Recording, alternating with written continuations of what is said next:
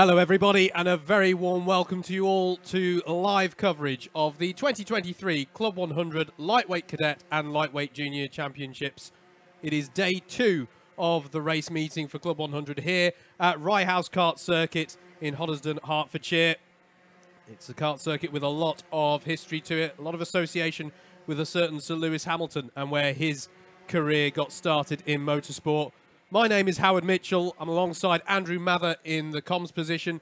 Together we're Double Dash Motorsport Media, and it's our pleasure and privilege to once again be working alongside Alpha Live to bring you all of the racing action here today at this fantastic, challenging 800-meter circuit. One of the shorter laps that we go to on the calendar, but a very popular circuit nonetheless, as a theme that we spoke a lot about yesterday on the stream for the super lightweight equivalents of the classes in cadets and juniors. Almost a street circuit feel here at Rye House, and produces some good racing, which I'm sure we'll see plenty more of today.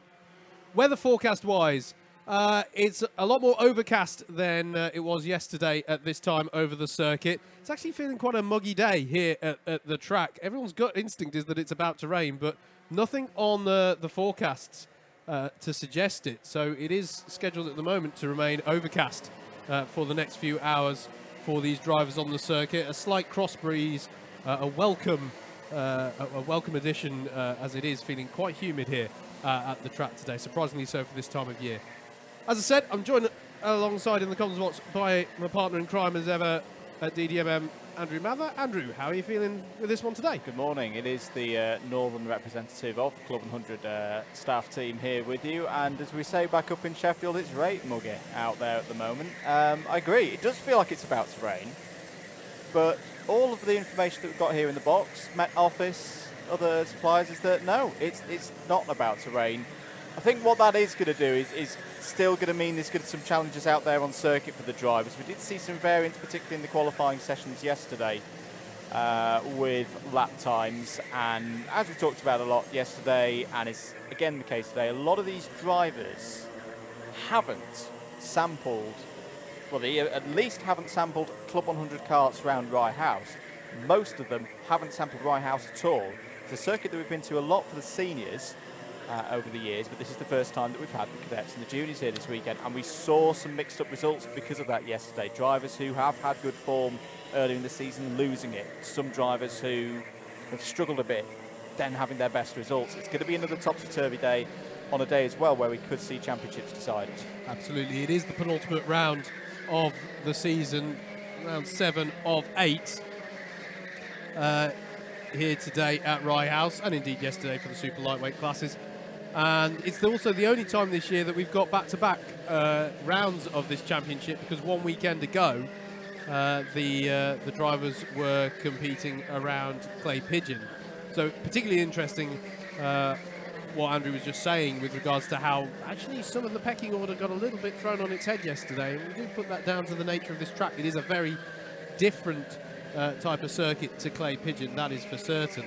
But just this round and Butmore Park in November to go, and we will have, I'm very happy to say, live stream coverage of all of the rest of this championship, because we will be there at Butmore Park as well. So we're here till the very end, and that's just as well, because we definitely have some of the championships, particularly looking at those super lightweights classes yesterday, that are going to go down to the wire. Yep. But as you say, Andrew, we could see some champions crowned today in the case of our lightweight classes. We could, particularly the cadet lightweights. Logan McAllister, his little brother's actually just stood behind us here. Hello, White. Has had a superb season, exemplary performance so far this year, and from our calculations, and I do stress that, we don't often get them wrong, and we've checked and checked again on this one, but we should stress we're unofficial here in this box. We just go rogue and do what we want. To an extent. Top 10s is what Logan needs. If he gets through to the A final, and I've just said to Wyatt and Jacob to be honest, actually the qualifying session I think is the most important bit of the day. Yes. For Logan. We saw with a particular driver yesterday in the juniors, Sam Cole. We did. Pretty much take himself out of realistic title fight yesterday, all because of his qualifying. He did get through to the A-level races. Yep. but he was then back in 15th, 16th and having to battle his way through. It is hard to overtake round here. That is very much like a Monte Carlo style street circuit. It's difficult to make your way up from 25th into the top 5 versus, say, a Wilton Mill or a Bucknell Park. So I think for all of the drivers, but particularly for Logan, who in that cadet category needs to get into the A finals off the bat straight away, and then also get a 2 top 10s. If he does that, per our calculations, even if Elijah Hazelwood, who's coming fresh off a brilliant victory, genuinely brilliant victory last weekend at Clay Pigeon, even if Elijah was to go and win all the way to the end of the season, Logan will be champion. Absolutely. Little look at Ryasic Park there. There's more than just karting for you to do on your day out to Rye House. There's that. There's crazy golf. I think there's laser tag around somewhere on this site. There's plenty of stuff to do. But the focus is on the kart. So you're not missing anything, by the way, at the moment. This is the last of the practice sessions before we get into those all-important qualifying sessions. We should talk about the juniors as well. Yes. The junior lightweight situation for them in their championship. In all reality, it's probably between Daniel Munro and Rory O'Regan. Mathematically, the championship could be won today, but the chances of that happening are slimmer. If it was to be today, it would be a case of either Daniel or Rory having a stellar day, locking out pretty much everyone from 3rd downwards out of the mathematical scenarios, and the other one of Daniel and Rory not having a good day. Yes. But based on the form that we've seen over the last few weeks, particularly last weekend again, Rory O'Regan took a double win last weekend at Clay Pigeon. Daniel Munro not at the podium, but 2 top 5s, and Daniel hasn't been outside of the top 5 in any of the championship scores so far this season. It's been a really, really good season for both of them. But in a way, I think I would give the advantage to Daniel at the moment. Yes, he's not had as many wins as Rory so far this season, but Daniel hasn't used up any of his drop scores with a lesser great result, which, of course, for Rory he has. He's got a 22nd on his scorecard at the moment from Wilton Mill. He's got a 13th from PFI. We saw with Sam Cole yesterday, he was in a similar situation, had 2 bad results from Wilton Mill. That means from now until the end of the season, you've kind of got no margin for error. You've got to keep hitting top 5s all the way to the end. Yeah, and it's a good point. He does need other drivers to have a bad day at the races, but we shouldn't just single out Sam Cole, and I hope they don't mind me mentioning them, but we had other drivers yesterday. I'm thinking of the likes of Mikey Brissenden and Bobby McGear in that super lightweight juniors, who on balance we would expect to have seen them get up into that A grid come the end of the day. Now they just, very fairness to them, they just missed out. They were literally the next 2 drivers who would have, if we'd had a 3rd round of finals, they would have been in the pound seats in the top 2 promotion spots from that race. But it just underlines how important the qualifying sessions are. And on that note, we can look ahead to the first group coming out for our lightweight cadets for qualifying.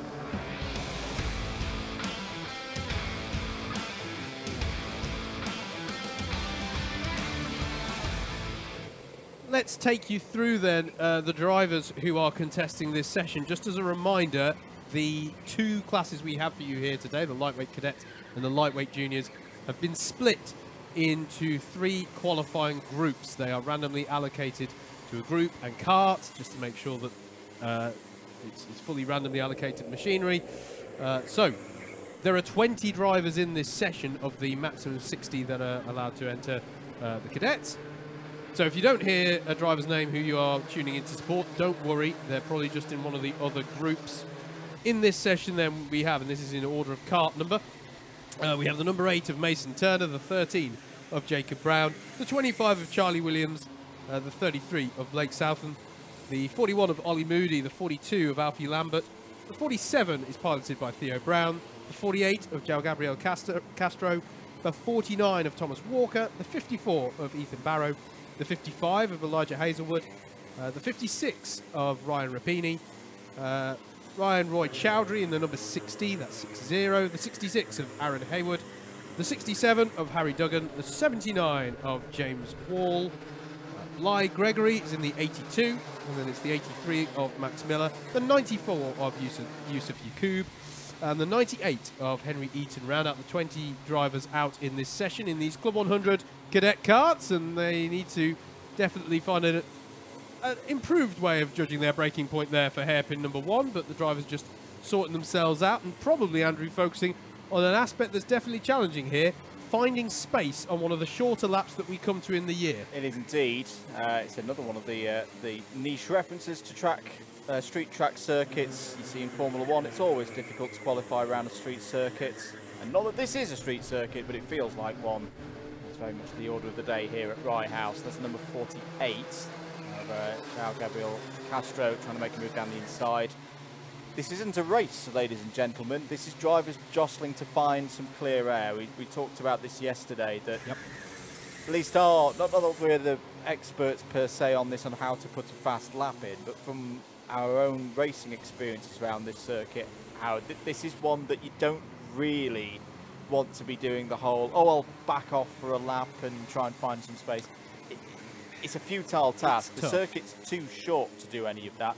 So that you've got to kind of do it the other way of, if you've got pace at this stage of the session, 8 minutes to go, good amount of time to go, overtake through, do it cleanly so you don't pick up any penalties, get some clean air by overtaking as opposed to being overtaken. Yeah, I mean, never say never. If you can get a look down the road behind you and say, there really is a lot, maybe it's worth it, but it's a tough call. I found it very interesting in one of the qualifying sessions yesterday. I want to say in the super lightweight cadets, there was a point where we had the top 3 extremely close together on circuit, and I think it was because they were pretty much the only pack where they'd found each other and were naturally matched on pace. Yeah. And when that's the case, you can start to just sort of tune out the karts around you to a certain extent.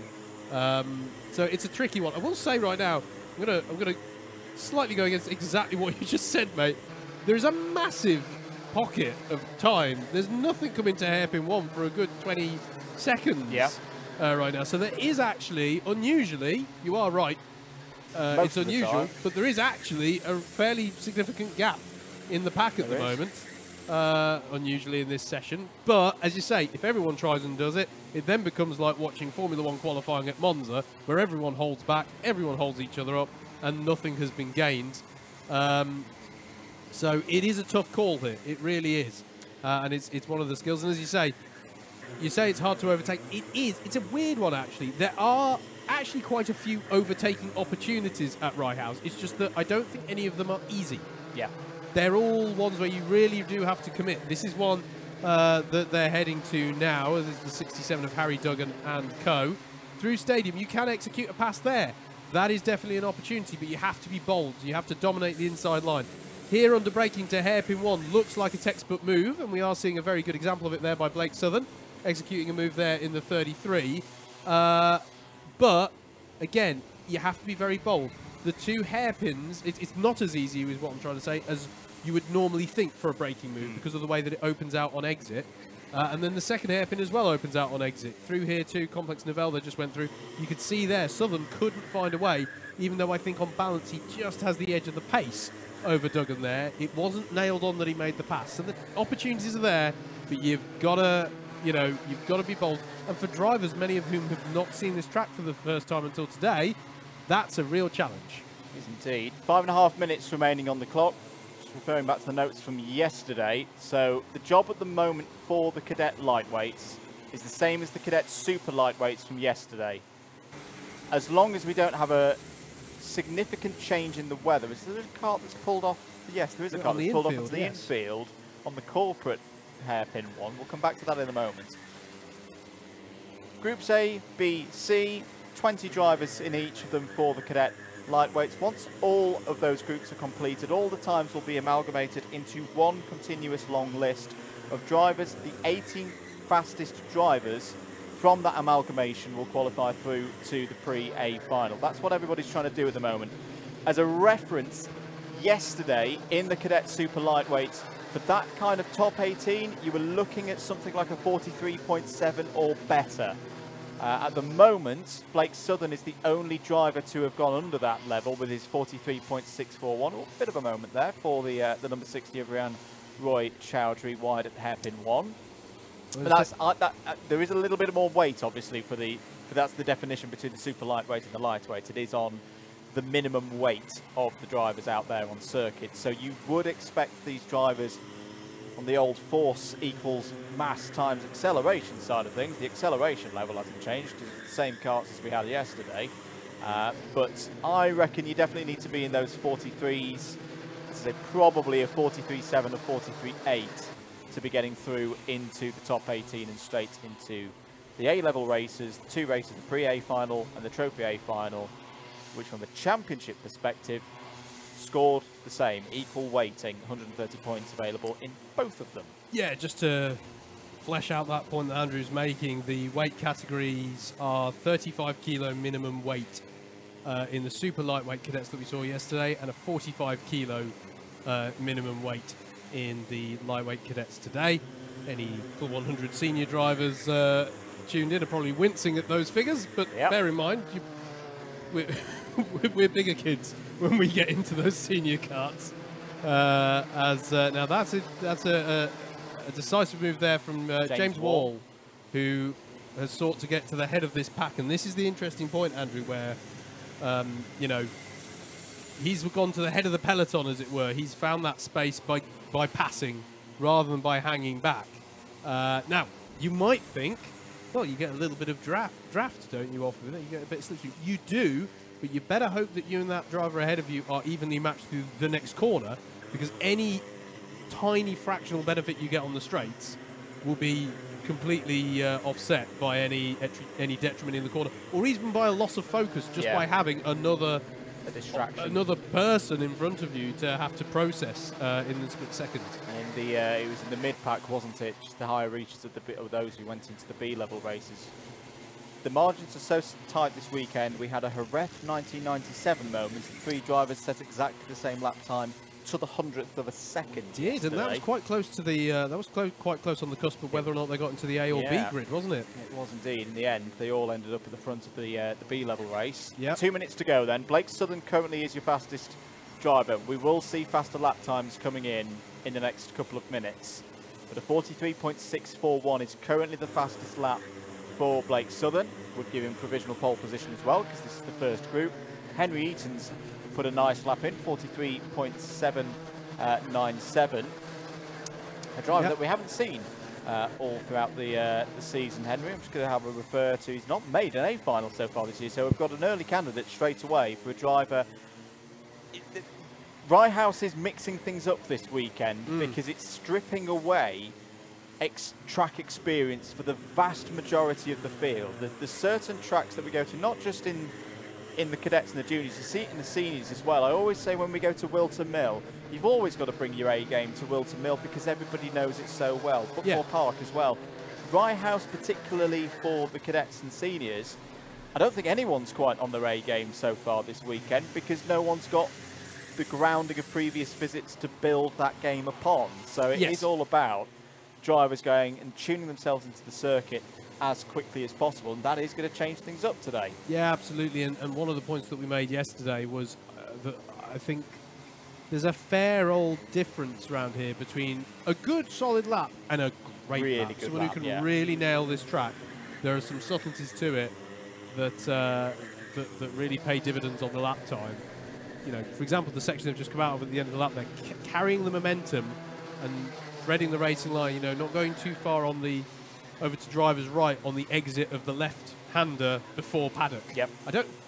That has a name. I'll unusually for myself, Andrew, I'm not up on that particular because the left-hander between Complex Nouvelle and paddock.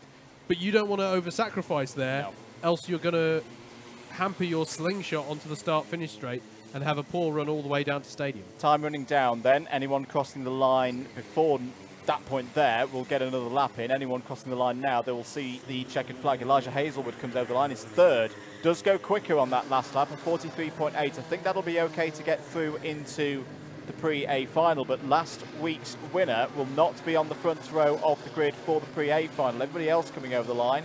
Who else is going to be improving out there? Here comes the number 25 of Charlie Williams over the line, stays 17th.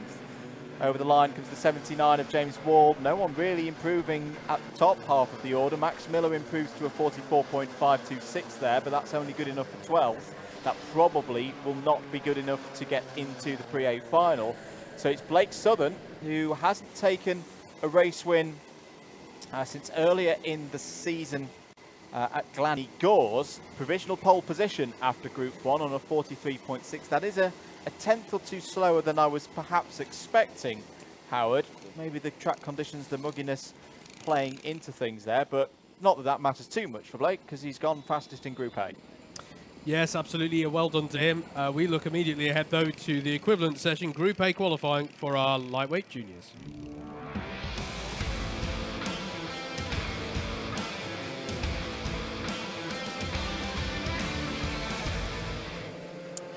Let's talk you through who's coming out in this session then. The first of the 3 qualifying groups for our lightweight juniors in the full-sized Club 100 Rotax Evo karts, the same machinery that we see used for the Club 100 Senior Championship.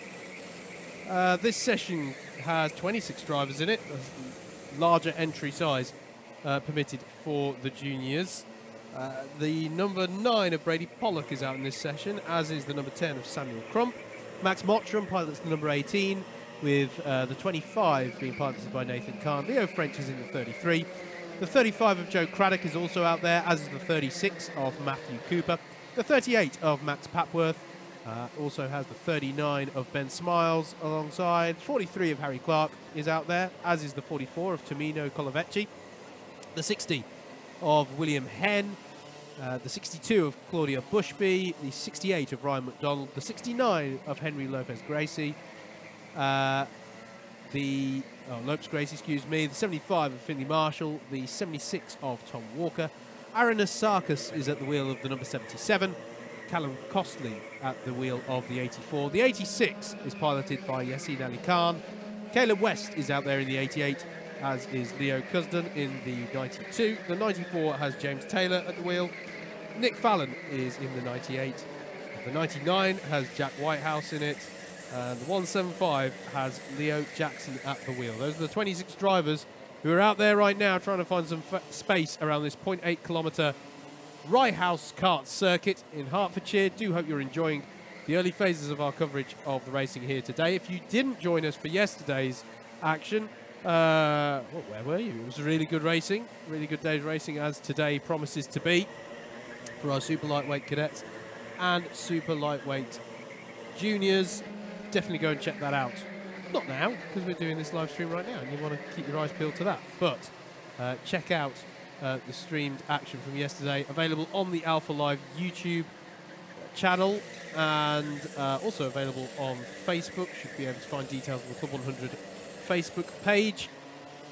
Do please let us know if you're tuning in to support a particular driver, and don't forget, if you've got a spare extra screen or another device that you can have alongside your viewing of your Alpha live stream, you can get more detailed timing than we're able to give you in just the timing tower off to the left hand side of your screen by going to live.alphatiming.co.uk and clicking on Club 100. That is live.alphatiming.co.uk, and click on Club 100. You can also get confirmed results as well as grids once they've been generated from these qualifying sessions by taking that URL and amending the live to results.alphatiming.co.uk. Click on Club 100. Bit of information from yesterday. So this is our junior lightweights again. Slightly different weighting, minimum weight for the drivers here in the junior lightweights. For what it's worth, yesterday's cut-off time to automatically get into the Pre-A final for the junior super lightweights was a 42.046. Now, if the track is a little bit slower than it was yesterday, then well, maybe we'll be expecting somewhere in a 42.2 or 42.3 to perhaps get you in. We'll see about that in due course. But for this category, 10 kilos heavier than the super lightweights we saw yesterday. If you're hitting it into the 41s, I think you're going to be pretty safe for getting into that top 18. And 7 minutes to go in this one. Fastest driver out there at the moment, Max Papworth. Good lap time there from Max, 42.456 takes him to the top of the timesheets. Claudia Bushby's had a good start as well. She's done a 42.535. Yeah, Max Papworth, a driver who has been on the podium of a pre-A or A final, an A-level race twice this season. Both times that we've had some Alpha Live cameras on, I believe. You got stuff at the first round, and you got third place in the pre-final at Wilton Mill. And no, sorry, I'm telling a lie, not with Alpha Live cameras, because his second podium was the second place at PFI. We were last streaming this championship at round 4 at Leeds. So since then, has had some podium successes. And yeah, at the moment is the pace setter out there in this first qualifying group for the junior lightweights. Jack Whitehouse in the number 99 has just improved as well with a 42.393, takes himself up into second place. And Aaron Asakis in the number 77 as well into third place with a 42.491. Still, as Andrew said, plenty of time in this session for them to set more times. 5.5 minutes left on the clock as there are. I still can't believe that it's not about to absolutely chuck it down, Andrew. No, it's such a close day. It's very, very odd, the weather at the moment. Clarification from yesterday as well. Penalties. We did see a couple of penalties yesterday for track limits and ABCs because it can get a bit tight out there. Because I spoke out of turn yesterday. Apologies, everyone. It's not a time deletion. It's a position penalty like in a race. So an ABC is plus 4 places in a qualifying session. Yes. So if you're right on the bubble, if you're around 16th, 17th in the full classification, and you then get a penalty, you could be flipping which race you're in.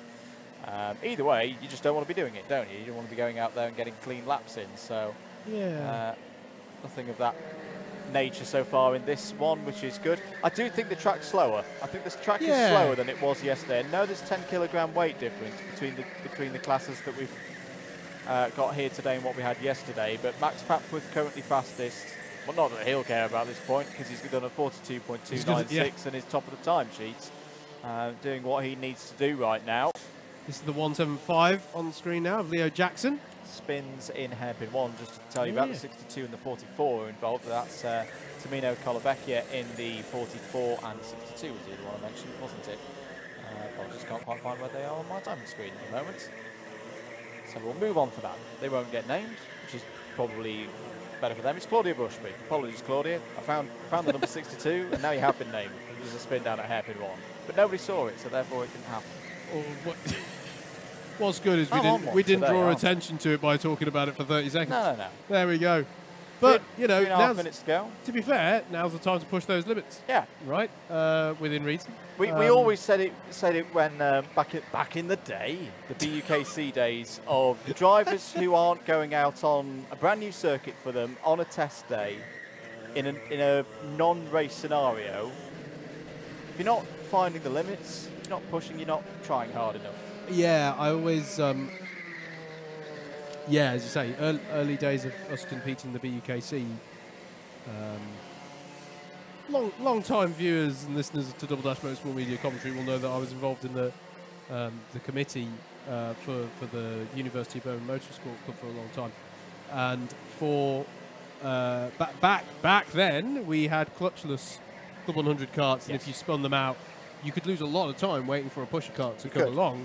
And you take drivers who were new to the University's Karting Championship, and that championship sees a lot of drivers who, come to Union, haven't had the opportunity to try motorsport before perhaps, as was the case for both of us. Yep.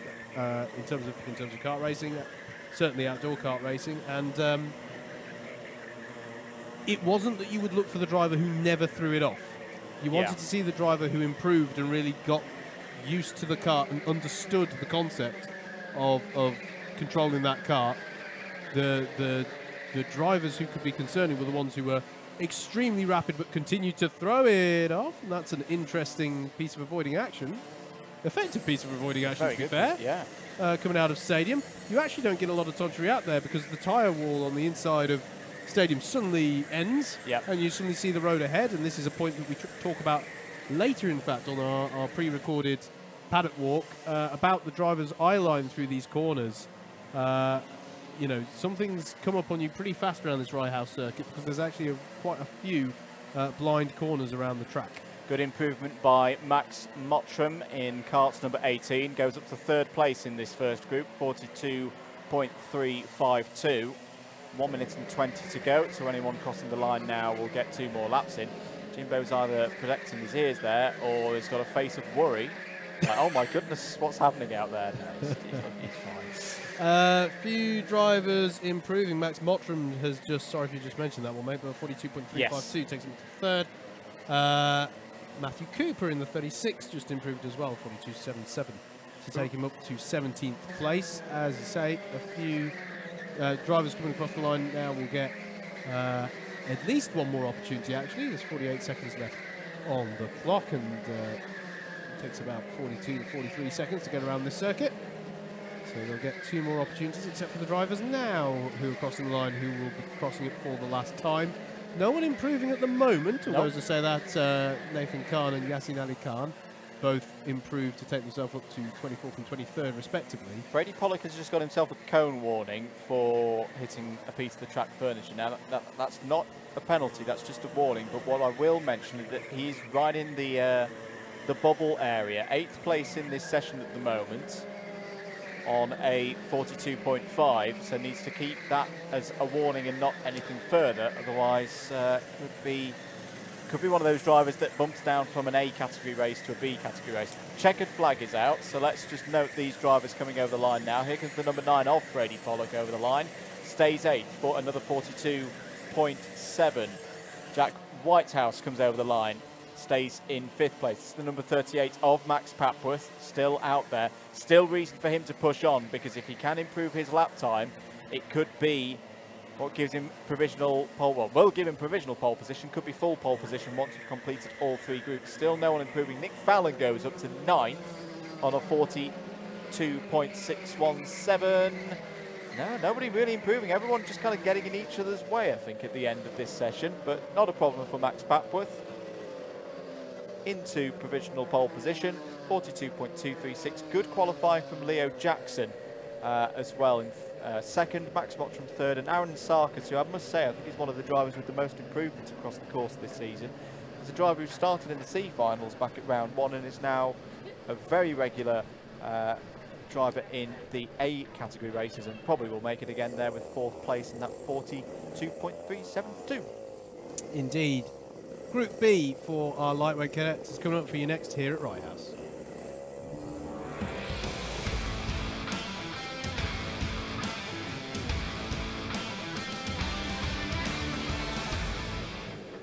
Coming out onto the track then is Group B for the lightweight cadets. Some of them just hanging back a little bit perhaps to find some space. Let's find the list of drivers out in this session. Again, if you don't hear the name of the driver who you're tuning in to support in particular, then they were either in Group A earlier on or they're going to come out later in Group C.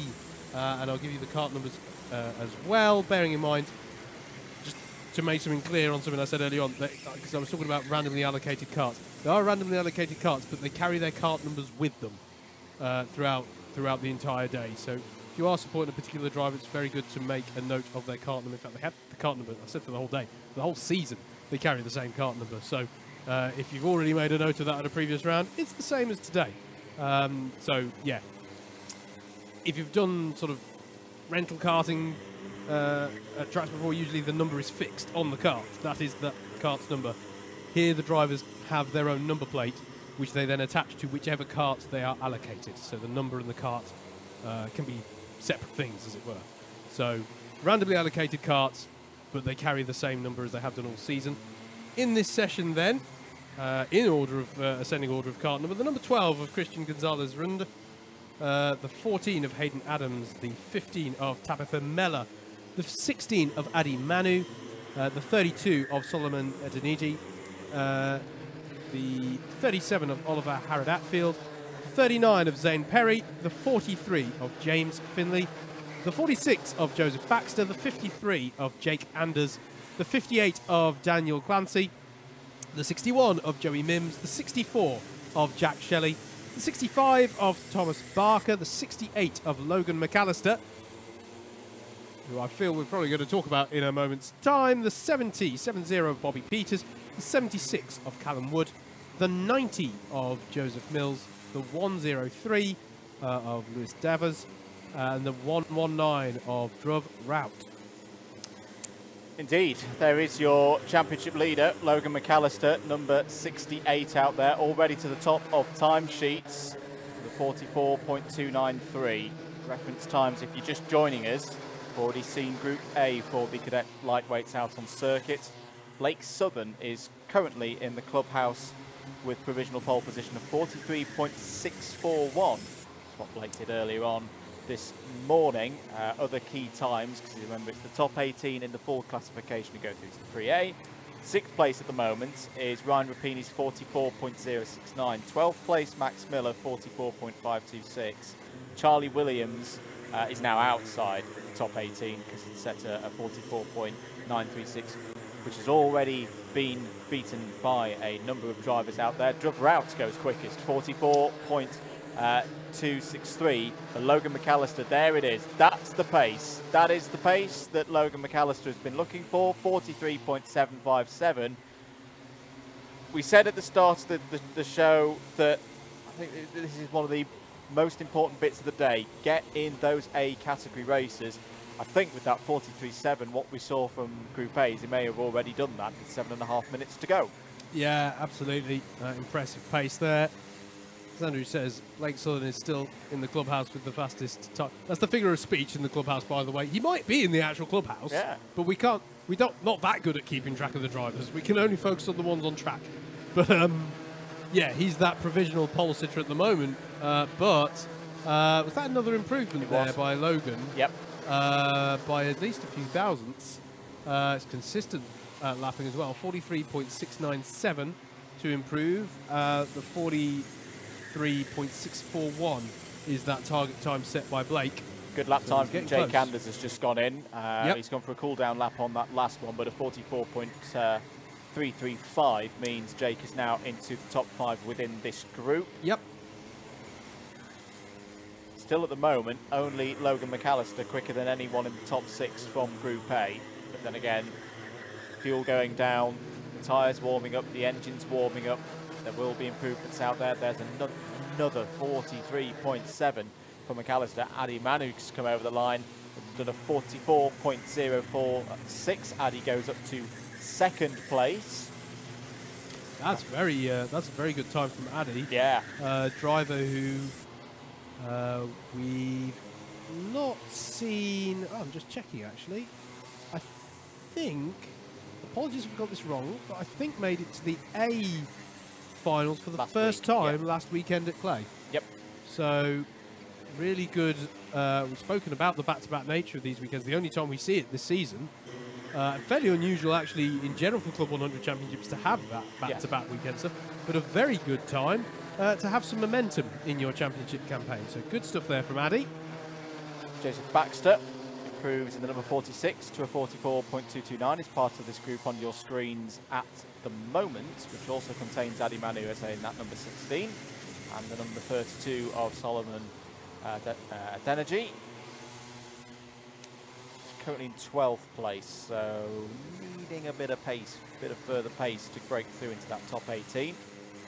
Drivers can, of course, race through from the B category. By the way, I've changed. I don't want to say level anymore, because I say A level. I'm sure for some of our juniors that A level strikes the fear into them. So we're not going to say those words. So we're going to call them category races now. A category. Okay. Yeah. B category. You can race up from the B and the C category races by finishing in the top 2. And we get on to those after the lunch break. But it is, of course, the points of the championship. You want to get in the A category race straight off the bat and not have to worry about any of that. You got me for a second, mate. You changed it. I thought you were having an existential crisis next to me there. This is the first time. This is the 32 first time this weekend of Solomon Edeniji leading this pack. 16 of Adi Manu, as Andrew said as well. Fast pack this one, Andrew. Actually going around this this circuit. Here is The 14 of Hayden Adams.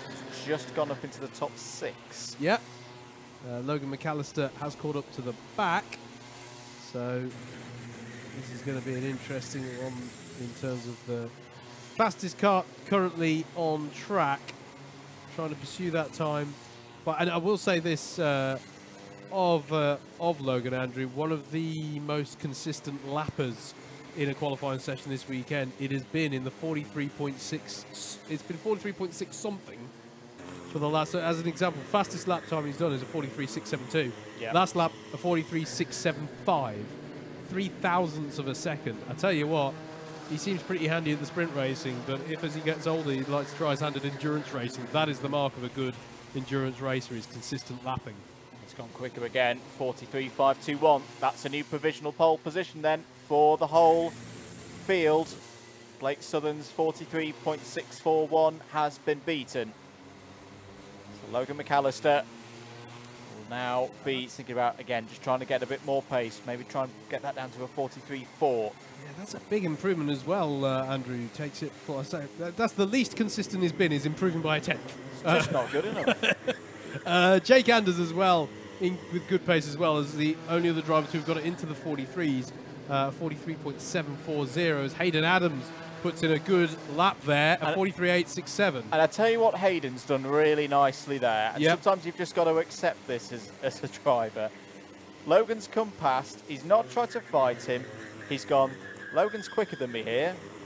I'll hook onto his rear bumper, because this might be what I need to bump up the order, and that's exactly what he's done. Yep. Good lap time in. That should be good enough for the pre-A final. 3 wide there. I just had a slight moment because I thought 3 wide into stadium. Let's see how this goes, but they all dealt with that very well indeed. It's adaptability, Andrew, you know, like being able to learn those things on the fly. You know, this is what you see right up to the top flights of motorsport. Yep. What's the most classic thing in F1? If 2 teammates are at different paces, the one who's not yet as fast on the pace wants to see the traces of where that driver is turning, braking, accelerating, to get an idea of how to get faster, and the drivers who can convert that into finding that additional lap time and learn from it tend to go far. Do indeed. Tabitha Mellor just saw out there, number 15, currently 20th in the order. 1 minute 35 remaining on the clock. Still McAllister from Anders. Zane Perry's going to put a good lap time in there. 43.788 for Zane Perry. That should be good enough for a pre-A final. Hayden Adams drove her out, Paddy Manu all in there, so this is looking similar pace. Top 6 in Group A and Group B so far, all done a 44.046, so the trend that we're seeing there, yeah, if you're getting a 44.0, you're going to be on the cusp. If you're getting anything in the 43s, you're more than likely going to be in that pre-A final. 60 seconds and counting remaining on the clock. Jack Shelley's just come over the line. Yep. Good improvement there, up 5 positions, courtesy of a 44.249. Daniel Clancy as well posts a 44.088 to take himself up to 7th place. That at the moment, I think he's just going to be outside the target point. So if Daniel can find half a tenth here, he's going to be looking good. 30 seconds remaining on the clock. Can anyone improve? Drew Brout comes over the line, starts a new lap. It's another good lap, but no quicker than his 44.0 from the time before for Drew, so stays in 5th place. Anyone crossing the line now will be starting their last lap. Here comes the 64 of Jack Shelley, another 44 mid. Jack Anders improves to a 43.629. That's front row. That's front row for Jack Anders. Well, that's Jake, quicker than Southern in Group A. To be clear, Jake was already in that position. It was a personal improvement. I don't think it wasn't enough to move himself up. Oh, sorry. Relative to the other session, it's front row. My apologies, mate. Yes, sorry. Come on, Howard. Checkered flag is out. As was that another improvement from Logan McAllister on the last tour of the circuit? It was. He's got his 43.4. Yeah, 43.416. Improvement as well for Joey Mims, a 44.755 as well. As more drivers coming across the line, can anyone improve? That's the 64 of Jack Shelley over the line. Jake Anders across the line does improve on his last lap, actually, a 43.549 there on the final lap, but stays in 2nd place. But consolidates his provisional position on the front row, bearing in mind we've still got Group C qualifying to come, and none of the other drivers improving there as they cross the line. But good improvement throughout the whole session, I felt, and that is a gauntlet being thrown down there by Logan McAllister, 43.416, as already Group B are coming out for the lightweight juniors.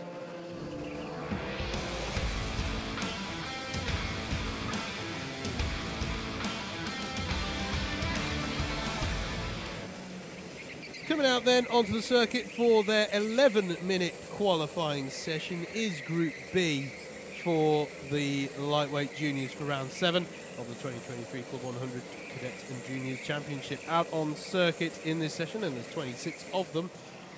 The number 5 of Ben Foden, the number 12 of Alex Soper, the number 14 of Dan Hillier, the number 16 of Daniel Munro, the number 23 of Toby McAllister Brown, the number 24 of Abby Biju, the 28 of Ruben Marmalot, the 30 of George Partridge. Samuel Masters is in the number 45, Josh Spence is in the 53, then it's the 54 of Alex Brooks, the 55 of Jacob Alain, the 71 of Victor Renard, the 72 of Billy Raymond, the 74 of Harry Laffer, the 81 of Dan Treadwell, the 82 of Ian Ansari, excuse me, the 83 of Santiago Arteaga Bruce, the 89 of Charlie Newman, the 90 of Jake Renshaw, the 95 of Joe Robinson. Hayden Lowe is in the 100 cart, Finn Davies is in the 106, Olivier Pecula is in the 168, Jack Rowe is in the 185, and the 190 has Nina Ferreira at the wheel. That's a name I always have to pause with. Sorry, Nina. It's very, very close to a famous Grand Prix driver of old. Was very old. Yeah. My goodness me. I'm not that old, but it's good. I like it's good. There's several drivers, particularly anyone who has a name that's very similar to a driver circa early 2000s, late 90s. You're thinking Antonio Gitsonio. I am. Yeah. Sorry, Antonio. If you're watching. And the amount of times we do not say Pitsonia. Yeah. Anyway. There you go. Qualifying session underway. State of play. Top 22 go through across the 3 groups for the junior lightweights. This is how things stand after Group Alpha. Max Papworth was the fastest driver in the first group with a 42.236. Claudia Bushby was 7th, a 42.535. Brady Pollock, 42.584. Nick Fallon, 42.617. Why have I just named those 3? I think the bubble's going to be around there. A 42.5, 42.6 is going to be what you need to be in the discussion, at least, for going through to the Pre-A final. But for what it's worth at the moment, 11th place. The number 81 having a look down the inside there into turn 1. That's Dan Treadwell. Finley Marshall at the moment is 11th place on a 42.643. So I'd expect that kind of time to be right on the cusp of the top 22 after this session. And currently holding, or did hold, 22nd place, Caleb West on a 42.928. That's already been beaten by our top 8 out there on circuit. So this group getting on with things. Dan Munro, big day for Dan Munro.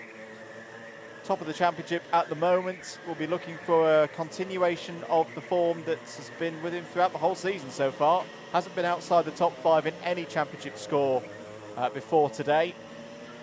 And it's top of the timesheets, 42.344. Ben Foden's had a good start. Now, Ben Foden, I'm very intrigued to see how Ben gets on today, because arguably, I may be wrong here, but I think Ben's probably got the most experience of this circuit, this combination with the Club 100 carts than anyone we've seen this weekend through endurance racing that he's done with Alpha Delta Racing. Yes, very good point. So we'll look out for Ben today. Yep. Could be very much the sort of day where he comes to the fore in his distinctive black and orange suit out there on circuit. Yeah, Finn Davies as well was the early pace setter a few moments ago. He's in 4th at the moment. Driver who got his first A category podium last week as well. Clay Pigeon did Finn. So as we've spoken about, drivers who might be carrying some momentum into this weekend off the back of last at Clay Pigeon. He is a driver got second in the Pre-A final, who might be looking for improvement. The 168 of Olivier Picula, 42.679, improving him up to 6th place. This is a fast group. I've just got that feeling this is a fast group out, and there's going to be a number of drivers from Group A who thought, oh yeah, I'm in around the top 6, top 7 of my group. Yeah, I should be all right. That story might be changing. Yeah, Santiago Artiga Bruce improving as well, 42.768, up 8 positions to 9th. So yeah, some drivers getting on with it, as you say, Andrew. Plenty of time to go. 5.5 minutes left on the clock. The second of the 3 qualifying groups we'll see, so we'll have 2 more qualifying sessions to go after this, one for the cadets, one for the juniors. Just to do a bit of housekeeping before this session starts getting towards the spicy end. There will then be a lunch break here at the track, during which you'll be able to see the paddock walk that Andrew and I did earlier today, getting some of the thoughts of the drivers and the parents around the paddock here today. So you'll be able to enjoy that during the lunch break, and then we will get into the all-important racing, kicking off our pre-finals. Dan Munro improves the lap time that's fastest in this session, 42.264, about 3/100ths off the time from Max Papworth in Group 1. So that's looking good for Munro. Just needs a bit more time. We'll take provisional pole position. Finn Davies over the line there in the 106, stays 4th, 42.465. So based on what we saw in Group A, that should already be good enough to qualify through. Toby McAllister Brown improved. Spoke to him during the paddock show, 42.668, but is straight away beaten by Jacob Eileen, who goes to 5th in this group on a 42.533. This is going to be, I think, a bit of a worry for some of the drivers who've already gone out in Group A. These are more the kind of lap times that I was expecting. Ruben Mamlock improves to a 43.5 as well, goes 8th in this group. Still a good amount of time remaining on the clock for the drivers to improve further. Santiago Arteaga Bruce comes over the line, stays in 11th place. Harry Laffer is across the line as well there in the 74, stays 3rd. Jake Renshaw improves, goes 5th fastest in this group, a 42.4.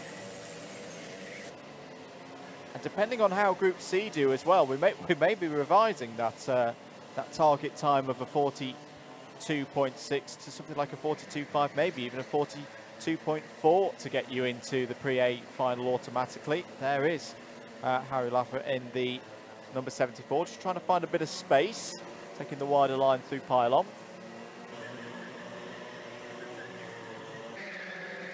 There's Ben Foden, karts number 5, seed number 5 from last year's competition. He's currently sitting 2nd fastest in this group. Heading into hairpin number 1, keeping that tight line. It's got a bit of traffic to deal though with Howard, so that's it's going to be something. Look at the amount of drivers that are ahead of Ben Foden. Look, he's trying to check over his shoulder now. This is the difficult bit, I think, of a qualifying session round here. Do you stick a twist in this scenario? Yeah, absolutely. Sorry, my attention was just caught by a yellow out at hairpin 2 that we saw Ben acknowledging. But yes, indeed, important to be decisive in these sessions as Joe Robinson improves with a 43.029 up to 15th place. To put it into context, Foden's time, that last lap around, a 43.3. Miles off his pace that we've already seen so far, because he's in this traffic and everyone's kind of jostling around and going, oh, what do I do? Do I drop back? Do I try and push through? That always, of course, has the risk of picking up a penalty. Yep, pulls alongside Ian Ansari in the 82 briefly there. So this is exactly what you were talking about, Andrew. Stick or twist. He's twisted. Yep. And he's now got to push on ahead. To basically demonstrate that he did so rightly. Finn Davies has improved. Yep. 42.417 goes second fastest. Yep. Yeah, there's a right bit of traffic ahead of Ben Foden. We're looking at there. You can see them there. Drivers trying to make their own moves as well, trying to make their own stick or twist decisions. It is actually quite a pack of karts. As you were rightly saying, mate, earlier, it often doesn't work to hang back. And if he were to hang back, if Ben Foden were to hang back, there really isn't much of a gap. There is actually a gap in the field, and Finn Davies is in it here in the 106. You can see that he hasn't got a lot of karts around him. There you can see the gap. And compare that to what we saw a moment ago coming through hairpin 1. Finn Davies has found that space and is making it work for him as Jake Renshaw improves to third, Andrew, with a 42.434. Yeah, Jake's done a really nice job here with this. Was second in the Pre-A final last week at Clay Pigeon, but then had problems in the trophy final. Was classified 26th. Has almost been an ever present in the A final A level races so far this year. One B category race to his name. It was one that he repecharged from, and he goes quicker again. It's a really good job by Finn Davies. Yeah. 42.365. And meanwhile, you saw the gap there. We held the camera at Paddock, and this is what's further back behind him. And everyone's now jostling, and none of these drivers will unfortunately improve on this lap because they've already compromised themselves before they've even got through Stadium Corner. Checkered flag is out. Is anyone going to improve further? We've got the top 8 all under a 42.6. There's the number 16 of Daniel Munro. Well, he's done his job. 42.264 at the moment is good enough for the front row overall. But can he find, we're only talking 3 or 4 hundredths of a second here. I'm sure his father Chris will be supporting from the sidelines. Is it going to be a further improvement for Munro? No, it's not. But I don't think that'll matter too much to Daniel right now. He'll be fastest from Group B. Those results will be combined with those from Group A. It's Munro ahead of Finn Davies, Jake Renshaw, Ben Foden, Harry Laffer and Jacob Ayling were the top 6 in that one. Whistle's already blown and drivers coming out on track, though, for the final group for our cadets. It's Cadet Lightweight Group C qualifying.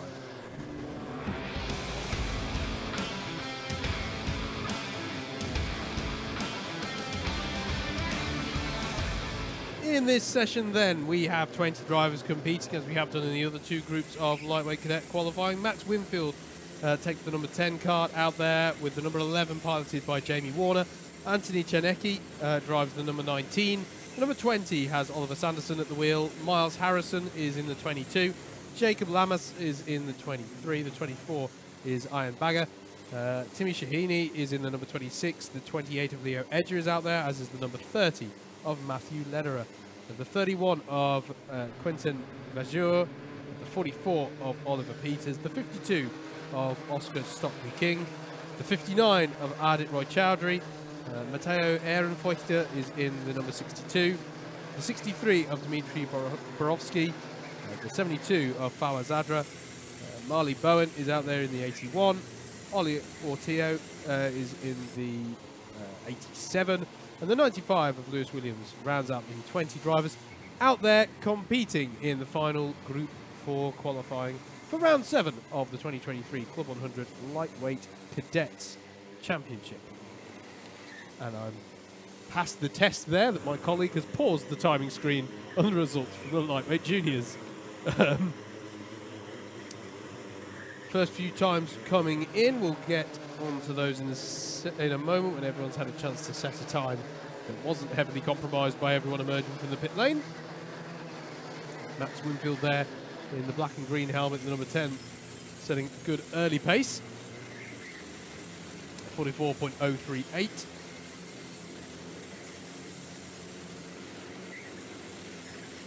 Do hope you're enjoying the coverage brought to you today by Alpha Live. Do please check out everything that they're getting up to. If you haven't liked and subscribed on YouTube, then please take the time to do that. The support is very much appreciated. And if you like what you're hearing from a commentary perspective as well, check us out, Double Dash Motorsport Media, Double Dash MM, on your various forms of social media, including on YouTube, where we get up to all sorts of things motorsport related. Perhaps most pertinent to this paddock is our streaming of the Club 100 and BUKC iRacing Championship. You can catch live coverage of that on our YouTube channel. And just another aspect to this Club 100 paddock that's really nice, the community feeling that you get in Club 100 ranks. If you're looking at Club 100 and think this looks like fun, you'd be absolutely right to conclude that. Head over to club100.co.uk to find all details of the brilliant wide portfolio of championships that they do these days. It is fantastic. I never quite know how they managed to fit quite so much into their year at Club 100, but they managed to do so with aplomb. And any questions that you may have, give the office a call. They'd be happy to help. And what I'll say is, social media manager's going to be busy this week. Yes, he is, mate. Yes, he is. It's not only have we got seniors next weekend at Ella Park, but news. Yes, there is news. 2024 variety. Yes. And that's all I'm going to say. That's all you're going to say. Yeah. I can feel a lot. Yeah, I know. I can feel a lot calmer now, though, that you're doing that role, to be honest, mate, because I know exactly when embargoes are lifted on any information. But come with a big, strictly confidential stamp. It does come with a big, strictly confidential stamp. But I think it's fair to say, watch this space for news of that forthcoming. Oh dear, we've had a spinner. We have had a spinner on the latter part of the stadium section of the track. That is unusual. Now, what's happened there, Andrew, is the driver has tried to maximise the late apex, but they've probably tried to do so by stepping out a bit too wide in the mid-corner, and the back can step out on you when you do that, because if you go beyond mid-track, you can get a lot of debris, detritus that's out there, bits of rubber, bits of dirt, etc., and it can put your car into a spin, and then suddenly, where you thought you were maximising the turn in to get a good late apex to drive to the next straight, suddenly you're actually clipping your nose onto that tyre barrier. You just get pulled in by... There's alligators in that swamp. Yep. Dinosaurs from a different age. Absolutely. 6 minutes and 10 to go. Mars Harrison has shot to the top of the... Now, I must say to the ladies and gentlemen at home, there is a highlight of the paddock show today where I was... It was like Flight of the Bumblebees. I was swarmed upon by Miles, ringleader of the pack, and numerous cadets for interviews. I don't think I've ever turned around. We hand over to each other between interviews on our paddock. I don't think I've ever turned around and seen you have so many drivers ready to interview. So little time to interview so little time. Yes, so little time to get through them all. So yeah, no, fair play on that one. This is interesting. This is those stick and twist decisions again. Here you got Timmy Shahini, the driver, in the Alonso-esque. I'm getting an Alonso tribute vibe from Timmy's helmet there, with Max Winfield there, and trying to make that decision. And Timmy is at the moment in need of trying to find a bit of pace here, Andrew, on the timesheet. And I wonder if it's just not being able to find the space to have a lap where he thrives.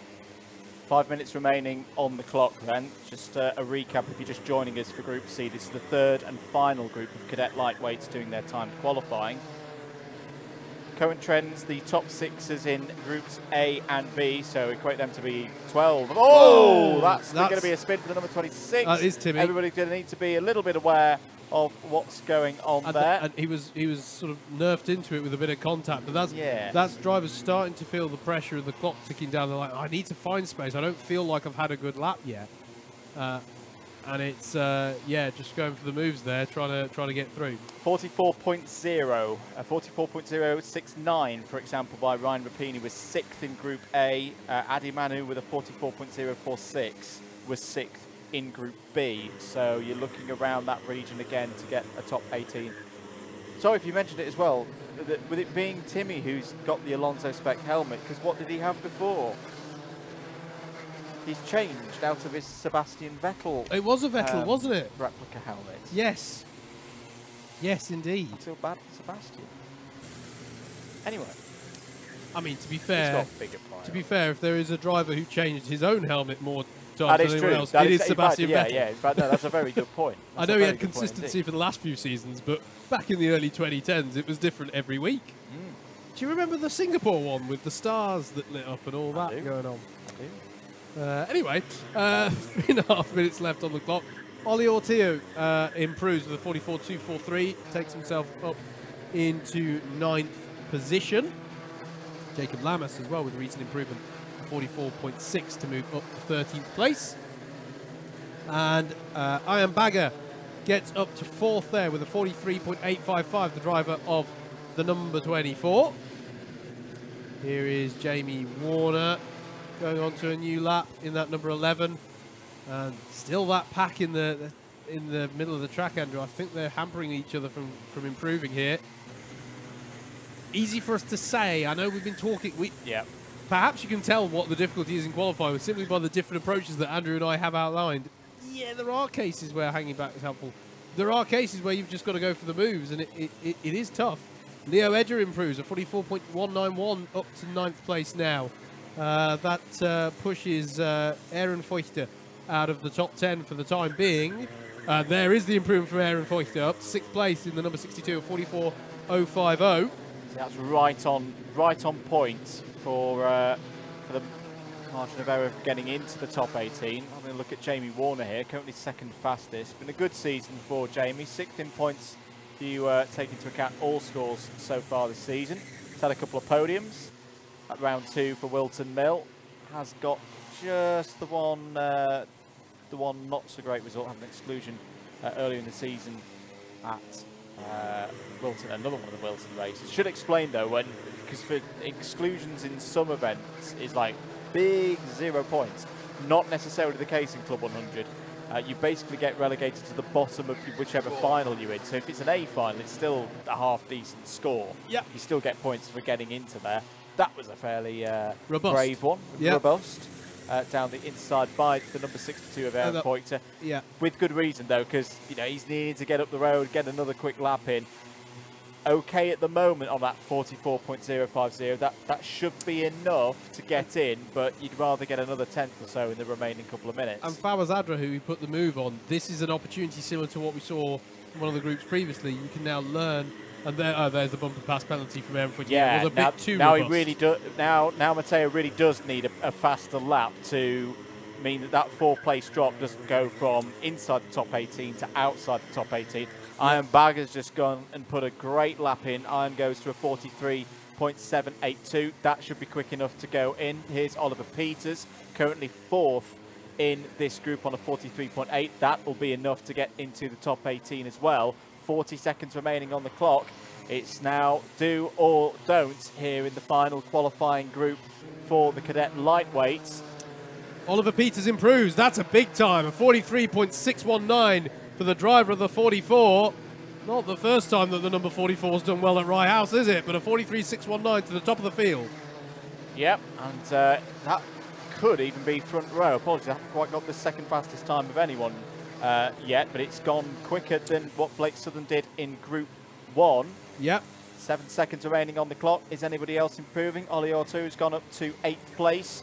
44.142. I think that's just going to be outside at the moment. Checkered flag is out. Is anyone going to improve? Aaron Feuchter's the one that I think we've really got our eyes on at the moment. On the cusp, here comes the 81 of Marley Bowen over the line. Goes no quicker. The 44 of Oliver Peters, no quicker, but won't matter. He's currently fastest in this group. Here comes Max Winfield, who does go quicker. Goes to 4th place in this group on a 43.776.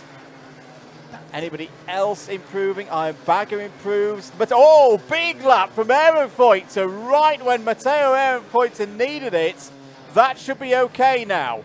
43.695, 2nd in this group, but moves Matteo away from that 17th, 18th place region. There will be a 4th-place grid penalty for Matteo Aaron Feuchter, but that should be enough to make it into the Pre-A final. Bit of a clutch lap there. Yeah, that's a big lap from Oliver Peters, though, Andrew. He has featured in A category grids aplenty, but his best result so far this year, I think, is a 13th, just looking through. Anyway, we've got to look ahead now to the equivalent group in our lightweight juniors.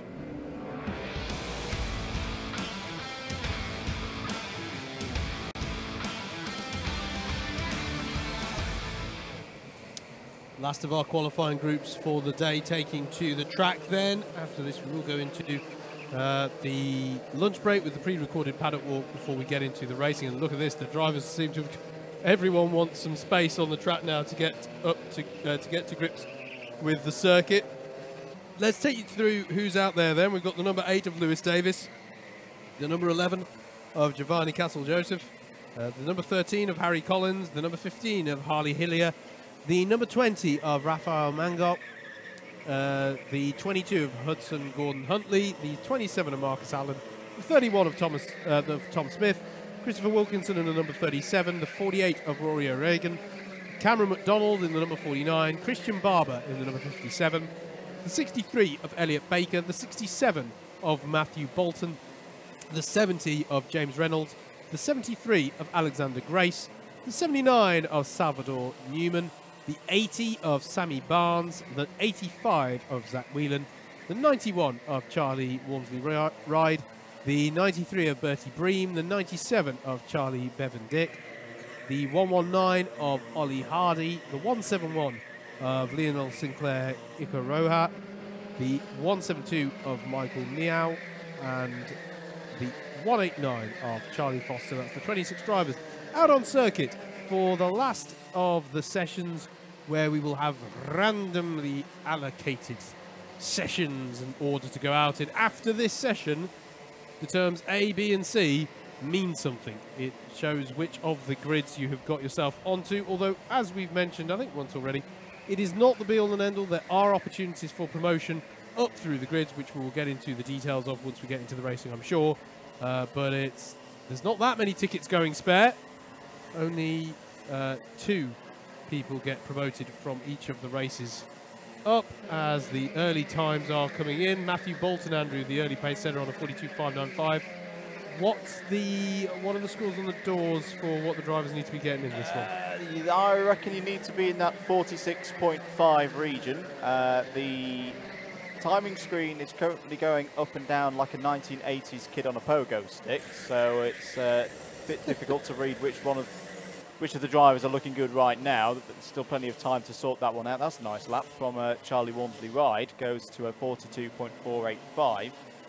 For reference, that would have put him in the top 5 for both the juniors groups so far, so that should be good to already get in. This one I think just needs to settle down a bit. Nice lap from Lionel Sinclair. Ikaroa there goes to a 42.463. Fastest of anybody out there right now for Lionel. Over the line comes the 91 of Charlie Walmsley Ride again, does another 42, but it's a 42.7. How are our key drivers getting on in terms of championship? Because the number 48 of Rory O'Regan's out there. Rory O'Regan currently in 15th place. Now, plenty of time for Rory O'Regan to sort that out, but as I say, we'll refer to it yesterday. We saw Sam Cole have some problems in the junior super lightweights at this stage, which very much set the tone for the rest of the racing that he experienced across yesterday. Yeah. Matthew Bolton also in this session, Andrew, and locked in a very close battle, it has to be said, for third as well in this category. I think I'm right in saying that they're both mathematically out. Not quite yet. Not quite yet but, for Matthew Bolton. Either way, they come into today, if you don't take drop scores into account, 1 point separating them, 1.476 for Bolton, 1.475 for Sam Masters of the points that they've accrued so far. So whether they remain in the hunt for the outright championship or not, there is a definite battle to be had over third in the championship at least. I think Rory O'Regan's come in here. Rory O'Regan is not completing laps at the moment. Now completes the lap, and it was a 1 minute 44. Everything is not well at the moment for a driver who's taken a number of wins so far this season, including last time out last week at Clay Pigeon. Yep. 6 minutes to go, and the trouble, if there has been a change there, let's say that's me speculating for a moment as to why Rory O'Regan's just at a 1 minute 44.4. But if he has changed karts, He's now got a cold kart, and it's going to take a couple of minutes to warm up. Absolutely. Was the winner across the board last time we streamed this championship at Lid. And as Andrew said, winning last time out at play. Whenever Rory has won, it has been a dominant, won everything. Won both of the A races at Danny Gores, did the same at Lid, did the same at Clay Pigeon. But you're right, it's going to bring the pressure to bear here. Needs to get on out there and get a good time in. Because other drivers are doing the good work. James Reynolds, Alexander Grace, Bertie Bream, Charlie Foster, Salvador Newman. They're all improving to the target time, that 42.5, 42.6 region. Reynolds comes across the line again, does another 42.6. Marcus Allen improves for 43.0. What is O'Regan doing? Well, he's just come over the line and done a 43.1. He's about 5/10 off the pace at the moment. And there's 5 minutes to go. Now, we did see drivers, well, we've seen drivers already today be able to pull it out right at the end. But this is nervous times for Rory O'Regan in terms of the championship. There's the number 70 of James Reynolds. Bertie Bream improves. Nice lap time there from Bertie. Goes up to second place in this particular group on a 42.4. That'll be comfortably inside the top 22. Hudson Gordon Huntley is now in the discussion, 42.5. James Reynolds goes fastest, 42.460, fastest in this group. Very good performance from James there, looking to make it into another A final. But what is Rory O'Regan doing? He's improving now, 874, but that's still probably 3.5 tenths off where Rory needs to be just to make it into the pre-A final. Stopping out there is Lewis Davis. Is that a problem, or is that a driver taking a quite extreme measure, perhaps, of... no, he's getting out. Partway down the back straight, Andrew. That looks to be some sort of mechanical issue there. And Rare though they are. And this will be the problem, that if there's yellow flags out now, Rory O'Regan still on that 42.8, improves to a 42.834. If there's yellow flags out, that we're going to slow the laps down.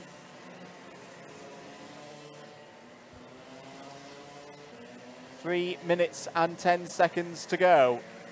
Still James Reynolds fastest. In fact, he's gone quicker again. A 42.353 for James Reynolds. He's still looking at Max Papworth as the provisional pole sitter in this category, that with a 42.236 from Group A. Just got this feeling at the moment. There's two drivers now pulled over to the... Oh, what's happened here? Ah, no, that's going to be a tester, isn't it? Yes, it is. Yes, indeed. And that also was the same tester who a few sessions ago was on the corporate layout, by the way, as well. So, yes, that is a tester delivering a brand new kart to Davis. Rory O'Regan, but still down in 16th place here. This would be quite a shock. Can I just say that is going to be very difficult for Lewis Davis to improve off the back of that, because a brand new car at this point in the session. Yeah, it's not going to be warm enough. As JB says, the engine will be fluffy. Yeah, yes. Temperatures and also, Andrew, subtle differences in kart characteristics. There are always differences. As good a job as Club 100 do in maintaining evenly balanced karts, every kart is slightly different. So there's a lot to get used to in a relatively short space of time there for Lewis. O'Regan improves 42.701. That's 14th place in this group. That's not even going to be near the front of the pre-B final grid. No real changes in the top 6 or 7. Saying that Tom Smith has just hopped up to 8th place with a 42.561. It's just a couple of thousandths quicker than what Ruben Mamelok did in the previous group. Who else can improve out there? What must Dan Monroe be thinking on the side of the circuits watching this? Could be seeing a big moment in his own championship challenge if his closest rival falters here in this qualifying session. Charlie Walmsley-Ride improves, goes up to second place in this group, 42.455. That'll be nicely positioned for the pre-A final. 1 minute to go, Howard. Is anyone going to be able to further improve here? I'd say the field is fairly well spread apart. Yeah, fairly so. I'm just looking to see where Rory is at in terms of that, in terms of traffic. There are still Probably some just coming clusters. through the last couple of corners now. Yeah, that's going to be tough to improve. 5th in a queue for Rory. Yeah, they are coming across the line there. That's going to be tough. This is not good for one of the championship contenders. Needs to be in around 6th or 7th place. Remember, the times are amalgamated after the 3 groups, but pretty much the pace has been similar across all of them in the juniors today. And Rory O'Regan, this would be a real shock. Tom Smith has just improved. That's a great lap from Tom Smith. 42.46 goes 4th fastest in this group. But Rory O'Regan, it's just traffic. This is not going to be a quick lap for last weekend's winner. He's going to be outside of the Pre-A final on a circuit that is notoriously difficult to overtake on. His championship rival already on the front row is 14th. It's 14th place in the group for Rory O'Regan. Have we just seen a turning of the tide in this title fight in junior lightweights? Dan Munro will be on the front row of the grid for the Pre-A final. Rory O'Regan won't even be in the Pre-A final unless he has a sterling effort in the Pre-B. Yeah, it's drama definitely here. Any of the other drivers improving, not too many. Matthew Bolton improved slightly to a 42.479, but it's not enough to get him any higher than the 6th place he was already resident in. And that's everything for the qualifying. And potential drama there, or actual, never mind the potential, definite drama there for our lightweight juniors from a championship perspective. Rory O'Regan struggling with the pace. We think made the kart switch in that session, and 14th place in that group. That will not be good enough for the A category grids, as Andrew said. So the challenge is there. Got to work your way up through with the promotion spots. Either way, that does bring to a conclusion the first phase of the day's running with the qualifying sessions. It will now be the case of a half hour to 40-minute break for lunch here around the circuit. But in that in the intervening period, we've got the pre-recorded paddock show that Andrew and I did earlier for you today, which we're going to leave for you to enjoy with now. We'll be back around about 1:50, if memory serves correctly, on the schedule. But in the meantime, do please enjoy the content that we've recorded for you. Keep your eyes peeled here on your Alpha Live stream, coming to you from Rye House. Hello, welcome to Paddock Show, day 2 here at Rye House for round 7 of the Club 100 Cadet and Junior Championships. We're mixing it up today. We're up on the balcony. We are. We very rarely get to come up here, actually. Yeah, no, it's a very lovely view of the whole circuit here at Rye House, and it's going to make a bit of a womble down for the next 25 minutes back into the paddock and see who we find on the way. Let's get cracking. Certainly. Let's move just to point it out through. Shout out to he's not at post at the moment, is he? No, he's there. Kieran, who'll be up there giving some of the shots from up here. He will be. Driver, we've had a driver already. Driver, well stepped right into our trap. How are we doing today? Good, and you? Not too bad. First time at Rye House or driven here before? Yeah, it's my first time here. And what do you think of it? Have you been out in the test session, or is it? I've been out in the pre-test session. It's a nice smooth track, and with some really nice tight corners. I like it. Yeah. How's your season gone so far? It's gone all right. I messed up a few races, but I've won the C final, and 14th in the A's, and 2nd in the B's. And what do you think? What would be a good result for you today? We saw some mixed up results yesterday for people. Yeah, I'm gonna look for 10th or 9th, top 10 in the A's. Yep, definitely achievable round it. Best of luck. Have a good one. We'll make our way through and head downstairs. So as you're watching this, it'll be the lunch break, but the practice sessions have just started for everybody who's racing here today. And I guess let's talk a little bit about yesterday, Howard, because before we do, just by the way, our clubhouse here at Rye House. It's a good if you are clubhouse here for a day out, It's very good. There's so much to do at Rye House. It's not just the kart track. Nor is it just in here either. You've got more activity. I lose count of how what you can do here.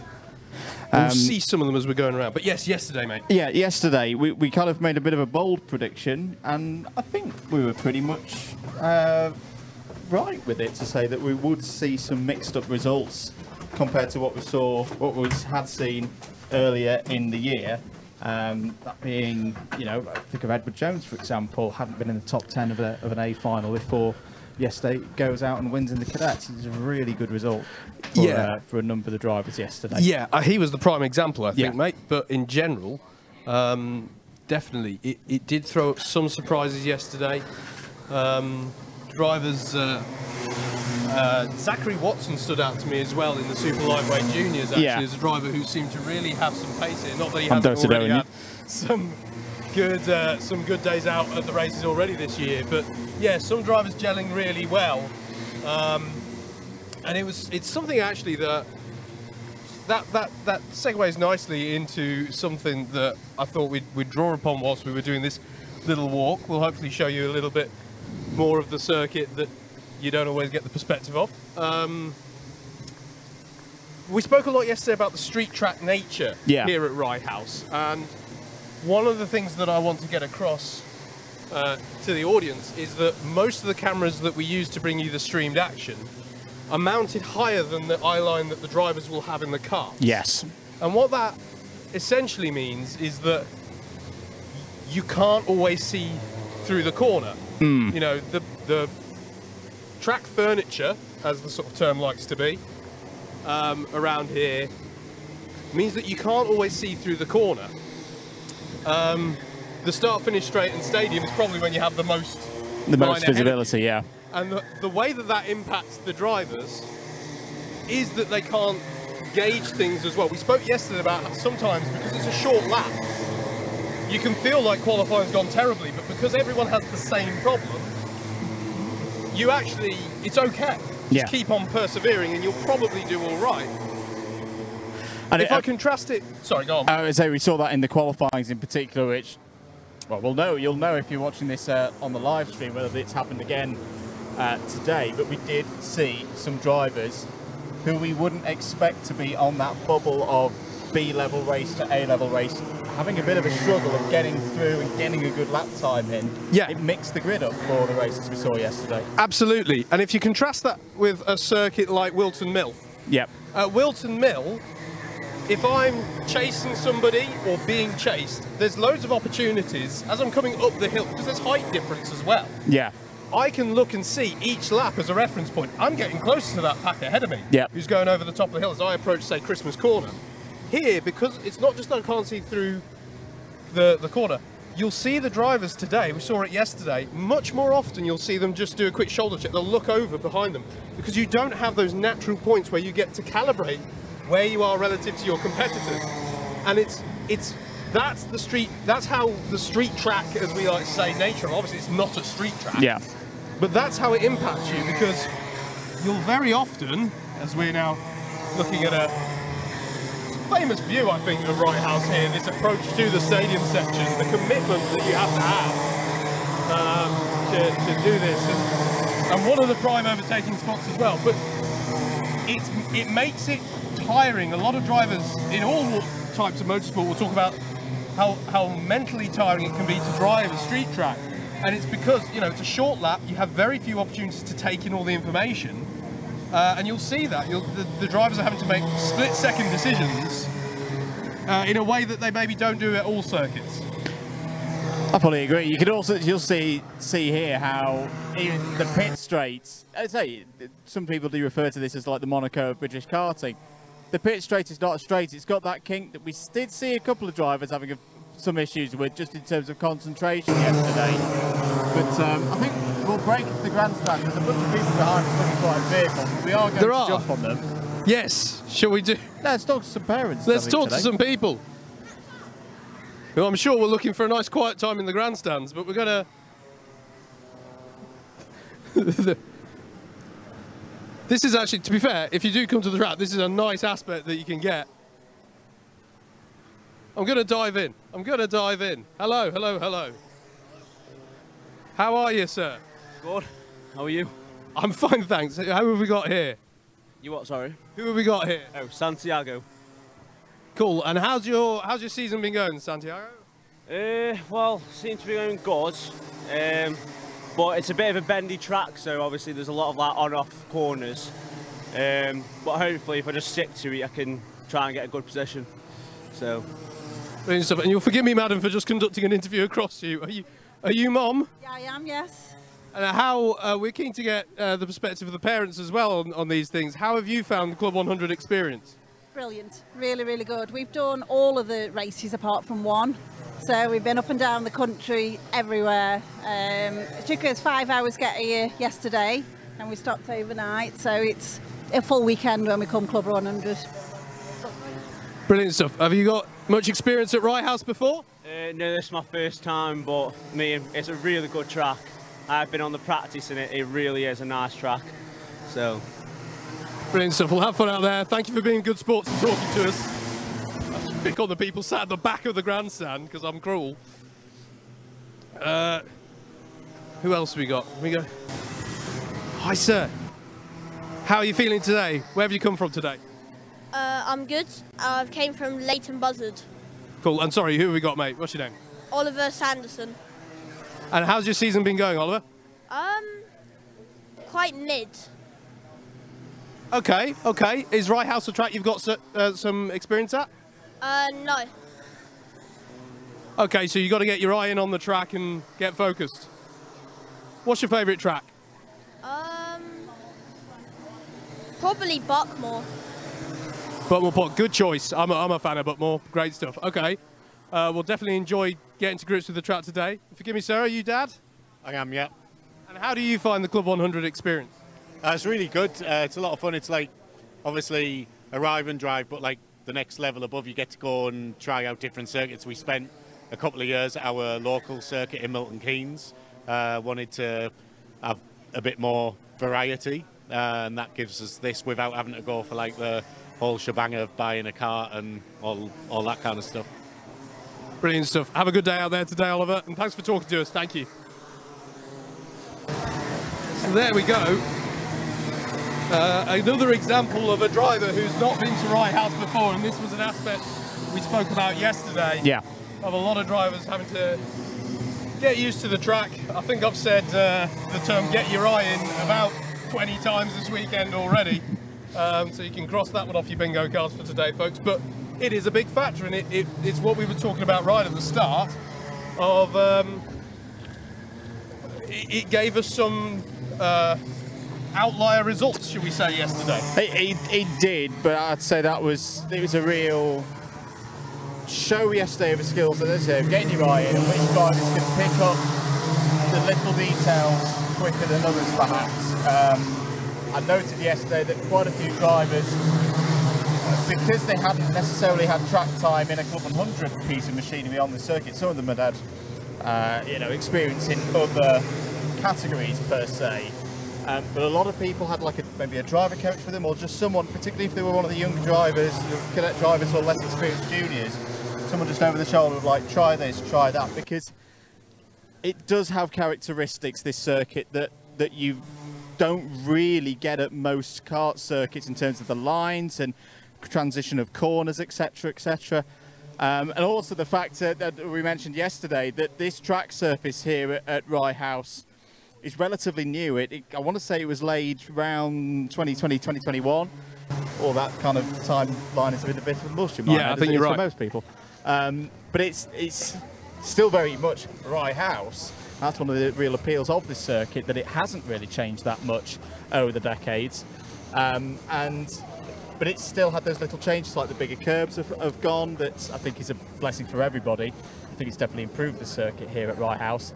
But yeah, it's very much one that drivers need to get on top of very quickly. Yeah. This man over here I do want to talk to. Yeah, we've spied a photographer. We have spied a photographer. No John Patterson this weekend. He is back next weekend at Ella Park, which you will be able to watch on the Sunday for sprints. Yeah. That's mainly because we've got 3 weekends in a row. John needs a break at the end of the day. He's working a full Monday to Friday as well. So bring in Zach Burney, who's our photographer this weekend. a driver in his own right, and another individual stepped across from the racing world into the off-track or trackside operations. How are you doing? I'm very well. So yeah, like you said, I used to race in Club 100 in the 2021 season. Wasn't that fast, did my best, but done pro karts, bits and bobs, and now I'm onto the media side of things here in touring cars. And what do you think about, you're at Rye House a lot, what do you think of this place? Do you love it? I mean, it's fantastic. There's nowhere else there's an atmosphere like Rye House. It's a very communal place. Everyone knows one another, and everyone gets on really great. So it's just brilliant to be back for the 4th weekend in a row. How did you first get into the photography side of things? So I picked up a camera about 2 years ago, and I just really loved it from there. And Rye House is only 20 minutes away from me, so started around the outside of the track and just trying to learn the basics and teaching myself. Then met John, I met Stu Stretton, and they were all teaching me how to get into more of the professional side. Then I've been doing this professionally for about a year now. What's the hope going forward? Are you hoping to do some more Club 100 over the coming months? Yeah, it's definitely Club 100 is one of the aims. I mean, such a fab series. I've raced here, I know everyone here, but trying to get more into British touring cars. So I was there at Silverstone last weekend, but trying to find more gigs around the country. So. Very good. Well, thanks for being here, Zach. I've seen some of the shots already. They're looking very good. And all of those shots from Zach, you'll be able to view on the Facebook page. They'll come out across the course of the week when the social media manager's got the capacity to get. No, they'll be up on Monday. So yeah, no, but great to have Zach on board and a good insight there into, say, the trackside operations, as we call them, because there's so many different roles involved here at Club 100, not just the driving, but the marshalling, the observing, you know, Jimbo running the pit lane and all the media side of things. It's a big operation. It's massive, yeah. The amount of stuff that goes on. One always has to give a shout out to the marshals because you can't go racing without them. But yeah, the operation that goes on here, you know, to the media operation around the whole thing. You know, it's a big old thing to bring it together. But that's why it's very rewarding to always see it come together and for a good show to be put on. I was just a little bit reticent about approaches of the drivers because they've just had the juniors being held just before they get into their cars. Right. So hopefully in a few moments' time, in fact, we should start to get some cadets come in having freshly just experienced the track. Some of them for the first time, I would wager. No, I think that'd be interesting to see how they're feeling. I mean, the conditions at the moment, dry, cloudy, it is a bit muggy. It is, today. yeah. I'd say muggier than it was 24 hours ago. Yes. But not raining. And I think that's the big positive at this time of year, that we've not got any of the wet stuff falling out of the sky, because this place can get tricky when it rains. Absolutely, absolutely. Should we see if we can grab some cadets?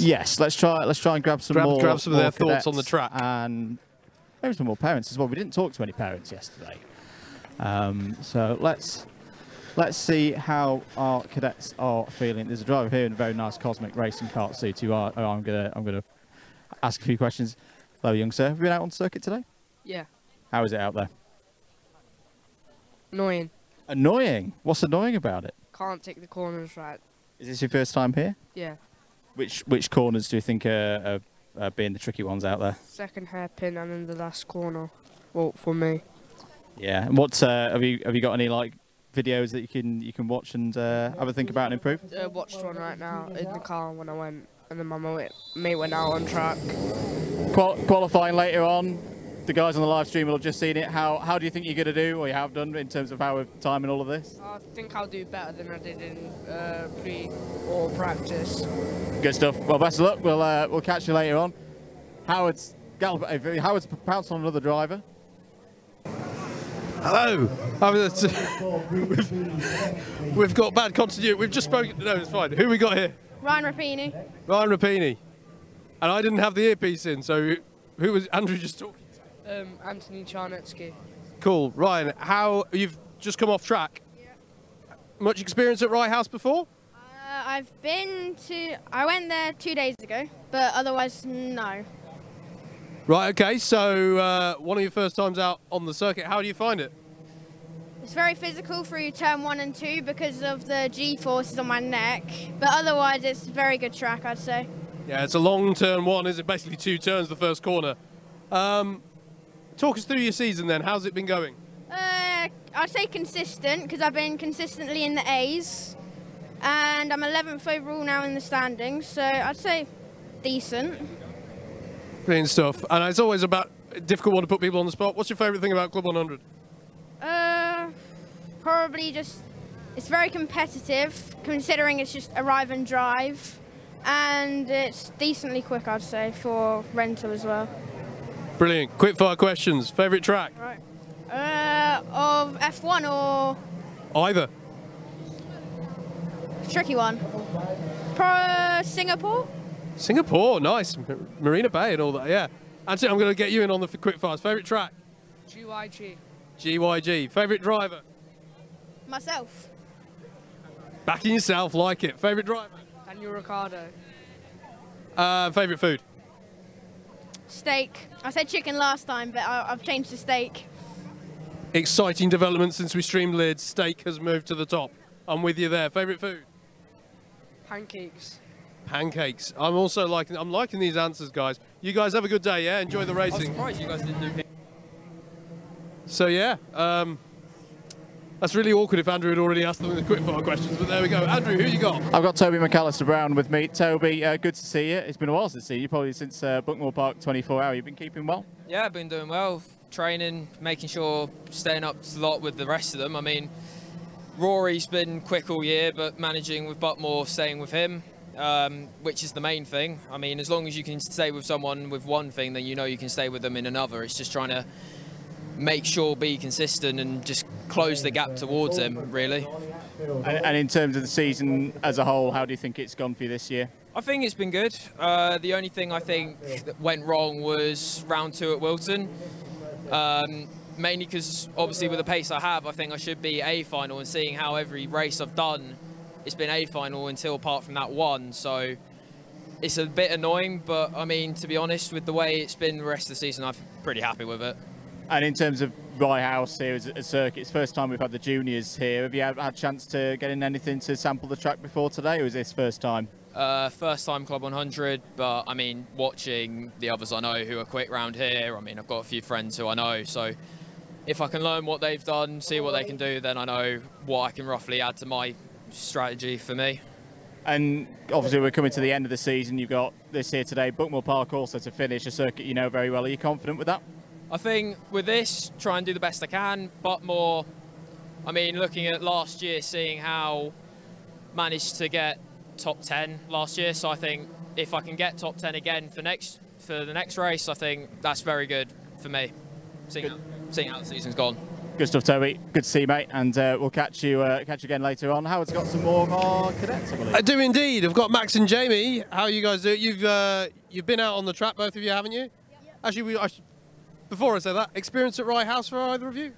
Yeah, I've been here once before, once with my own kart and with another series. So yeah, it's a very good track, so yeah, I like it. I haven't been here before, however, I'm really enjoying it. It's a good, fun, reasonably fast track, considering what it is. Yeah, one of the things that Andrew and I have been picking up on is almost street track-like nature of this. It's not like a Wilton Mill where you've got a lot, you know, you can really see ahead, see up the top of the hill how close you are to your rivals. Do you find it quite a, I don't know, frantic track to drive, quite busy in the cockpit? Yeah, no, it's quite a busy track. It's a bit short, but yes, it's the way the corners are linked together. It's a very fun track to drive. So to sort of develop on that, qualifying, it is a short track. It can therefore be a busy track. Do you have a particular approach with that, Jamie? I think qualifying, the key is to find, hang back and then find a group to range up on. The slipstream's not as strong here as, for example, other tracks like PFI or Glenny Gorse. However, it's still important to get in a good position for quali and make up places there. Really good points. How's your season been going so far?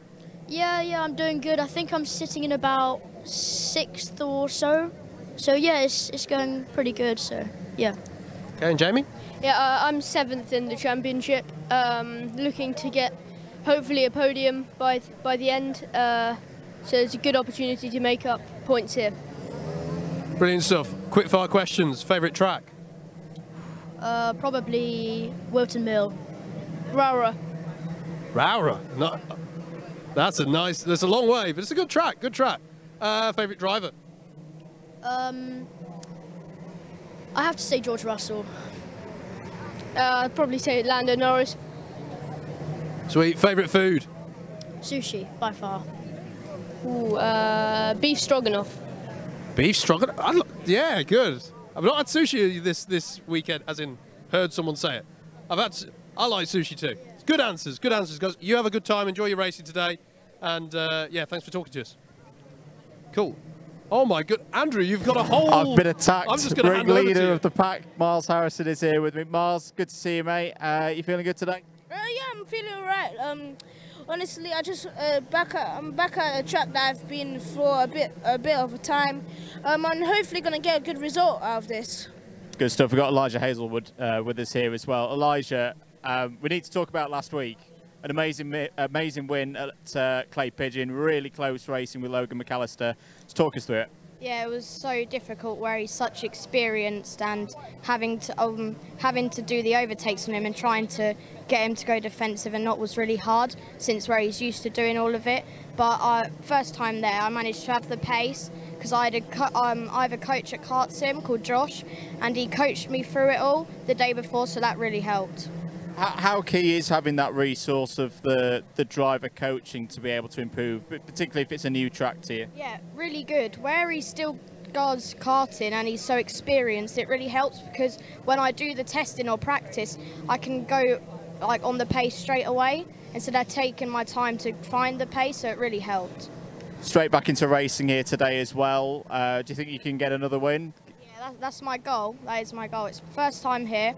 Came second in my practice just now. Me and Jao worked really good together, and I think that's what we're going to try and do in qualifying.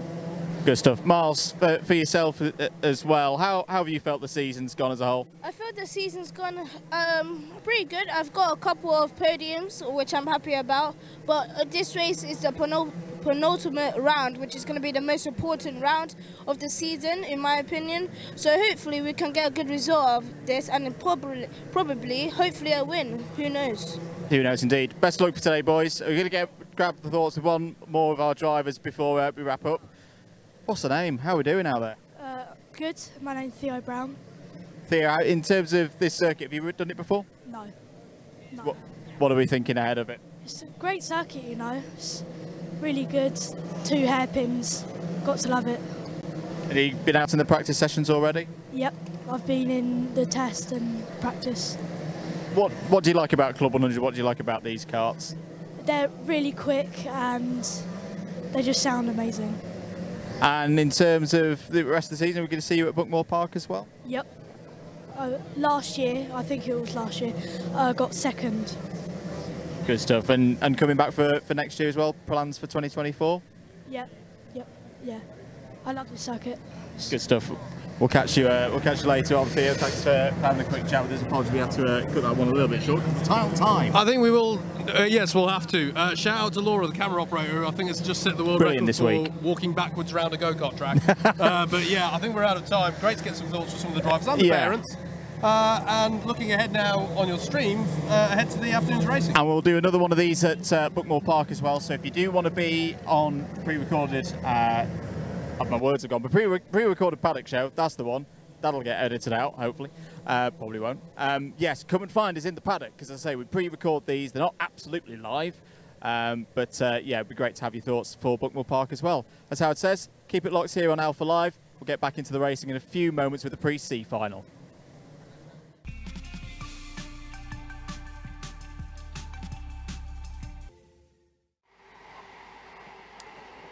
Welcome back to live coverage of round 7 of the 2023 Club 100 Cadet and Junior Lightweight Championships. Coming to you live from Rye House Kart Circuit in Hertfordshire. Hope you enjoyed the paddock show that we had for you there during the lunch break here at the circuit. We're just a few moments away from going back to track action here, and it's a step up in the track action because the qualifying sessions are done.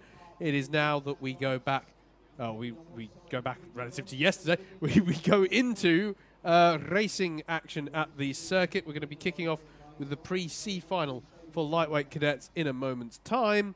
Yeah, it's from then on racing all the way till the end of the day's running, and we'll have it all for you live here on your Alpha Live stream with myself, Howard Mitchell, and Andrew Mather in the comms position from Double Dash Motorsport Media. As folks are getting back into position around the circuit, then let's look ahead to the pre-C final for our lightweight cadets.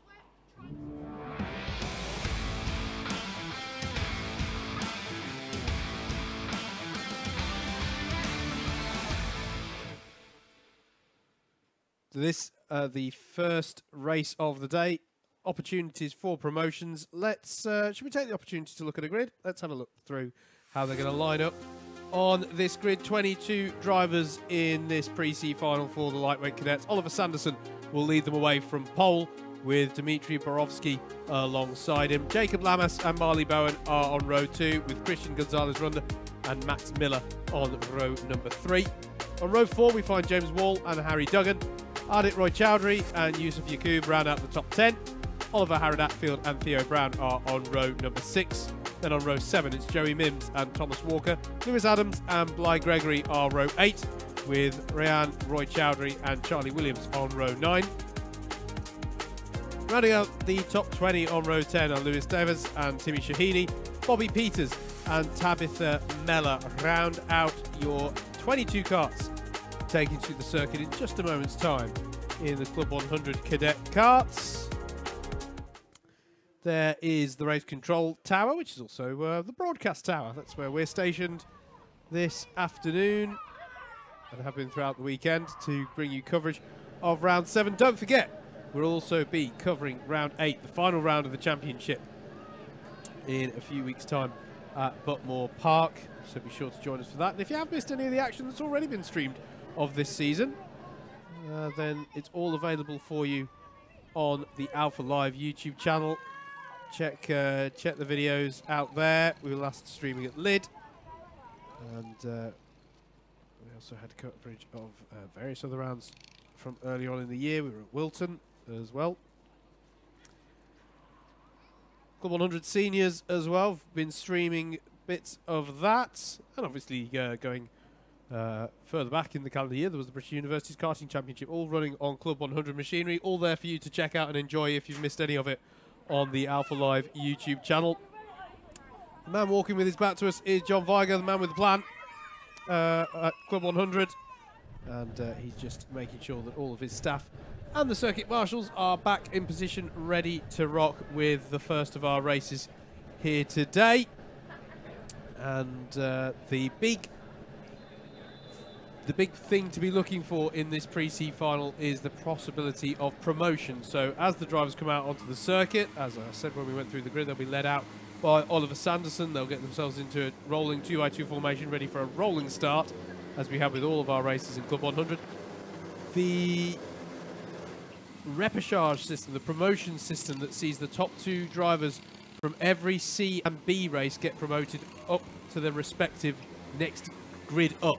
So the top 2 finishers in this pre-C final will be promoted onto the back of the grid for the pre-B final, and likewise the top 2 finishers of that will get into the pre-A final, and so on and so forth. And then we'll rinse and repeat as well with the trophy finals, essentially the second set finals. Always keen to emphasise the points are the same between pre-finals and the trophy finals. Although we give them those names, you can think of them as final 1 and final 2. 130 points on offer to the driver who finishes at the top of the A final. Right now, though, we are getting ready for the off here. Oliver Sanderson is in the 20. Dmitry Borovsky is in the 63 alongside. Important that drivers keep discipline and fall within those tram lines. It's something we saw penalties for yesterday, and away we go for racing here at Rye House. Sanderson leads them away.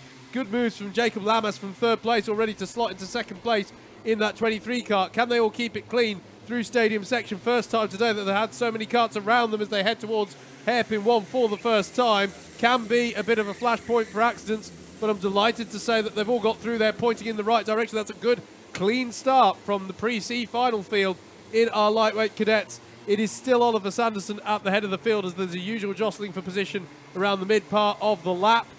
You can't win it on the first lap, but you can lose it, and I'm delighted to see fairly mature heads prevailing here in these cadet drivers early on. Yeah, that was a really good start. Some of them were a bit scrappy yesterday. That's more like it from our first group of cadet lightweights. It's been a good start I saw out there for for the number 95 of Louis Williams was down the inside of 2 drivers into hairpin number 1. But end of lap number 1, Oliver Sanderson leads by just under 2/10 from Jacob Lamas. Move for the lead, Andrew, or it was a move for the lead. It's become a battle over second place between Christian Gonzalez-Runda and Jacob Lamas, and Gonzalez-Runda has made it up into second. It was actually an earnest attempt for the lead as well at hairpin 1, but he just went a bit too deep, and they're 3 wide down the back straight here, and that's gone the way of James Wall in the 79, who's fending off the attentions of Theo. Theo Brown's had a big lap there in the 47, moving up within the top 10. They're still battling away as well. I think Oliver Harrod Atfield is involved in this as well. So as they cross the line, it's Sanderson leading, Gonzalez-Runda in second, Lamas in third, Borowski in fourth, Marley Bowen is next in fifth, and it's Timmy Shahini. Where has Timmy Shahini come from? He started miles down on the grid. That's a huge start for the driver of the number 26. And then James Wall in 7th place. And you can see frustration here from Jacob Lamas. He feels that those behind him, Borowski is hounding him and preventing them from staying on terms with the top 2. They are beginning to pull away, and Gonzalez-Runda has had a great first 2/3 of this lap, getting onto the back of Oliver Sanderson. And yeah, you can tell that Jacob Lamas wants to keep the momentum here. This is what sprint racing is all about in karting. You don't want to, it's not just about going for the passes all the time, every time. It's about tactically thinking, when do we need to work together to not lose touch with those ahead of us, and when basically do the gloves come off and the battling start going, because this is as good as it will get. And not for the first time, Gonzalez-Runda is looking for a move in hairpin 1, but thinks better of it. Fastest lap of the race from Timmy Shahini. Just didn't have the qualifying here for the lead of the race. Christian Gonzalez-Runda in the 12, alongside Oliver Sanderson in the 20. It's a quick left and then a right-hander next. Who will come out on top there? And Sanderson is able to seize the advantage on the inside of the left-hander before Complex Nouvelle at the right, and hold on for now. But they lost a lot of time in that exchange to Jacob Lamas and everybody else behind. I just wonder for Gonzalez-Runda, would it have been better to just stay in formation for a lap or 2 and see how it plays out? Another new fastest lap of the race from Timmy Shahini, the driver in the now Fernando Alonso helmet. He's going to benefit here. There's a bit of a contretemps between 3rd, 4th and 5th. He's gained at least one more position. This is back in the advantage now of Sanderson and Gonzalez-Runda. They're going to pull away. Timmy Shahini scything his way through the order. He's up to 4th place now. There's a bit of going on there between the 63 and the 37. That's Borowski and Harrod Atfield. Yeah, it's an Alonso-themed helmet. It's an Alonso-style drive so far for Shahini, picking some great moves here through the field. The 81 of Marley Bowen has dropped a little bit towards the back of this field, but crucially is not falling off of the back of it, is staying on terms with this. It was frustrating for Lamas, I think, losing time. Looks for the lead, sorry. Gonzalez-Runda up the inside at Stadium is going to try and seize the advantage on the inside and makes it stick. Christian Gonzalez-Runda, courtesy of the fastest lap, gets himself up to onto the back of, and indeed past, Oliver Sanderson. Well, Christian Gonzalez-Runda, a driver who has made A finals this year, so based on previous form would be expected to be at the front of a C category race. It's got to go now. Oliver Sanderson as well has got to play this smart and just sitting behind, side by side between the 37 and the 79. That's Oliver, Harrod Atfield and James Wall. But good opportunity this for Sanderson and Gonzalez-Runda to pull away from the rest of the field. A bit wide there for James Wall through Complex Nouvelle. Cheeky move from Marley Bowen, sees the advantage, and the 81 is now past the 79. That's a change for 7th place. Sanderson trying to stay on terms to try and mount a counter-offensive to Gonzalez-Runda, a lap on from losing the lead to him. Jacob Lamas, he was frustrated in the first few laps, felt that they were battling too much. He's got good pace under him, Andrew, but he's the gap is holding pretty static at the moment between Lamas and the top 2 ahead of him. And he knows that that's where the big prize is, because that's the ticket to promotion. Not for the first time, the 79 of James Wall battling down the back straight there, but can't find a way by a Marley Bowen. 1 lap on from where he was demoted a spot. Theo Brown some 4 seconds off the back of this pack. Driver's got to remember, though, that the results from this race will set the grid for the Trophy C final later on this afternoon. So that if you can't get through and promoted in this race, there will be a further opportunity. Now Christian Gonzalez-Runda is really getting into a nice stride. 44.395 last time around. New fastest lap of the race. 4/10 clear of Sanderson now. Sanderson also going with race leader. 1.7 seconds now to get back to Timmy Shahini and Jacob Lamas and everybody else. Correction on what I said a moment ago is that Theo Brown was 4 seconds off the back. He's not. He's 4 seconds off the lead. He's 0.7 seconds off the back of this pack, so they can't lose too much time fighting, but losing a little bit of time they are, because that's the 37 of Harrod Atfield putting a move in on Borowski, and he's made it stick, and Marley Bowen as well. It's costly few corners for Borowski. He's lost 3 positions there. Feels a little bit frustrated from that, but he's got to dust himself off quickly because he's already got the 79 of James Wall on the inside there. James Wall in the blue suit, Borowski in the orange and black.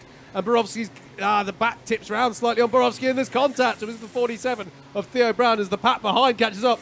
And Theo Brown is it's to the detriment of his race predominantly. He ends up spun around and facing the wrong way. And we'll have to see what race control makes of how that all went down. But that was one pack catching up rapidly with another. Bump and pass penalty for James Wall, the number 79. This is something we saw yesterday. Yeah, sorry, and it's something we saw yesterday, wasn't it? Drivers prizing open the door a little too robustly through the stadium section. It's not, you can't get a pass there, but, you know, as Oliver Sanderson posted new fastest lap of the race in his attempt to reapply pressure to Gonzalez Ronda there, as unfortunately we see Borowski dropping down the order, as indeed we saw with Theo Brown.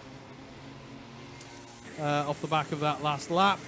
That's an ABC bumper pass for Theo Brown as well there, being shown. So 2 penalties coming out of that exchange as Marley Bowen tries to open the door on the 37 of Harrod Atfield.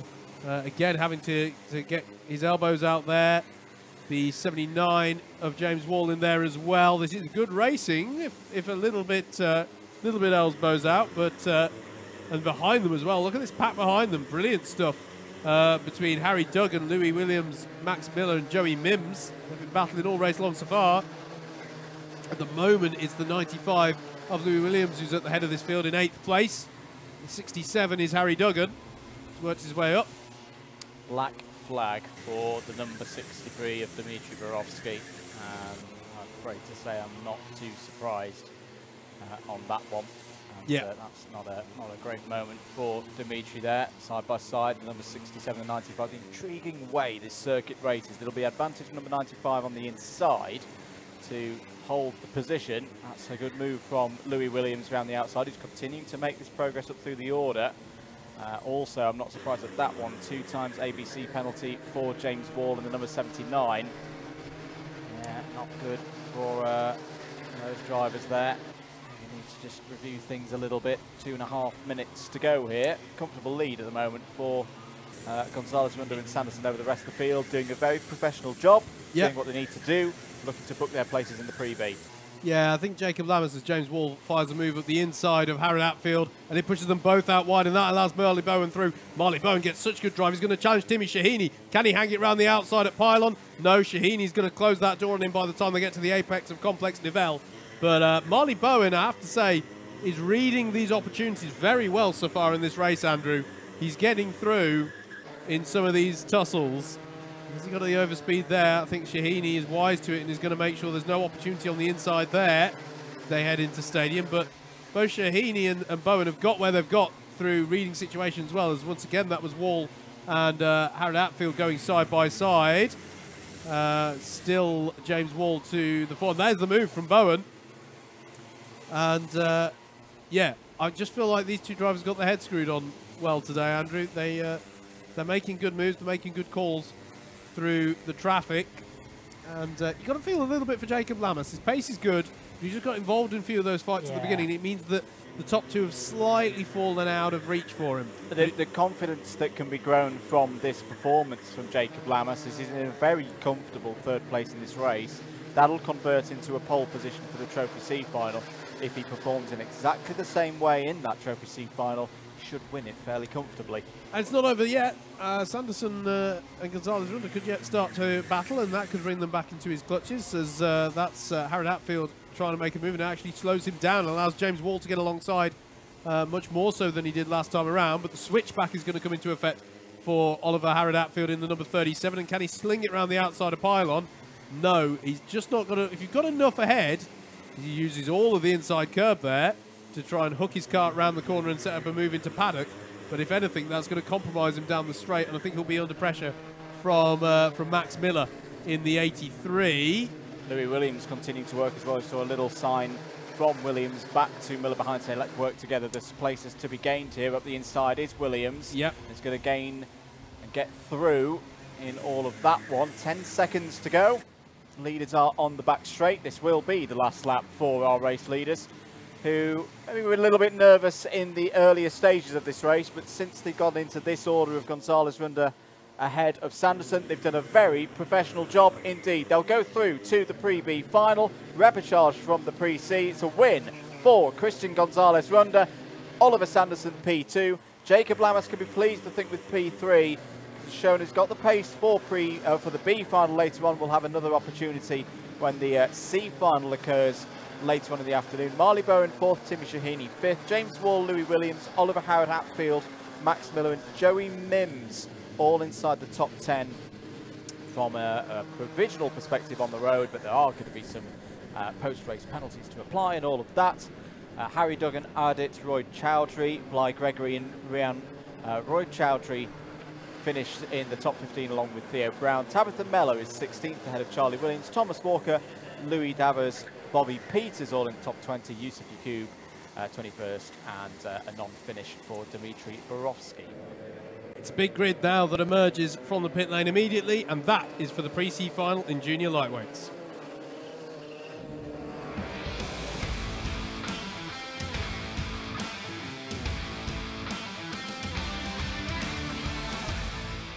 Here we go then with a 32 cut grid for a Pre-C final in our junior lightweights. Let's take a look at it for you. It's going to be Tamino Colavecchi, who starts on pole with Samuel Crump alongside. Ryan McDonald and Michael Meow are on row 2, and then Harry Clark and Caleb West are on the row 3. It's Jack Rowe and Ollie Hardy on row 4 with Marcus Allen and Hayden Lowe to round up the top 10. Christopher Wilkinson and Victor Renner are on row 6. Then row 7 is Harry Collins and Ian Ansari. Yassine Ali Khan and Giovanni Castle-Joseph are row 8 with Sammy Barnes and Nathan Khan on row number 9. It's Dan Treadwell and Tom Walker to round out the top 20. Zach Whelan and Harley Halia on row 11 with Billy Raymond and Alex Soper on 12. And it's George Partridge and Abik Biju who are on row 13. Dan Hillier and Josh Spence are on row 14 with the top 30 rounded out by James Taylor and Charlie Newman. Nina Ferreira and Joe Robinson round out a 32-kart grid. Possibly one of the most challenging situations, this one, Andrew, because there will be a skew. Okay, not to take away from any of the drivers and their efforts, but by being on the Group C qualifying, these are the drivers who have slotted into the lower pace within qualifying, and that is obviously going to be skewed towards the drivers who are maybe less experienced, perhaps particularly at Rye House. And it's a big C final grid. This is the biggest C final grid. I don't think we see C final grids this big very often in the seniors either. So this is a big group of karts, and this is going around again, and this is because of the 88, which is stricken at the side of the road, which, who's in the 88? That would make it Caleb West. The driver is due to start 6th. But yeah, it's a challenging situation, this. Similar situation, I think, with our front row sitters to what we've just seen in the cadets. You've got Sam Crump there, who has made B finals, hasn't been at every single round, though, so his last B final appearance was back at Glanny Gores in round 3. You've got then the 44 of Tamino Colavecchi, has made A finals so far this year. So on that kind of performance, you would expect him to do similar to what we just saw from Gonzalez Runda, but you just never know around this place. Yeah. Yeah, absolutely. Patience is going to be key. Yes. I think, for particularly anyone around 10th place, got to let this race come to you as a driver and not try and force the issue too early. Yep. Tamino Colavecchi will take this one from the front row of the grid alongside Sam Crump, Ryan McDonald and Michael Meow on row 2, Harry Clark and Jack Rowe on row 3. I think we are good to go then. Drivers being told they must space apart, must stay within those yellow tram lines. Otherwise they could get penalties for braking formation. This is looking pretty good for a race start. 11 minutes on the clock. Away we go then. Good start for Colavecchi into turn 1. Good start as well, I think, for Harry Clark. The number 43 was down the inside there and has got second place through Stadium Corner. Big field. Are they all going to be able to make it through Stadium? Yes. Are they all going to make it through into hairpin 1? The answer is quite simply no. There was a push from quite a far back, way back there. That may be a false start. Yes, it is. Yeah. Full start called. There was a bit of loading there from the middle of the pack because you saw Kolovecki, through no fault of Tamino's own driving, just kind of get pushed off the front of the order and briefly lose the lead. That'll reset, reform the grid, will go again, but it will, based on what we saw yesterday, Howard, have 2 minutes taken off. Yeah, It'll be a 9-minute pre-C final. Indeed, and it wasn't just the incidents and accidents we saw there, Andrew. Discipline in the tram lines as well, and not breaking formation is something else that we know that the clerk of the course is rightly looking to you know, keep a check on here. That to be clear, you can see the clear thick yellow lines on the grid that the drivers are driving between. You are not supposed to break out of formation of those tram lines until you get to the end of them, basically, and that's to maintain that grid formation, stop drivers darting around. It is tough for the anti-pole side of the grid because of the little long right-hander that starts the lap here, starts the race here. It's a big challenge for whoever starts second on the grid, but you've got to take that pain. Them's the rules. Yeah, the rules. It's probably the toughest place to start from P2, I'd say, on the Club 100 calendar, because not only is it a very long right-hander, it really pinches just as you transition towards hairpin number 1. You kind of want to be on the outside line to slingshot your way into the braking zone. But as you say, the rules are the rules. Drivers have got to be playing by them. Field has reformed. We're going to go for at least one more formation lap. But I was very impressed with the start there from Tamino Kolovecki. He got that absolutely nailed on. He did. Yeah, that was good. Again. That was good. He'll be absolutely looking to do that. And it was a strong start as well, wasn't it? From, do you think it was Harry Clark from fifth? Yeah, Harry Clark had a really good one as well. And yeah. 68's just trying to get back into position and does so. Problems at the start did Ryan McDonald. He's been in B finals so far this year. Actually has in rounds where Ryan's been present, hasn't missed out on a B category race so far this season. We're looking to make sure that that record is continuing, but has got to do the job here in this pre-C final first. Right, are we good for a start? Yes, we are. Pace car pulls off to driver's right. Drivers have got to stay within those lines. Getting ready to go. That's questionable whether drivers are within the lines, but we're running and down into turn 1. Another good start for Kolovecki. Not as good a start this time for Harry West. Through the second phase of Stadium they go. Good lead for Kolovecki. He's not going to need to worry. There's 2 drivers off towards the back of the field in the tyres on driver's right before we've even got to hairpin 1. But for Kolovecki, that was a really key phase. That second phase through Stadium into hairpin 1. Didn't need to worry about anyone behind because he had a good 4 or 5 kart length lead. Down the inside is Ryan McDonald going past Harry Clark. In all of that, there's more drivers off as they go through paddock.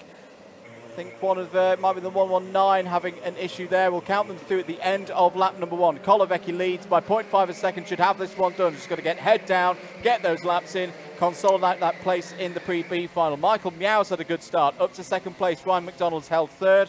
Harry Clark fourth. Samuel Crump has lost 3, but that's not too bad considering he started P2. There's a spin in the middle of hairpin number 1, and there's one driver facing backwards. It's the number 88 of Caleb West. Yeah. So Caleb West, who was P6, is out of this one. It's feeling a little bit chaotic out there in this pre-C final. Your 2 drivers who were off to driver's right the first time they went down towards hairpin 1 were Christopher Wilkinson in the 37 and Harry Collins in the 13, as we've got another spinner there as well. It's Nina Ferreira in the 190. But yeah, Harry Collins and Wilkinson, as this is for the lead of the race at the head of the field. This is Michael Miau under pressure, or pressurising Kolovecki, and it is a change there as Michael Miau in the 172 goes to the head of the field. Samuel Crump in close proximity as well, should an opportunity come his way, but change for the lead there on the road. But yeah, disappointing there for Ferreira, Wilkinson and Collins. I'm afraid this now becomes effectively an additional test session ahead of their C final later on. But yeah, meanwhile at the front there are changes afoot. Michael Miau to the head of the field. Likely a mistake on the second lap for Kolovecki because he lost a big lead on that second lap. We've got Samuel Crump to think about as well there in third place. And this is what I would say to anyone not happy starting P2. Yeah, I get it. It's very difficult here on the outside, but if you stay calm with it, the race can come back to you. It's difficult to overtake here, but not impossible. And Sam Crump's got a good opportunity here to race back through. No, he doesn't, because I have just checked. I have to say I agree. Braking formation penalty for Samuel Crump. Yeah. So in a way, I think that just further validates my point that if he hadn't broken the formation, he'd be in P3 right now with an opportunity to improve by 1 position on the road and take second place. Even if he does that now, he's not going to make the Pre-B final because he's got a 2-place penalty that's going to be applied to him at the end of this race. Yeah, intrigued what happened in the aftermath of that incident with Harry Collins and Christian Wilkinson. Wilkinson's been given an omitting the circuit penalty in that number 37. It's not going to have a huge bearing on things, I'm afraid, because he did fall off the back of the pack quite considerably. But, yeah, we did see some penalties for this yesterday in very odd circumstances, but that takes some doing to omit part of the circuit, unless the incident between him and Harry Collins saw him scooting across the grass on the left-hander just after stadium. If he maybe was pushed out wide or felt pushed out wide, had to take avoiding action, maybe that's how that went down, but an odd situation there. As a few new fastest laps come in, Harry Clark, fastest lap, beaten by Castle Joseph in the number 11. We're looking at Harry Clark on the back of Ian Ansari. Good to see that Giovanni Castle Joseph having another good race run. It's something I noted back at Lyd. One of those drivers that hasn't quite got qualifying nailed yet, and I sympathise with that because I think I count myself in that one. It's just some drivers are better at qualifying than others. You see that at the very top of the sport. But what I will say with Giovanni Castle Joseph is he always makes progress up through the order, and that's being made again. New fastest lap coming in from Ian Ansari. Now that's an intriguing element as we go on to lap number 7, the second group. Treadwell, Ansari, Clark look quicker. Ansari down the inside, Andrew. The 82 on the 81 there. Yep. Blue-suited driver past the red suit, and that is Ansari past Treadwell. And Harry Clark wanted to get something out of that, but there was nothing going. Side by side between Treadwell and Ansari, but Ansari will have better drive down that straight and seize the advantage there to seal the deal. The 82 up to 4th place. Yeah, got to press on now though. 4 minutes to go. Time ticking on by to get one of those 2 places to go through to the Pre-B final. Michael Meow still leading this race by half a second from Tamino Kolovecki. Samuel Crump third on the road, but remember has a braking formation penalty from the very start of this race, so it will be 2 places. Also another penalty that's just come up on my screen, Howard, that you don't often see a lot. It's beautifully done by Harry Clark there. Hops through. Takes advantage of a little bit of a moment for the 2 drivers ahead through hairpin 1, gains 2 for the price of 1, and is up to 4th place. Also coming into play is Marcus Allen in the number 27. It's also been a penalty for Abik Bijou, which is not one you often see. It's actually quite a firm and serious one. Rad flap for the number 24. It is quite a clear rule in the Club 100 rule book. Those Rotax Max Challenge radiator covers that you see on the side of the karts, they are not to be touched by the drivers. You'll see that in owner racing. For example, in the British Kart Championships, saw a lot of that last weekend at Warden Law. That's fine. That's a driver's own piece of equipment. These are not in Club 100, and it is a pretty severe penalty if you get spotted playing around with that, i.e. moving it. You're allowed to cover the radiator with your own hand. That's fine. Yes. See that at the start of sessions for getting a bit of temperature, but you're not allowed to move that radiator flap. Yeah, as Kolovecki has a look at Michael Meow there through the last lap. Samuel Crump right with them now, but bear in mind has that penalty for braking formation. Absolutely, mate. It's as you say, it is about, putting your hand in front of the radiator is you as the driver moving a bit of your body. Yeah. Adjusting the radiator flap is twiddling around with your Club 100 car. It's meant to be an equal piece of machinery. Yeah, it's a pretty serious offence in Club 100 racing to do that. You'd see it when drivers maybe have done some owner racing and, I hate to say it, haven't read their rule book or haven't committed that bit to memory, because it's quite serious. And it's a key difference between Club 100 and, as you say, between what you can see in owner racing. But a rule it is, and that's one not to fall foul of for BG. Penalty for the number 81, Dan Treadwell, for forcing a driver wide and off circuit. 90 seconds to go in this one. Here's the 119 of Ollie Hardy, looking down the inside of Billy Raymond, the number 72. That's over 17th place. That looked pretty close as they went through stadium. I've been impressed, Howard, with how Kolovecki's fought back into this. Tamino was looking a bit vulnerable, I'd say around lap 5 when Samuel Crump was closing in behind, but has got back on the pace of Michael Meow ahead. And working well together, those two drivers at the front of the field, side by side between the 14 and the 85. That's Dan Hillier trying to make a way past Zach Whelan. Yeah, something happened to Alex Sobel, change for the lead. Michael Meow has been demoted to second by Kolovecki. So Tamino Kolovecki up to the head of the field. Tough lap for Alex Soper last time around, dropped down 4 positions. So we'll be looking to try and recover some of that back. All the while Samuel Crump with them, but remember, he can't win the race, he can't get promotion from this one, because he'll be demoted positions at the end of the race for braking formation at the race start. Continued good performance from Giovanni Castle-Jones. This is the kind of, side by side there, 25 seconds to go. Kolovecki a bit wide out of Complex Novell. Last lap board will be shown this next time round. It will be. Giovanni Castle-Joseph, it's not going to be a promotion performance, but it's putting Giovanni in a very nice position for the grid on the Trophy C final. 7th at the moment, gained another 2 places. That will convert into 5th for the Trophy C final. Could be a chance here to see Giovanni move up later on in the day. Meanwhile, still scrapping over this win in the pre-C final. Kolovecki trying to hold on ahead of Michael Meow. There is a place on the grid there is up for discussion here. There is a Harry Clark closing on them quite rapidly. Yeah. Here they go then, heading towards the final corner. We've seen both of them have a traction battle off of that corner before. It is Kolovecki ahead at the moment, but he's a little slow off the corner. He's going to have to cover it off, and Tamino Kolovecki will take the win in the pre-C final. Michael Meow will bag himself the other golden ticket onto the back of the pre-B final. Samuel Crump finishes 3rd on the road, but will be penalised for braking formation. Harry Clark in 4th.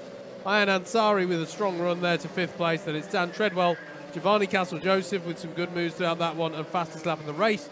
Marcus Allen in 8th, George Partridge in 9th, and Jack Rowe in the 185 rounds out the top 10 for that one.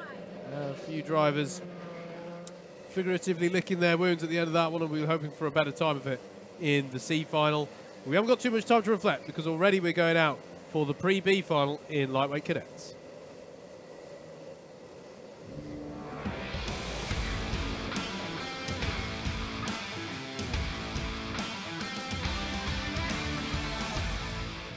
Let's go through your grid then for this second race of the day for our lightweight cadets. Dan Clancy will start this one from pole with Ollie Moody alongside. Leo Edger and Joseph Baxter are on row 2 with Ollie Orteu and Mason Turner on row 3. It'll be Anthony Czarnecki and Thomas Barker on row 4 with Oscar Stockley King and Matthew Lederer on row 5 rounding out the top 10. Callum Wood and Jack Shelley make up row 6 with row 7 occupied by Alfie Lambert and Solomon Adeniji.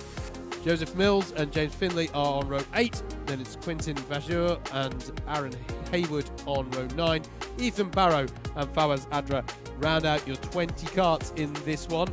And they'll be joined on the back. It's not your 20 carts in this one, is it? Because let's double check who's been confirmed through from your pre-C final. It's going to be Christian Gonzalez Ronda and Oliver Sanderson. Thank you. Who rounds out the 22 cart grid. 2 promotion spots available to get up into the pre-A. Here we go then. Good chance for Moody and Edge to both move up from this race. That's more like it for being in the tram lines from our cadet lightweights. Into turn 1 they go. Good starts for Leo Edger in the number 28. A couple of drivers being moved out wide there as they go through the second half of stadium towards hairpin 1. Looking pretty good at the moment. Everyone filing through hairpin 1. That's a good start once again from our cadets. Yeah, really good stuff. Big hit for the back of Ollie Moody as he went through the latter part of the stadium, doing that difficult job of starting second on the grid and having to defend as much as he can, but managed to keep the kart pointing in the right direction after a brief slide. Not sure who it was who made the contact on the rear, but it was just as everyone converged together at the final apex part of the stadium. Effectively a double apex right-hand of the stadium there as they come around to finish the lap. Well, that's racy from the 72 there of Fawaz Adra, trying to get through towards the end of the lap. Fawaz coming from the back of the grid in this one. It's Dan Clancy who leads at the end of that one. Leo Edger has got from third up to second, with Ollie Ortiu in third place. Good start it was for Fawaz Adra, actually getting up to 18th place, as that's the 64 doing battle with yeah, that's the 64 doing battle coming out of thank you mate, Jack Shelley doing battle with Alfie Lambert coming off the hairpin. Got the timesheets all crossed up there for a brief moment. 9.5 minutes remaining in this race then. End of lap number 2. Good lead at the moment for Daniel Clancy and Leo Edger over the rest of the field. They need to work together to keep away from Ollie Ortiu and Anthony Czarnecki behind. That's Lederer trying to put a move in on Callum Wood there for 9th place. We saw going into the stadium section. I think he made that one pay off as well in that exchange. Ollie Moody there in 5th place as well. Well, hopefully he's been listening to his dad, Steve. Steve's raced around here a good few times in the seniors. Mentioning the seniors, next weekend, Sunday, he'll be able to join us here on Alpha Live for coverage of the next round of the Club 100 Seniors Sprints Championship. Will be at Ella Park in Suffolk. Brilliant circuit. Great to be taking the sprints back there, and great to be having it here live on Alpha Live with commentary from DDMM. Do hope you can join us for that one. Stockley King doing battle with Ollie Moody there for 5th place as well. There's a lot of moves being put in the stadium section today, as there's a new fastest lap from Matthew Lederer, a 44.236, putting him onto the back of Mason Turner. Ahead of him, look out for a battle between the 8 and the 30. See them actually coming together there. The 41, the 46 has got through. No, Mason Turner has got through on Joseph Baxter. That's what's happened there. So it's now Stockley King, Baxter and Turner. Your order? No, it's not, because there's move there as well. It's Stockley King in 5th, Moody down to 6th, Baxter up to 7th, with Turner down to 8th. There's a scrap going on here between Clancy and Edger. Oh, we're all having a little bit of a wave at one another. Oh, and that's going to bring Ortiu in with an opportunity to get into the promotion spots here. Down the inside goes the 87, and well he might, because the opportunity is there. Czarnecki as well in the pink and blue suit behind them, looking to capitalise in that number 19 cart. The 52 of Stockley King and Ollie Moody are all getting held up. Everyone's bulking up behind. And for me, Andrew, as the 8 of Mason Turner has a look on the 41 of Moody, but he'll be on the outside, and that means he's actually going to be left exposed to Lederer in the 30. Actually, no, it's the 41 of Moody coming back at him. For me, easy for me to say, sat here in a nice cushy combox, that was a little early for the bows to break, for the gloves to come off between the top two. Yeah, I tend to agree there. Oh, poor Ollie Moody's not having a good moment. This is one of the problems with being offline at Rye House. You lose one position, you lose considerably more. It's difficult to get back on to a racing line that everybody fights over here around this circuit. And having started second on the grid, he must feel like he's never had a chance to get onto the line, to be honest. It is a tough gig to start like that, but he's defending well here and remaining in the top 10. So, you know, it's a good showing here from Ollie. He's just got to try and get some momentum into his race and build on it from there. Halfway stage of this race then, end of lap number 6. Clancy leads, Edger's second. Ortiu in 3rd place. Attack there from Stockley King on Czarnecki for 4th place. No real key penalties to talk about at the moment. Just Jack Shelley had a single bump and pass penalty that would move number 64 out of the top 10, but all looking good at the moment. This has been a better performance from our cadets in this one. Side by side for a moment there between the 30 and the 46 over 6th place. Back with our leaders though. Still Clancy ahead of Edger. And Ollie Ortiu is nicely playing this at the moment, not trying to get involved too quickly. There's a gap forming there behind to Czarnecki and Stockley King behind. So it'll be a good play from Ortiu if he can isolate these two drivers ahead. It just needs one position, just needs to gain one spot to get through to that pre-B final. It's still got 5 minutes and 40 seconds to do so. Yeah, you can even see in just the body language of the driver in the kart that he's a little more chill. You know, he's opening out the entries. He wasn't quite so shallow with his line through stadium. Just going, I can maximise my exit here nicely. Edger will try and tuck underneath Clancy, but Clancy will get better drive off the corner by using all of the runoff from hairpin 2. And it'll stay as they were. to say Joseph Baxter did very well a lap ago to hold off Matthew Lederer's attack, because that was a very good effort from Lederer to go there. Just good racing from these young drivers in Club 100 Cadet. Once again, Clancy is going to keep it over to the right-hand side as long as he can, just to dissuade anyone from making a move. Stockley King still looking racy here, as that looked to me like Stockley King was trying to put a move on Czarnecki, but he's not going to make it work. That's going to put Stockley King on the outside and allow the 46 of Joseph Baxter to buy into it, but in turn, that's going to give an opportunity for Mason Turner in the 8 to go up the inside of the 46 of Baxter, and in turn, that's going to give Lederer an opportunity. You can see the way, it's like a Newton's cradle, the way it just propagates back through the field, but somehow, through some good defending, they all stay in exactly the same order. Indeed, 4.5 minutes remaining. Still Clancy from Edger or two, top 3 clear of the rest of the field. So you'd imagine it's going to be 2 from these 3 going through into pre-A final. Confirmed that Czarnecki's got back ahead of Stockley King for 4th. Turner ahead of Baxter for 6th place. Fastest driver out there at the moment is Jack Shelley, 9th place, 43.8. Fastest lap time at the moment. You can see down the inside there. That's Stockley King trying to get past Czarnecki again. Overcommitted though, allowed Czarnecki to go back through on the exit. Once again, Edge is trying to tuck underneath, but Clancy, using the full runoff of that hairpin 2, is able to have the upper hand by the end of the back straight. That's the 19 of Czarnecki ahead of Stockley King, Turner, Baxter, Lederer. Jack Shelley as well, setting fastest laps, has brought himself into contention here, as has Solomon Adeniji as well at the back of this pack. That's the sort of central, or the main pack at the front of the field. And then there's a bit of a gap back to James Finley, Alfie Lambert, who's just got past Joseph Mills for 12th.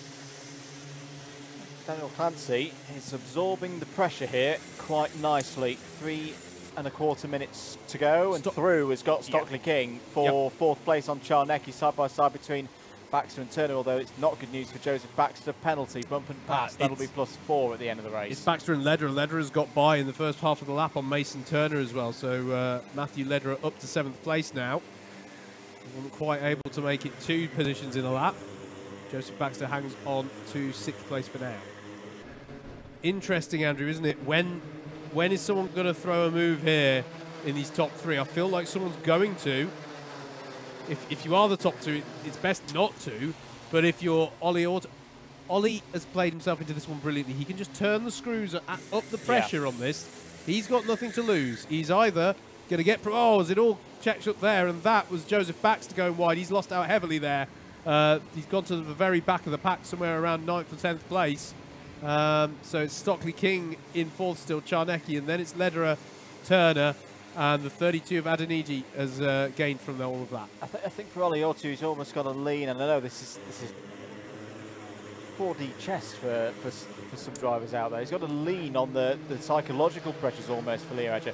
Leo Edger's doing a great job of dealing with it right now, because he's able to hold the number 87 at that half-second gap. Probably the most important part of the course, down that main straight. We had yellows out. Oh, sorry, mate.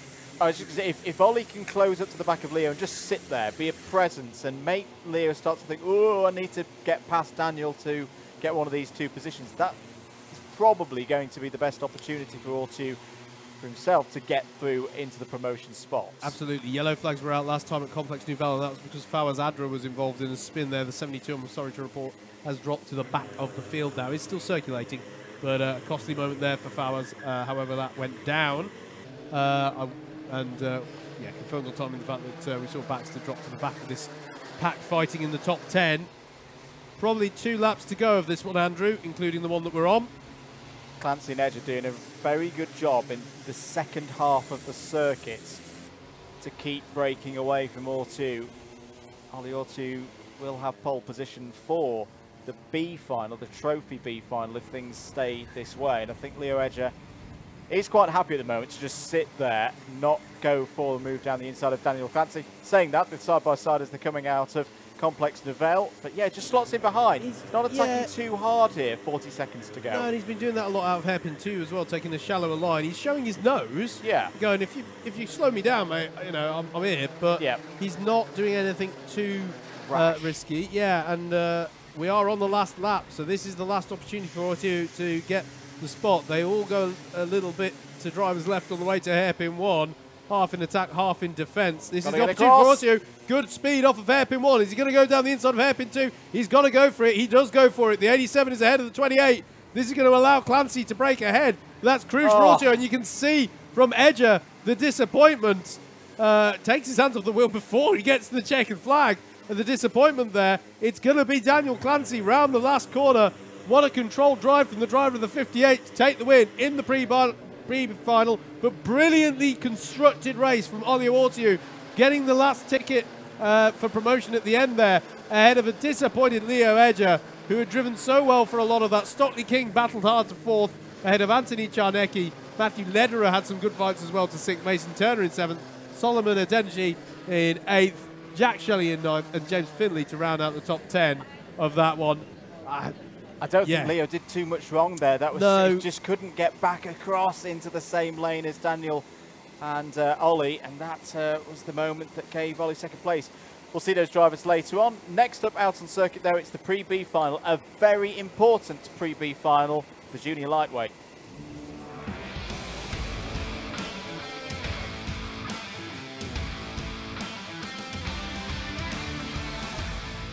Here is your grid for that race. Brady Pollock will start this one from pole with Ruben Marmelock alongside. Charlie Foster and Salvador Newman are on row 2. Nick Fallon and Christian Barber are on row 3. Row 4 is where we find Leo French and Finley Marshall. Henry Lopes Gracie and Joe Craddock round out your top 10. Toby McAllister Brown and Charlie Bevan Dick start on row number 6. And row 7 is where we find Olivier Piccola and Lewis Davis. Matthew Cooper and William Henn are on row 8. And here's the one that will be significant from championship perspective. Rory O'Regan on row 9 with Callum Costley alongside. Row 10 is Leo Cusden and Elliot Baker. Santiago Artiga Bruce and Alex Brooks make up row 11 with Cameron McDonald and Rafael Mango on row number 12. And they'll be joined by the promotees from the pre-C final, but we're away already here with the action. Brady Pollock leads them away into stadium as they all jostle for position, going 3 wide, even 4 wide. Is this going to stay clean on the exit of the stadium? It's going to get a little bit messy. Drivers on the grass and drivers facing the wrong way. Not sure if it's enough to be called as a false start. We've got drivers spun as well in the hairpin. 2 or 3 drivers getting held up in all of that. Is it still called good on the start? Yes, it is. Seeing no signs of a full start being shown. We'll check through on timing who's been held up in those incidents. And that's big. It's O'Regan. It's O'Regan who is at the side of the road. And this is massive for the championship. Steering's broken. By the looks of it, you see the steering's limp. And that's huge for this championship. Battle for second here with French against Fallon into stadium. But that is a massive moment. And a big, big moment, potentially, for Daniel Monroe as the battle for second collects some tyres as well. I think that was Fallon into the tyres. But that's a huge moment. I was about to say, if Rory O'Regan doesn't get through to the A final, does no better than third in this B level race, it would open the door for Dan Monroe with a double race victory to win the championship. That is definitely on now. Rory O'Regan is going to be 26th and last in this race. He's going to have an even bigger job to get through to the Trophy A final than he's had in front of him here. This is an utter disaster for Rory O'Regan. It will bring into play a 13th score from earlier in the season at PFI. You've got to think that 22nd place from Wilton Mill is going to come into play as well. And to be clear, he's out. He's out of the car. Of this race. There's going to be no way of him getting up into the top 2 in this pre-B final. This is a shock. This is a real shock. This was one that we thought would go on to Buckmore Park. It's not done yet. Dan Monroe's still got to go out there in the A category races and do a performance of his own. But this is an utter disaster for last week's winner at Clay Pigeon. Back in the race here, it's a good move there for Matthew Cooper, courtesy of a fastest lap. Got the door open on Nick Fallon, the 36 now ahead of the 98 in the battle over third place. The 23 behind them is Toby McAllister Brown as well. And there is a nice counter-attack from Nick Fallon in the 98, driver in the orange and yellow helmet, and black suit getting by on the white helmeted driver of Matthew Cooper. So it's gone back to Pollock, French, Fallon, Cooper and McAllister Brown, your top 5 in this one. Brady Pollock getting a nice little breakaway on the field here in the number 9 car. Once again, though, they're battling away here, and this is the 23. That's going to get tight on the inside of Complex Nouvelle. McAllister Brown for a moment was ahead of Matthew Cooper, but it's gone back to Cooper as they came out of that complex. Drivers just need to tidy it up a little bit for me, these battling. I'm surprised to have not seen, there we go, a bump and pass penalty awarded to Nick Fallon there. I was surprised to have not seen anything given there on penalties for a little while. But yeah, race control, I think we're just playing a bit of catch-up with all the action they've seen. Just to put into context how much in terms of championship is the number 44 of Kolovaki's come up through in the order a fair bit, up to 15th place, now 14th place. How significant is this in championship? Well, it's a P26 in this race for Rory O'Regan. That would be a drop, but as I said, it would bring in one of his other scores from early in the season as now counting. Let's say that Rory even gets back to third in this B final, somewhere right on the edge. It would open the door for not just, in the case of Dan Munro, needing to win races to win a championship. He could be 10th, he could be 11th, he could actually just tootle around at the back of the main group and pick up the championship today. He's into a similar kind of spot that we're talking about with Logan McAllister in cadets. Staying in touch with the race, there's yellows out a hairpin one, and it's for another driver who, Andrew, has come to a stop and is out of the race. Leo Cusden in the 92 has come to a stop and has got out of the go-kart as it's getting recovered by Nicky Richardson of the Club 100 staff. Now out of the way, and the yellow's gone in. There it is, the 92, and there is Cusden on the tyre barriers where a moment ago O'Regan was. A couple of drivers retired from this race, as this is the 33 of Leo French against Matthew Cooper over third place. That's not a change of position, that's how they were a moment ago, but French having to hold off. Matthew Cooper is feeling racy here, he wants to attack, and to be fair to them, they're doing it so far without really losing touch with Brady Pollock and Nick Fallon. They've so far sort of kept it together with regards to staying in touch with the opportunity to get promotion. 6 minutes to go. Brady Pollock leads here at Rye House in the Pre-B final. Nick Fallon second. Has penalties. Has more penalties now. It's a second bump and pass penalty coming through for Nick Fallon, the quickest driver out there on circuit. Fastest lap of the race, and he's gone for the lead on the road, Andrew, as well. He's got through there, Nick Fallon. That one didn't look as that didn't look to me like what we saw from him earlier in the race with the bump and pass worthy. We'll wait for it to be called. We joined it quite late, but it looked okay to me. So he's got to the head of the field. He's not on for promotion with the penalties hanging over him, but is as good as he can do to try and offset the impact of those penalties, try and maybe set up himself for a better opportunity for promotion in the B final later on. So at the moment, even though that change has happened, it is Pollock and French who would be on for the promotion at the moment. The question is, as ever, when there's a penalty awarded, do they know it? Do they know that there's a penalty on the driver ahead of them, or are they going to put all of, go all in on a move to try and get a promotion spot that actually they were already on for receiving? I think if you're Brady Pollock, Nick Fallon's gone through. You're in second place right now. The sensible thing to do right now, with that gap back to Leo French, is work with the number 98 ahead.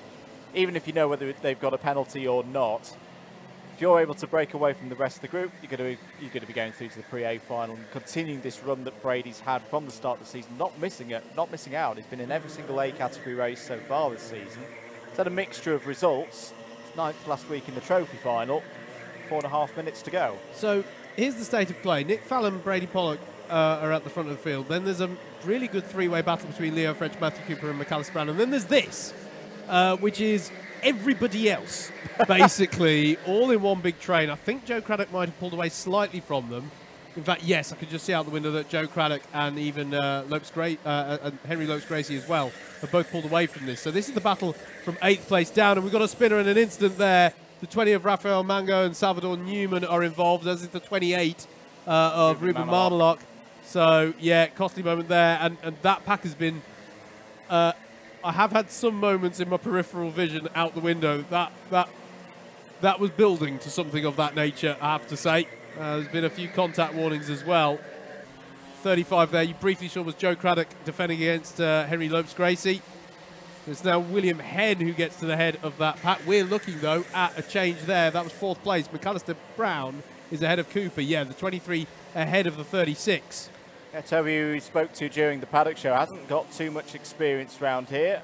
We'll be looking forward to Bookmore Park later on in the season. He's now on the outside of Leo French there, but Leo French gets back across before they get to the apex of Complex Nouvelle.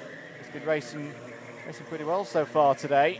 It's got the number 36 of Matthew Cooper just behind. Top two are clear and gone at the front of the order. Good chance for French, McAllister, Brown and Cooper to take that second spot, be the beneficiaries of the penalties for Nick Fallon. Here comes the number 75 of Finley Marshall down the inside of Charlie Foster, but Charlie's going to fight back there on the second phase of Stadium Turn. 2 minutes and 40 seconds to go. Number 57 down the inside. That's all going to get a little bit close with Christian Barber in the middle in that number 57. Back down the inside goes Charlie Foster there in the 189, but round the outside goes Finley Marshall. That's one of the things with hairpin 2. Taking that slightly wider line, maybe not even clipping the apex, making sure you get good speed off the corner. It's a very good way to get positions here at Rye House. Back with our battle for third on the road, but remember, effectively second once penalties are applied. Leo French now starting to defend a little bit harder with 2 minutes remaining on the clock. Yeah, I wonder if anyone's been able to sort of get some message to him as Matthew Cooper's down the inside of Toby McAllister Brown. They're going to be side by side off of the corner, and this could be an interesting traction race. It'll be fairly even Stevens, but McAllister Brown is able to hang on for now. I wonder if someone's just got the message to Leo off of the pit walls, and he's like, mate, this is for promotion. Even if it doesn't look like it ahead of you, there's a penalty for Charlie Foster in the 189 for contact there, repetitive contact. There is the Joe Craddock and Lopes Gracie battle, which is sort of on its own there over 6th place, and then the next pack down still led by the 60 of William Henn, but Finley Marshall in the 75 just set the fastest lap of the race, will presumably be applying a fair amount of pressure to Henn this time around. Back at the front of the field, this is Nick Fallon in the 98 car. Can't win this one, can't get the promotion, but can win it on the road and score as many points as he can, even once the penalties are applied. Have we seen 2 penalties for him? Yes. Were they 2 bump and pass? Yes. So that would be on for an exclusion based off of our understanding. Quite possibly so, yeah. Okay, so, yeah. That is the nature of getting 2 of the bump and pass penalties. And 2 contact warnings as well, by the way, are all that are, all that are required. All that's necessary to get a penalty is Matthew Cooper down the inside of the 23 of McAllister Brown, but McAllister Brown will have the inside line at the next corner. This is all playing into the hands of Leo French, and Matthew Cooper is through, so that is a change for 4th place there, with the 36 getting ahead of the 23. Yeah, an amendment to the rules this morning was that 2 contact warnings would accrue a penalty. It is completely within the rights of Club 100 to adjust penalties on the day as they see fit. And that was off the back of some driving standards that were sub par from what we expect here in Club 100. Still, this pack is battling away. The 189 is Charlie Foster, who's trying to get it onto the head of this field and hold on to it critically. We are on the last lap, though, and therefore this is crucial. This is for the last of the promotion spots from this Pre-B final. Has Leo French got anyone to challenge him? I think he's going to be able to hold on to this one. Meanwhile, ahead of them, Nick Fallon is rounding the last corner, will take a win on the road, but must know from the penalties that it's not a win. It is Brady Pollock, who the number 9, who will get the promotion spot, and just about Leo French will get 3rd place, with it nice and close. 88 thousandths between Matthew Cooper and Toby McAllister Brown over 4th place. Joe Craddock will hold on for 6th. Henry Lopes Gracie for 7th, and I'm not going to call 8th until they're across the line, I'll tell you that. But Finley Marshall in 8th, William Henn in 9th. Christian Barber rounds out your top 10. Charlie Foster in 11th, Michael Meow. Good race from Michael Meow as well. You mentioned about Kolovecki getting up the order, mate. That's Michael Meow getting up to 12th, having been promoted from the Pre-C. Good race there. Promotion for Pollock and French, provisionally we say at least, once we've accounted for the penalties that we're aware of. Coming up next then is the Pre-A final for our lightweight cadets.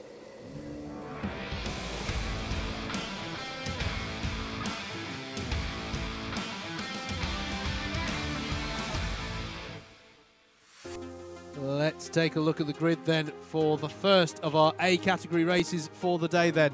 Logan McAllister, who comes into today leading this championship, is right where he wants to be from that perspective on the front row. Jake Anders, good time in qualifying to put him onto the front row here, with Oliver Peters as well great time from him. I think that's got to be his best result from qualifying this season, with Blake Southern alongside him on row 2. Miles Harrison and Jamie Warner are row 3. Row 4 is going to be Ian Bagger and Max Winfield. Then it's Matteo, Aaron Feuchter and Zane Perry to round out the top 10. Elijah Hazelwood and Jacob Brown are row 6, with row 7 occupied by Henry Eaton and Hayden Adams. It'll be Gabriel Castro and Druv Rout on row 8, with Adi Manu putting in a good qualifying effort with Ryan Rapini alongside on row 9. Row 10 is going to be occupied by the promotees from the B final. I'm on top of it, honest. Daniel Clancy and Ollie Ortiu have been confirmed as such. That will round out the 20 carts. It is 20 carts, but it's the pre-final in your pre-A final for lightweight cadets. A bit of a pause whilst 2 carts are recovered back into pit lane. Gives us opportunity to just go through the scores on the doors. There's an alligator. No, wait, that's Sam Dimolo walking across the screen there. Logan McAllister leads, if you're counting all scores, so we're just getting rid of the drops for the moment. 1,550 points guaranteed by Logan McAllister's performances so far this season.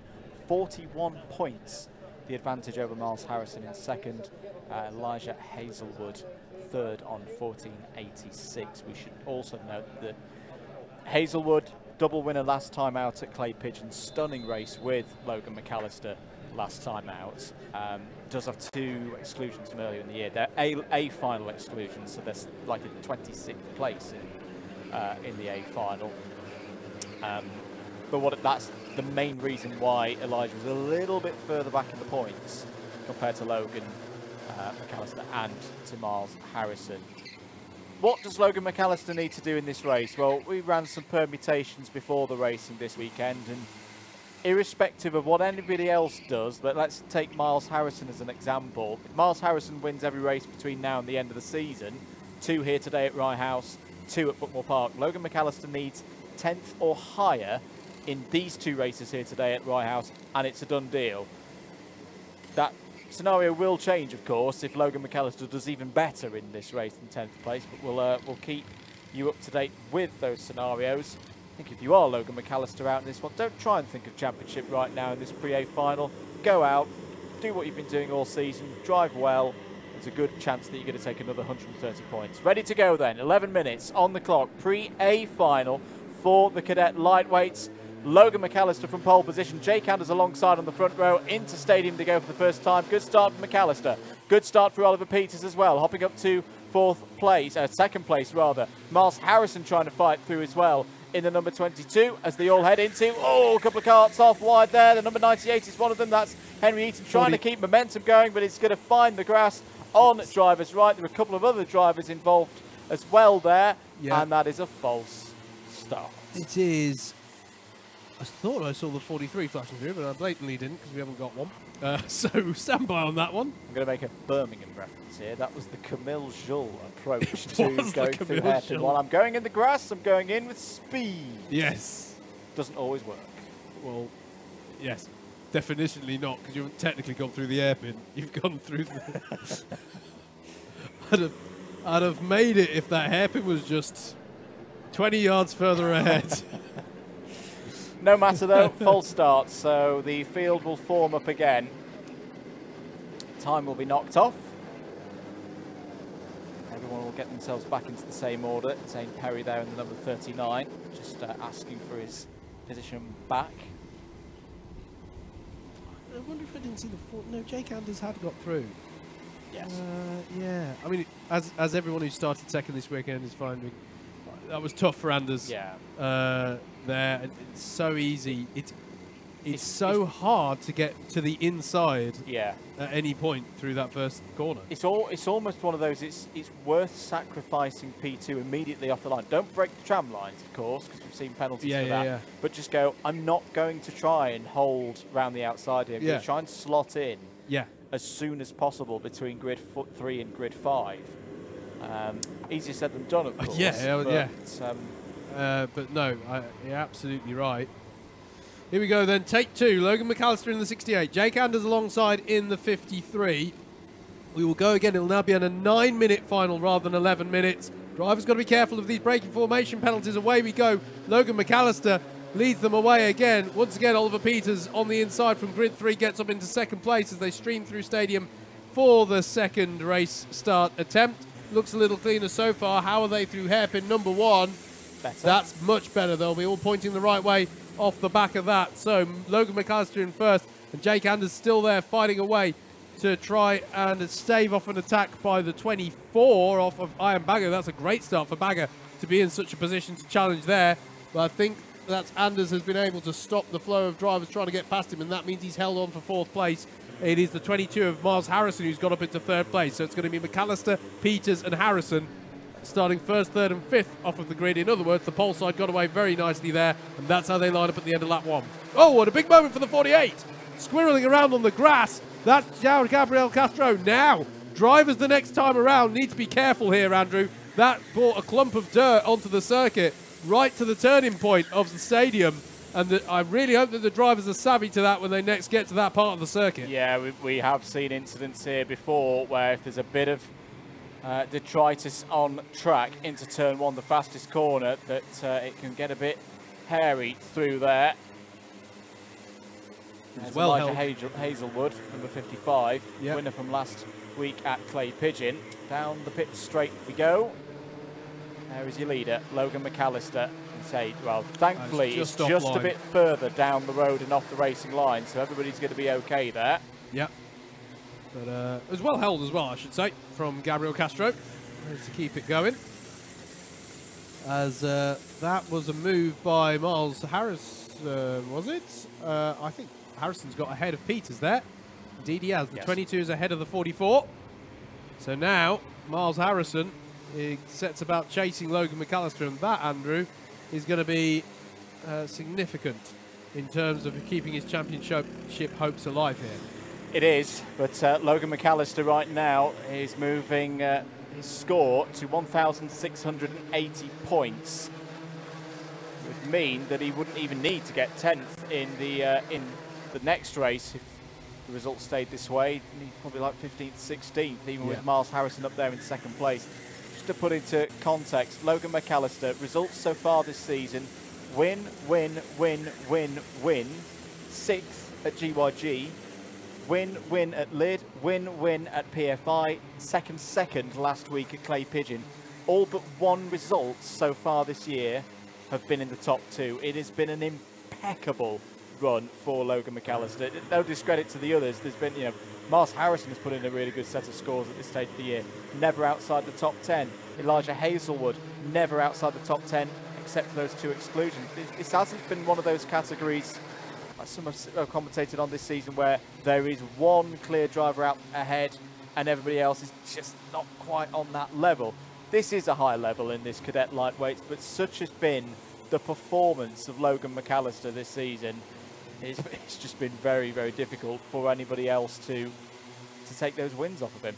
Yeah, Jake Anders has gathered this up really well. I think this is one of the better performances I've seen from a driver starting 2nd.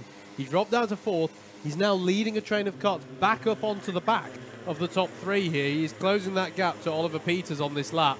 And this could be interesting. It's coming up to, coming to the boil quite nicely, this one. The 44 of Peters is feeling the need to go defensive against Anders now. 44 versus the 53 is the battle we're talking about here. Anders is the driver in the blue helmet with the black and blue suit there on your screens right now. He's chasing Oliver Peters, who I think had a really good qualifying, Andrew, to put himself as high up as he did on this this grid. Miles Harrison ahead in 2nd place, the 22 in 2nd place, trying to chase down Logan McAllister as Daniel Clancy sets the fastest lap of the race for 43.761. Out of Complex Nouvelle they come then. The battle over 3rd place, which is Oliver Peters, Jake Anders, Ian Bagger. Bagger's had a great race. Yeah, really Where did good. Bagger start on this grid? Well, it was it's 7th place, but still had a lightning start and has really taken this one well. Fastest lap of the race from João Gabriel Castro. Fair to say that he's got any of the dirt off his tyres that he accrued by going a little bit on the grass earlier, having a bit of a heart and mouth moment. He's recovered well, and he's running well there in 9th place in the number 48 kart. Jamie Warner just behind him in the number 11.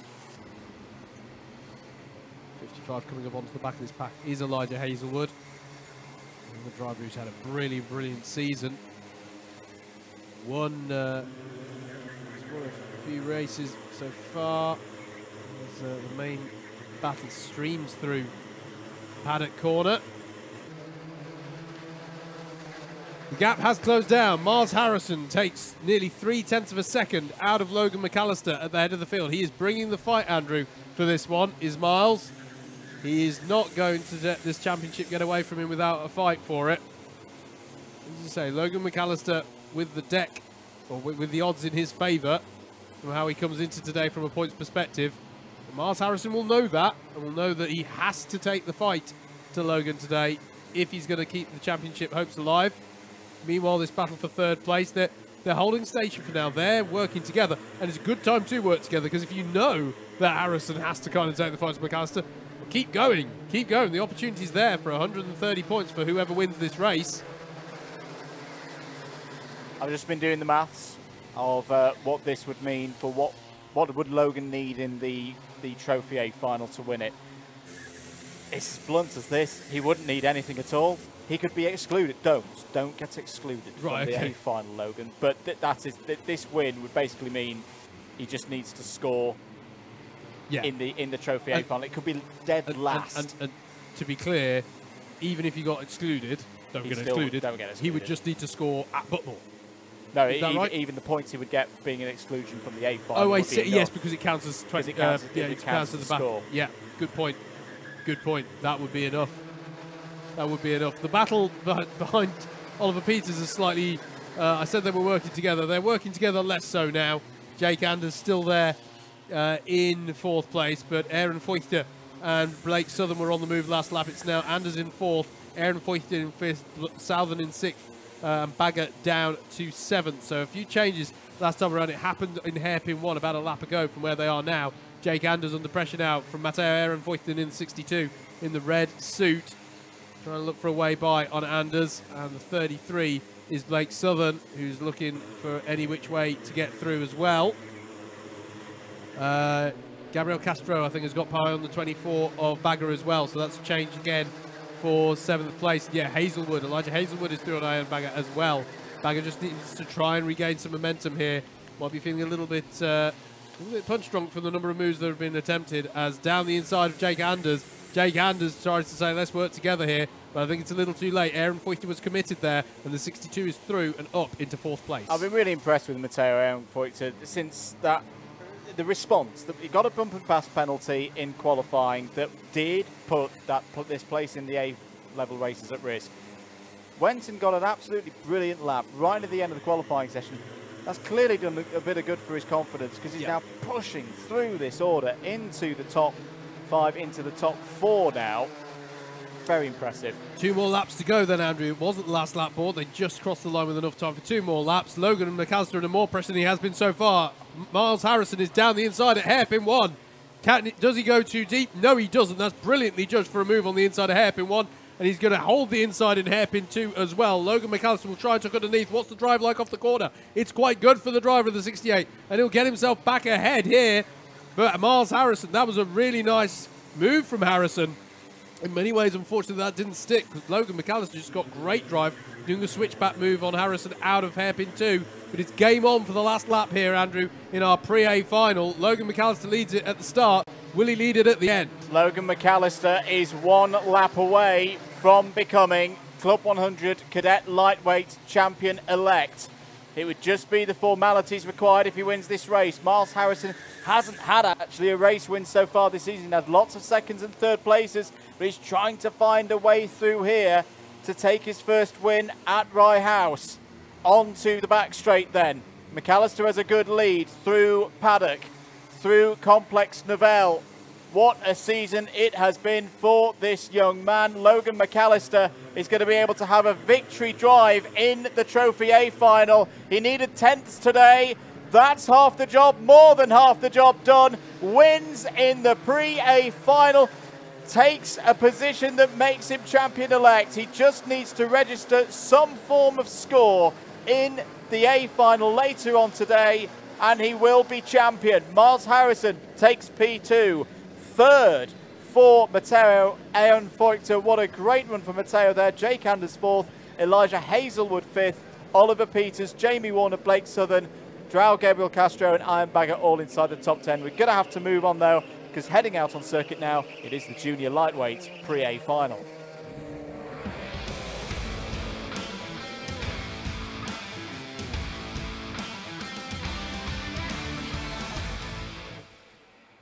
Here's your grid then for the junior lightweight pre-A final. Max Papworth has put himself on pole position for this one with Daniel Munro alongside. Could be a big moment for Daniel Munro in his championship hopes as well. Leo Jackson and Max Mottram are row 2. James Reynolds and Finn Davies row 3. Row 4 is Aaron Asarkas and Jack Whitehouse. Ben Smiles and Jake Renshaw are row 5 with Charlie Walmsley-Ryde and Ben Foden on row 6. Row 7 is where we find Harry Laufer and Lionel Sinclair Ikarohora. Tom Smith and Bertie Bremer row 8. Matthew Bolton and Jacob Elaine are row number 9. On row 10 we find Alex Grace and Claudia Bushby, Hudson Gordon Huntley and Samuel Masters, and the row 12 are the promotees from pre-B final, Brady Pollock and Leo French. And we are good for the start immediately. The 38 of Max Papworth leads the way and towards turn 10, 11 minutes on the clock. Good start from second on the grid from Dan Munro, possibly the best we've seen, provided that wasn't a jump start. Didn't look like it to me. I think he just judged that brilliantly with Max Papworth dropping the hammer. And for the first time, Andrew, second place has retained it. Is it clean through the hairpin? There's a bit of bumping and barging I can see out my window.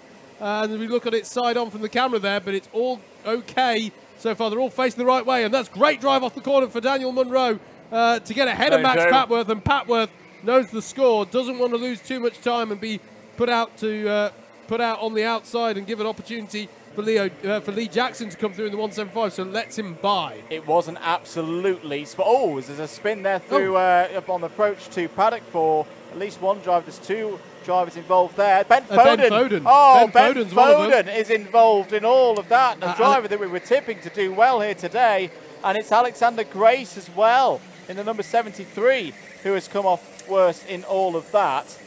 0.027 seconds was the gap between Papworth and Munro over the line. Brilliant. So Daniel got that absolutely spot on. Absolutely. I have to say, this is... We should acknowledge early on, even now, this is going to make for painful viewing for a certain Rory O'Regan, because this is exactly what Dan Munro will need to make his championship bid as strong as possible. I'm sure Andrew will work out the scores. This is the 45 of Sam Masters that was having a look at James Reynolds for 9th place going into stadium. We'll see how that one plays out. But Dan Munro now trying to break away from Max Papworth at the head of the field.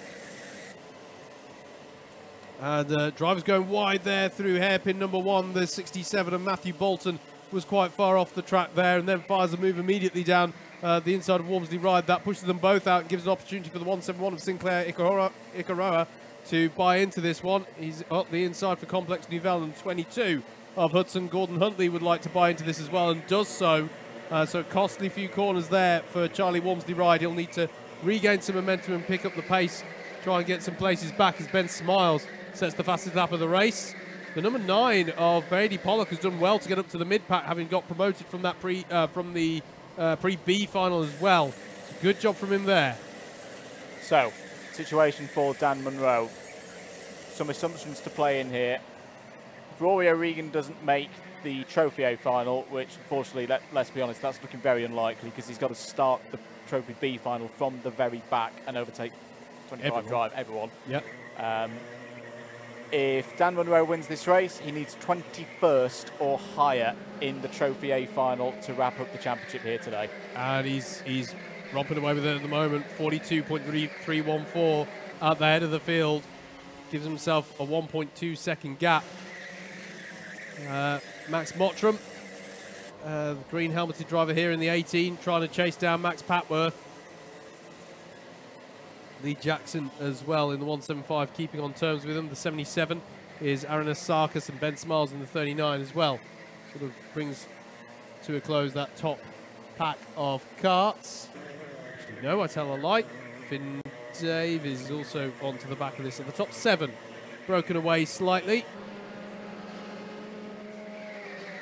On to lap number 6 then. And that's another fastest lap from Dan Munro. He's beginning to stretch his legs now. Doing exactly what he needs to do here. This is astonishing pace in race trim for Daniel Munro.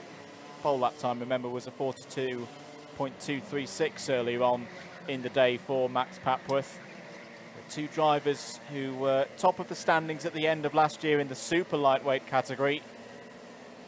A year older, growing a bit as juniors, as teenagers do. Hence why they've switched across to the junior lightweights for this year.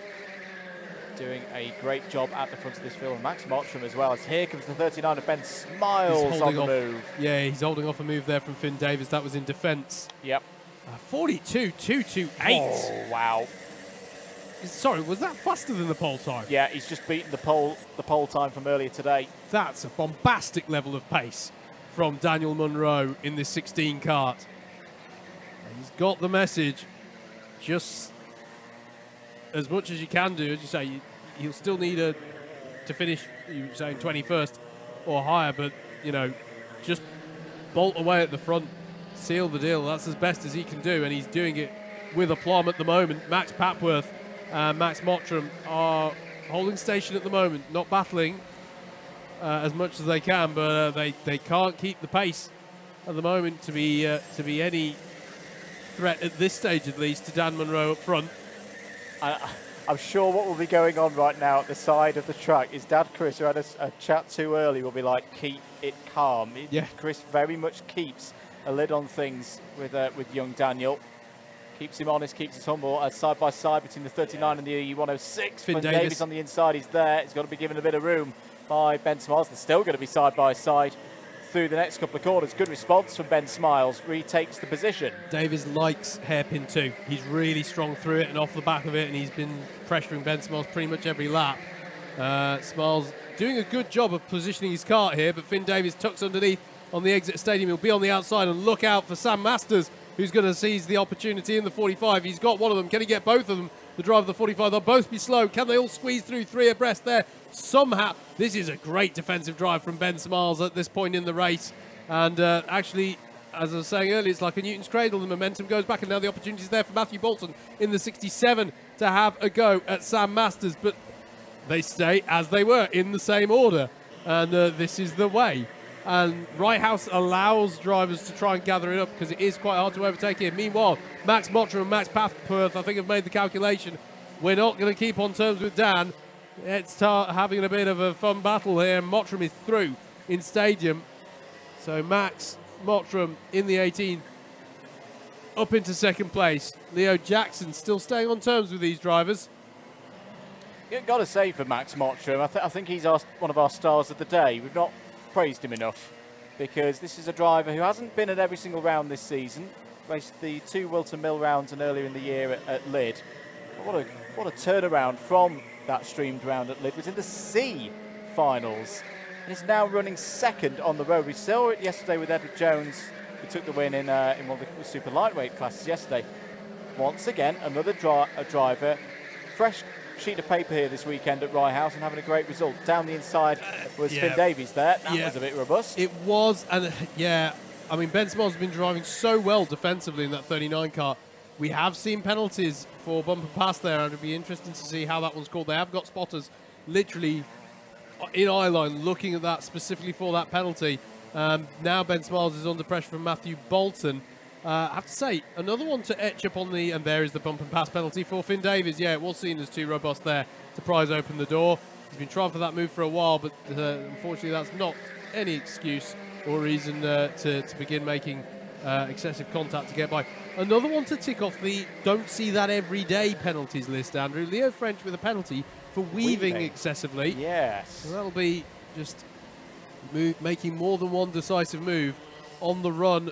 Probably towards stadium is where you most often see that, although you can also see weaving occur on the back straight out of hairpin 2 as they're about to now. Lovely move by the 45. He's read Masters. That nicely. Samuel Masters fighting for top honours. It's going to be 2 if he can make it work. If he can hold the inside on the 39 of Ben Smiles. Yeah, beautifully done by Samuel Masters. Read that all the way back from the exit of hairpin 1 that there was going to be opportunities in the next few corners. That will be Masters up to 7th place. Yeah, bided his time, and it's paid off for him because he's managed to do, I don't mean to pick on Finn, but he's managed to do what Finn Davies hasn't. He's got to the head of the field without accruing a penalty. Yeah. And just a little bit more patience paying off there.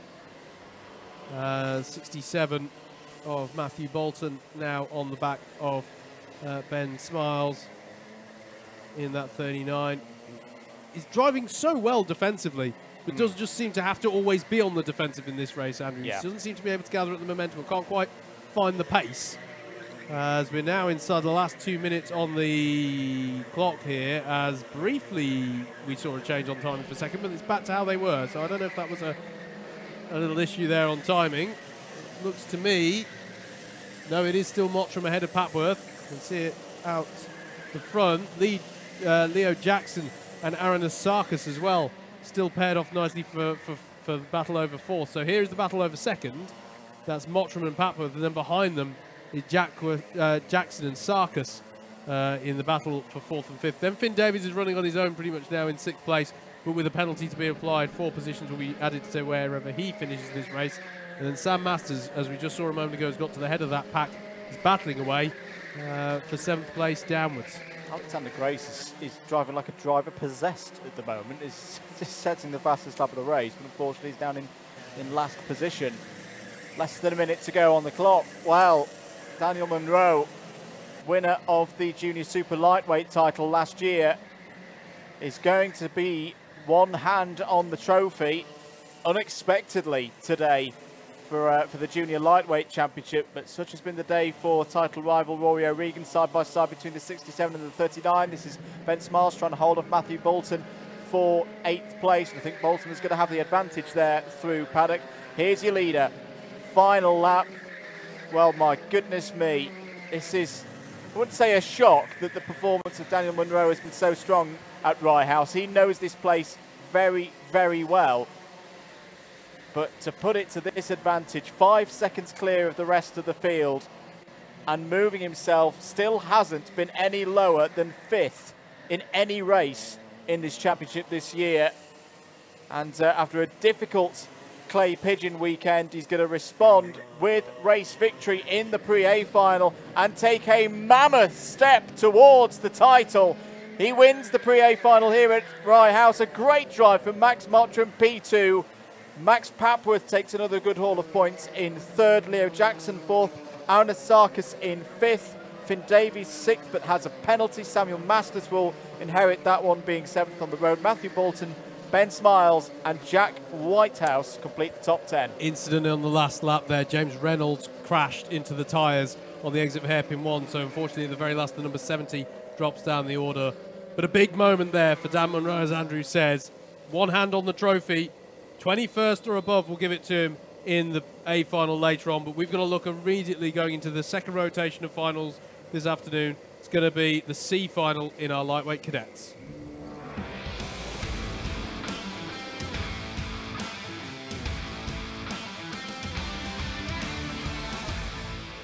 Here's how they line up then for the C final. Jacob Lammas had a strong showing earlier on. We'll be trying to look for one of those 2 promotion spots from pole. Marley Bowen alongside Timmy Shahini and Oliver Harrod outfield of row 2 with Max Miller and Joey Mims on row 3. Row 4 is Harry Duggan and Louis Williams, and then it's Adit Roy Chowdhury and Bly Gregory to round out the top 10. Rianne Roy Chowdhury and Tabitha Mellor are row number 6. Row 7 is Thomas Walker and Louis Davis. Bobby Peters and Theo Brown on row 8 with Yusuf Yacoub and James Wall on row number 9. Row 10 to round out the 20-car grid is Charlie Williams and Dmitry Borovsky. That's how they line up then for the C final in lightweight cadets for round 7 of the Club 100 2023 championships. 2 spots on offer for promotion onto the back of the B final grid, and that is a slow moving 49 kart of Thomas Walker, and that will mean they have to go around again before getting this one underway. Thomas Walker is due to start 13th, or was due. It is actually the race director's prerogative whether they start the race. If a driver has fallen off, it is at the discretion of the race director whether they actually wait for the driver to regain their grid position, as I understand it from the rules. Hello to everybody in the comments. There's been lots going on today. I'm not going to have too much time to sit into the comments, but I hope you're all doing well. Let us know who you're tuned in to support. And if you're enjoying the stream as well, why not click that like button? Can we beat yesterday's like total? Are the cadet and junior lightweight supporters better at pressing the like button than yesterday's super lightweight? There's only one way we can find out. There is, and that's the only metric that counts, mate. I agree. Yeah. Do please like, share, and subscribe. All right, then, round paddock corner then. I think we are going to be good for a start this time. We are indeed. Drivers being reminded there by Willie Chu on the start line there. Keep your discipline, keeping those tram lines. Away we go then. Jacob Lamas leads them away. That looked very close, though, between him and Marley Bowen, but Bowen is taken by Timmy Shahini in the first corner. Bowen struggling as many have starting second today. Is it clean as they stream towards hairpin 1 for the first time in this C final? Oh, there's a little incident at the back there. I think James Wall was involved. They're all pointing the right way. James Wall not happy about that at all. Jacob Lamas communicating with Timmy Shahini behind, saying, let's think about this, let's try and break away at the front of the field. Max Miller's had a good start. That may have been a little bit of a bump there from Timmy Shahini through pylon and into complex Novell. So end of lap number 1 then. Timmy Shahini not in a Sebastian Vettel replica helmet anymore, now in a Fernando Alonso replica helmet. Leads the race from Jacob Lamas. Max Miller and Oliver Howard-Atfield fighting there for third place. Marley Bowen involved also. Other driver in trouble on lap 1 was Louis Davers, unfortunately. So Louis down to 20th place in the early stages of this one. And yet, there's the I penalty. thought it was coming, Yeah. and that is a real shame. Timmy Shahini fully agree with the decision. It's an ABC bump and pass penalty, which automatically rules Timmy out of for the promotion stakes because it's +4. Even if he wins this race, the best he can hope for in the classification is 5th. Yeah, and it's a shame that it's been racing so well. We saw some great moves from Shahini in the pre-C final earlier, but I have to say on that occasion, perhaps a little bit of impatience to strike just at the needed first to hand lap. it back. Just needed to hand it back. But having said that, Jacob Lamas is now having a go. Doesn't want to pick up a note on his copybook himself. Is right now sat in a race-winning position. Marley Bowen's looking for a way through past Max Miller. Unfortunately, he's actually going to be shuffled down the order a bit there, as through comes the number 84. Max Miller back up to third place. The number 37 of Oliver Howard-Atfield is still there in 5th. And look out for Harry Duggan there in the 67. Yeah, Shahini will learn from that. Timmy will learn from that one. It's always that thing of we always say that phrase, you can't win it on the first lap, but you can lose it. Yep. Usually people think of that meaning don't crash, don't have an incident, fall off the road. No, keep it clean as well, because it's when you've got the most carts around you and it's when you're most likely to have some kind of contact. As the 41 of Marley Bowen goes by on Max Miller, that's a pass for third place, and also the 37 of Howard-Atfield is through as well. So it's now Bowen, Howard-Atfield and Miller. But this is now effectively second place battle once the penalty's applied, of course. Absolutely. This is a really key one not for the for first these time. drivers to try and get another race in. There is one spinner off towards the back in hairpin 1, which we'll catch up with in a moment. Driver is away and circulating once again. Number 37, Howard-Atfield has a bit of a hop across the curb there, but gets it all together through the latter part of lap number 4. And I know I'm always the one who says it, so you can tick it off the bingo card for the umpteenth time today. Do the drivers battling over third know that they're battling over a net second? Probably not. That's always the question. That's always the dynamic. Does Jacob Lamas know that he's leading the race net? As that was quite a wide moment coming off of hairpin 1 for Shahini, but was able to stay ahead. Look at how they're bunching up now in this pack for Marley Bowen. 61 there and 67 doing battle. That's Joey Mims on the move, and he's already got by this lap on Louis Williams, and now gets by on Harry Duggan as well. So key lap for Joey Mims in this race. I think he's up 2 positions there. I think he's got himself up into 6th place. Timmy Shahini leads on the road. Jacob Lamas, then it's Marley Bowen, Oliver Howard-Atfield. Louis Williams, was able to hold on to 5th. Max Miller and Joey Mims, your top 7. As Marley Bowen now is putting a lot of pressure on Jacob Lamas. This is the battle net between 1st and 2nd. The 37 of Howard-Atfield sends us an opportunity to tuck underneath and have a move on Marley Bowen. He's positioned himself well, but Marley Bowen will drift out wide through pylon to block off the move and have the inside line on on them for Complex Nouvelle. So Shahini, Lamas, Bowen, Harry Atfield. Coming through stadium again.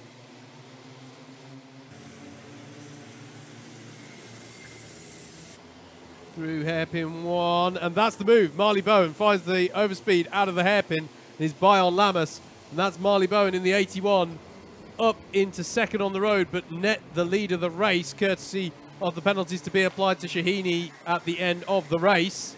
I can see very much the logic in that, because whilst he's being backed into a pack, or the pack at the front is staying together, you know, it's difficult for those drivers to really assert themselves on the situation. But Marley Bowen now in a good spot. Here comes, oh, look at that, Louis Williams looking down the inside. We've seen move up. We had a good pre-C final, did Louis Williams. Good to see he's continuing that progress. Attempt for the lead from Bowen. He was strong last time through hairpin 1. He's going to go for it again, this time on Timmy Shahini. Shahini manages to fend it off well. Harrod Atfield has got by as well on Jacob Lamas. In fact, Louis Williams has got through on Lamas now. Lamas down to 5th behind Louis Williams. So now Shahini still in the lead at the end of this one. Bowen is in second place. Harrod Atfield is in third.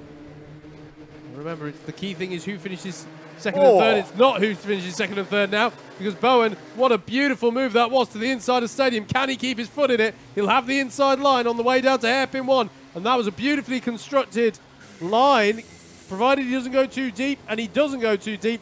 That was beautifully judged from Marley Bowen. Not content with winning it once penalties have been applied. He was in the lead on the road, and Louis Williams now has the opportunity on Harrod Atfield, the 95 versus the 37. He's going to be to the inside of Complex Nouvelle. Another lovely move on this lap, and that sees Williams up into third, and crucially up into the second of the promotion spots. I love that. That was so good from Marley Bowen. You have to take it with speed and attack. But look at this, Louis Williams now coming down the inside. Wants second place on the road. He's taken some inspiration from Bowen one lap before and has got it done. So complete change here. Bowen and Williams up to the front of the order. Timmy Shahini now trying to hold on to third place on the road. Jacob Lamas in there in the number 23, fighting back to 4th. This race has come alive with 4 minutes to go. Yeah, bit of bumping and barging though into hairpin 2 though. Lamas has got by on Harrod Atfield, and then the 67 of Harry Duggan. I think he needs to be careful because Duggan has already accrued a penalty for ABC bump and pass. I don't think we covered that, but he just needs to be careful, the driver of the 67. As there's a contact warning for Joey Mims. These young drivers just need to be careful when they're in a pack like this. Contact is easy to happen, but they need to try and avoid it and keep things clean here. Marley Bowen leads. Louis Williams in second. Shahini trying to come back at Williams now, though. Don't forget, Williams is on the grass. Williams doing a bit of grass cutting there. Needs to be careful about doing that as well. Drivers just need to be careful here. You don't want to be in one of those promotion spots only to lose it due to penalties, as we saw, unfortunately, for Timmy Shahini. Big move from the 83 as well further back. That's Max Miller going down the inside of Harry Duggan. I think they've both lost out there a little bit, though. Oh, that's round for Harry Atfield. And that was all getting a little bit tight on the inside of Complex Nouvelle, and the momentum of the carts around him just carried the rear of the cart round. Disappointing for him, because at one point he was really looking on for a promotion spot there.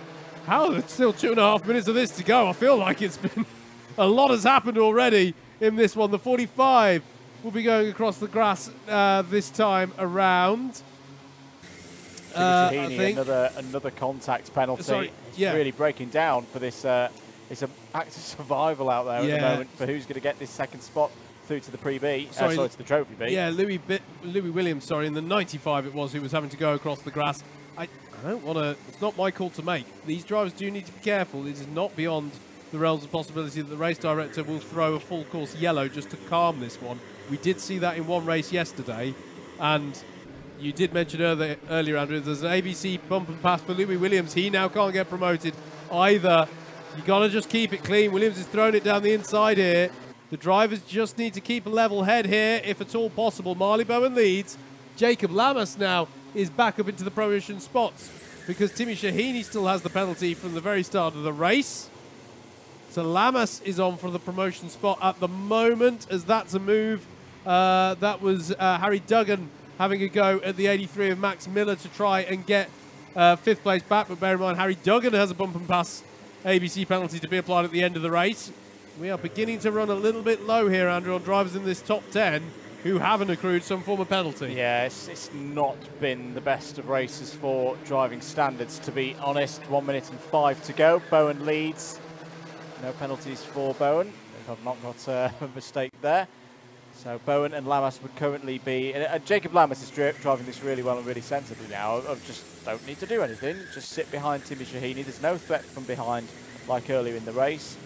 And he'll be going through to the B final. Just as I say that, he's now got a contact for penalty. So that's a curse of the commentator right there. So that's now going to put Joey Mims in position, unless Joey Mims has got a penalty. I don't think I've seen. It's one of those races where it's like, we don't think we've seen one. He has had a contact warning. Very quickly, some of these penalties. You can see the reaction in the background there from Lamas to the penalty. He's disappointed in that. Yeah, I mean, yeah, he's a driver who was right on the cusp of making up into the B final. Be slightly disappointed there. He has raced well, but yeah, as with some other drivers in this one, as Oliver Harrod Atfield set to new fastest lap, just needed to keep it the right side of clean and tempered in this one. Last lap board has been shown, so Marley Bowen is on for the win. They're battling away for second place on the road. Joey Mims don't make contact now. As far as we're aware, the 61 is on for bagging the last of the spots on the B final grid. It's going to be Marley Bowen, though, who rounds the final corner and takes the win for the C final and bags a spot on the B final grid. There we go. You can see how happy he is with that. Timmy Shahini in second, Jacob Lamas in third, but as far as we're aware, both drivers have penalties, which means that we think Joey Mims in fourth will be your promotee. Louis Williams finishes fifth, but has a penalty. Max Miller finishes sixth, but might have a penalty, can't remember. Thomas Walker in seventh, eighth for Bly Gregory. Oliver Harrod Atfield in the 37 in ninth with the fastest lap of the race, and Harry Duggan finishes 10th, but definitely has a bump and pass penalty to be applied as well. That's the end of the C final. We're about to do exactly the same here at Rye House on your Alpha live stream with our lightweight juniors.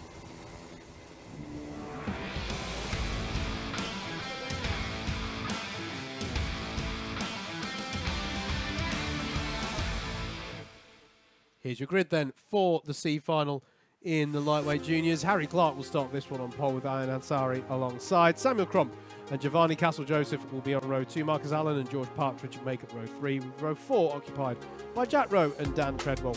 Victor Renard and Sammy Barnes will round at the top 10, with Ryan McDonald and Nathan Kahn alongside with each other on row 6. Harley Hillier and Tom Walker are next, with Billy Raymond and Ollie Hardy on row 8. Zach Whelan and Dan Hillier are next on row 9. Row 10 is Caleb West and Joe Robinson. Charlie Newman and James Taylor are on row 11, with Hayden Lowe and Yasin Ali Khan on row 12. The grid continues with Abhi Biju and Josh Spence on row 13, Alex Soper and Harry Collins in row 14. We are now getting to drivers who had some kind of incident or possibly a penalty in the earlier pre-C final. Nina Ferreira and Christopher Wilkinson round out your 30-car grid. That's how they line up then for this last opportunity for these drivers to get promotion on the B final, and if they don't, to maximise their points for the round. And I think we might be having a slight pause at the circuit, Andrew, and I wonder if that's maybe just re-education, for a little bit of a reminder of some of the key points in the regs for the drivers who were just out there, perhaps. Joey Mims confirmed through second in that C final for cadets with penalties applied. Out to go the junior lightweight C finalists for this one. So all trying to get onto the grid for the B final. Only 11 minutes to find their way in there. Go ahead, mate. Oh, I was just going to say, obviously, you know, with the cadets, this is where they're cutting their teeth and learning their craft. But it's important to keep perspective on things, keep patient on things. And that one just felt like it was like something rolling. It was like a boulder rolling down the hill there, just kept on gaining more and more momentum. And yeah, drivers, they'll learn from that. They'll learn from that as we are going to go around again. So situation for Harry Clark. He's been in B finals so far this year. He was 7th in the B final last time out at Clay Pigeon, so he's got good form so far this year, and you'd expect him to have the pace to at least compete in this one. In the case of Ayan Ansari, pretty similar. Has been in B finals. Best round so far this year was at Lid, where he's 3rd and 4th in the B final. So again, as we've been talking a lot this weekend, drivers finding themselves out of position perhaps on the form book here at Rye House, because a lot of drivers haven't competed here before. A lot of variables at play.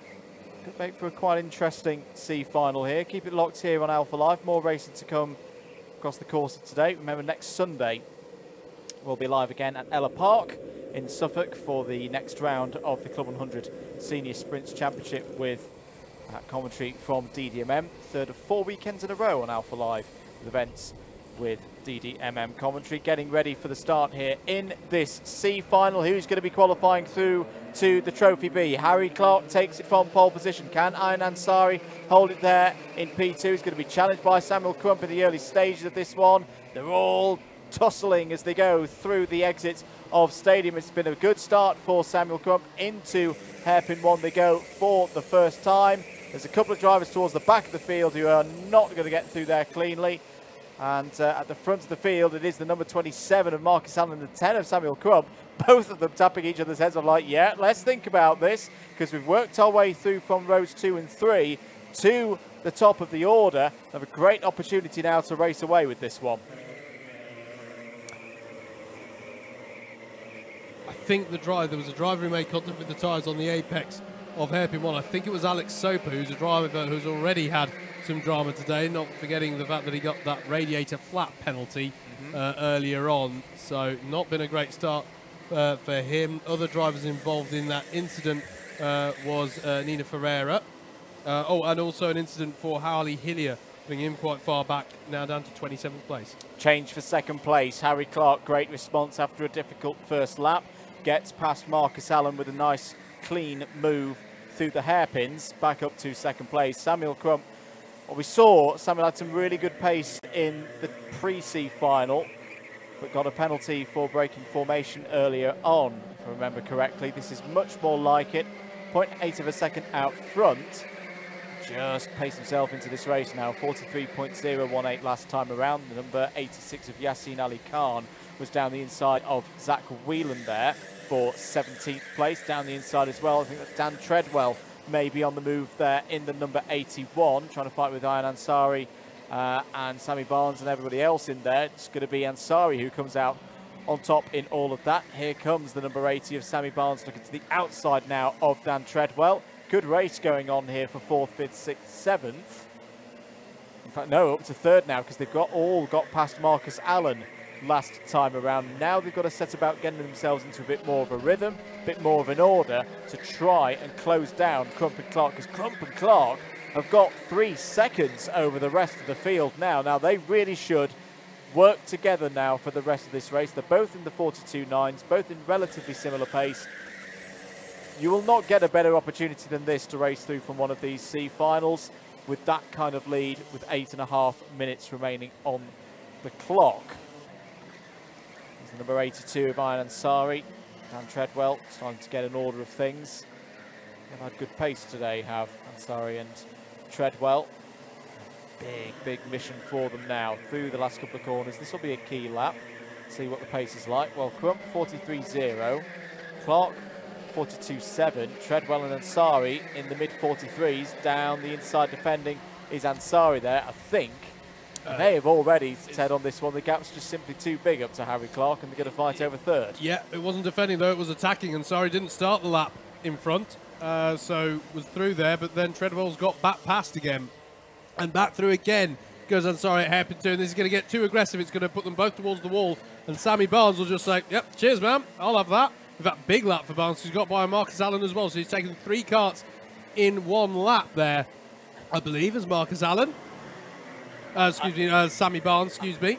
I think I've just seen my record for the year of most hand waves given between 2 drivers in the space of 10 seconds. Yep, and Castle Joseph has done well there, so big laps there for Sammy Barnes and Giovanni Castle Joseph, getting themselves up to 3rd and 4th respectively.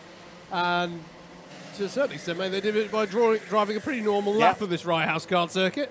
Getting on with it, gaining positions. Good to see from Barnes and Castle Joseph. To keep the momentum up now. The number 27 of Marcus Allen still there. Marcus Allen has made B finals so far this year. He's looking for a bit of a recapturing of that mid-season form at GYG, and Lyd was 16th in the equivalent race 1 week ago. And it's easy for me to say, as I often say, in a nice cushy comms box, for me that was Ansari and Treadwell staking too much on being at the head of the field to lead the charge to see if they could stay in terms of the top two.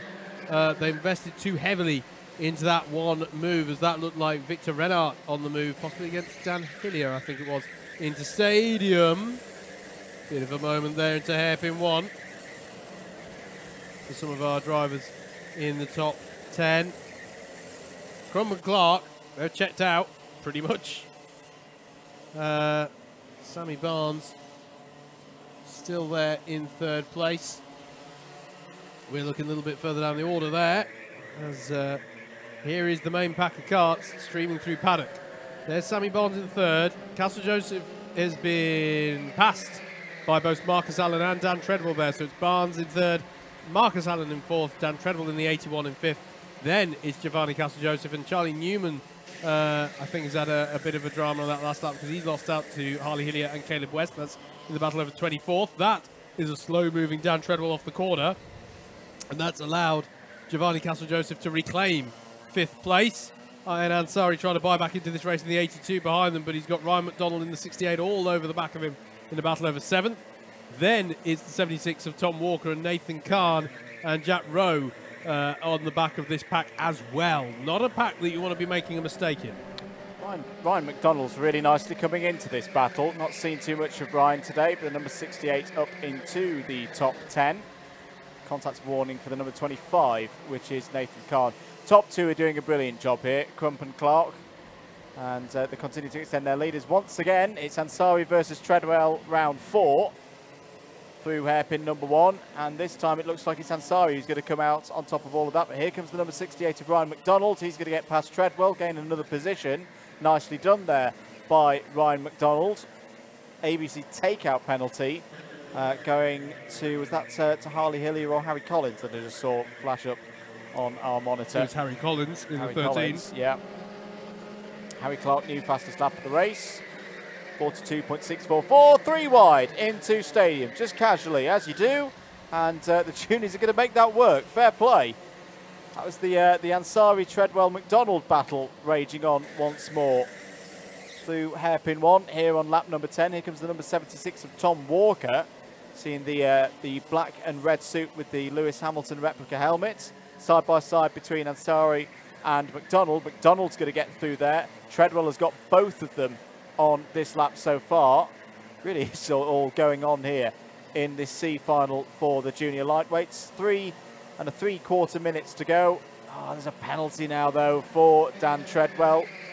Too many excursions outside of the track limits, deemed to have gained an advantage, and will lose a couple of positions at the end of this race. That's the number 85 down the inside. Zach Whelan trying to find a way past Dan Hillier there in the number 14. It was becoming too much of a bar brawl between Ansari and Treadwell. I was feeling like, going, leave it, mate, it's not worth it.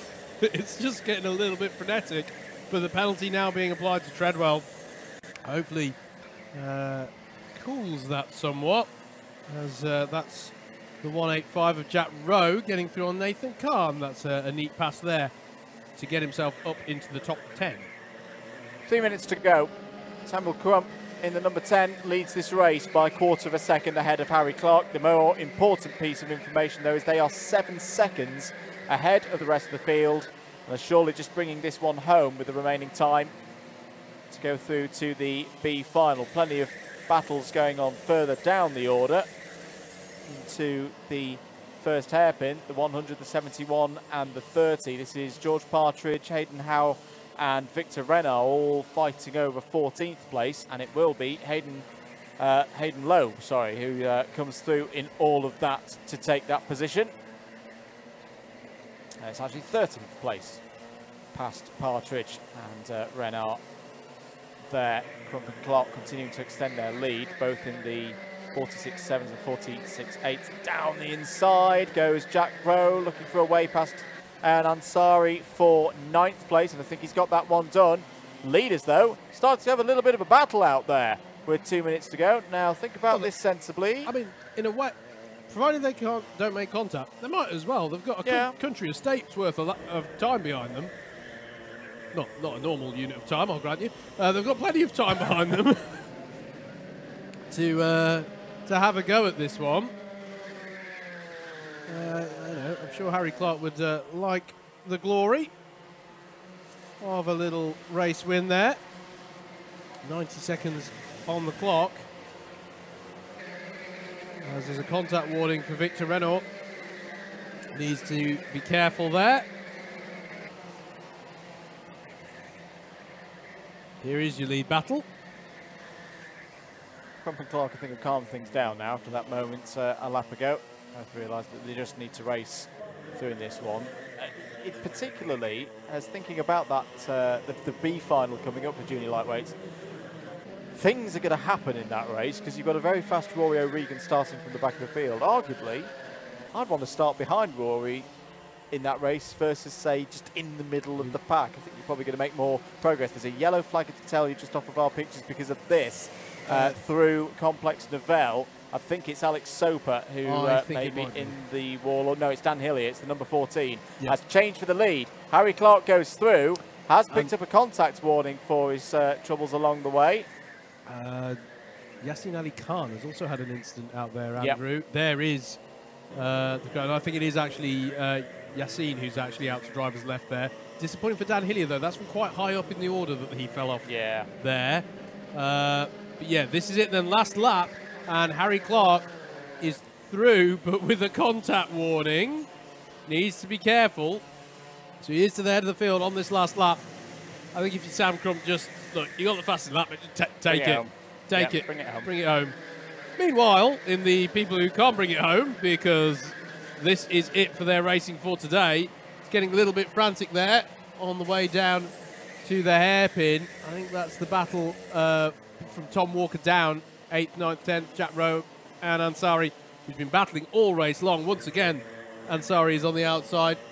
But coming round to take the win, it's going to be the win for Harry Clark and Samuel Crump, who bagged the last spot on the B final grid. They're a good few seconds ahead. Look at this as they head toward the line. Sammy Barnes finishes 3rd, Marcus Allen in 4th, Giovanni Castle-Joseph, Dan Treadwell, Ryan McDonald in 7th. Jack Rowe manages to steal 8th at the last there from Billy Raymond behind. Nathan Khan in 11th, there's Victor Renard and Ansari. What an eventful race for him. Finishes 13th in the end. Hayden Lowe in 14th, and we'll leave it at 15th with George Partridge coming home in that position. That was your C final in junior lightweights. The B final is coming up next for your lightweight cadets.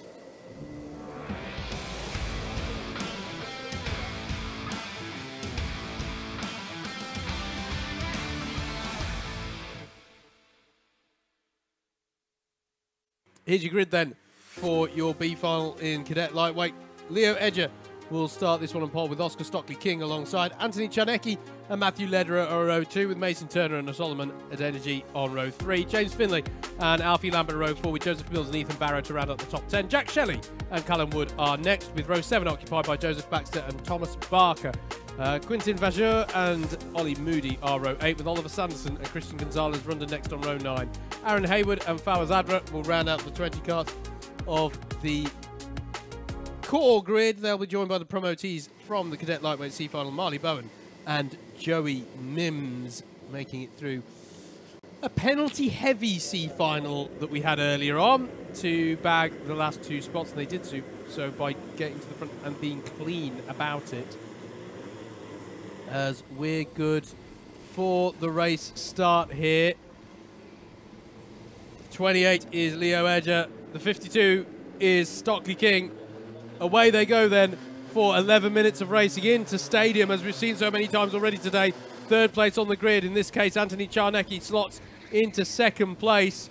And I think Mason Turner has benefited as well from also being on the pole side of the grid as they stream towards the hairpin for the first time in this one. Can they all get through cleanly?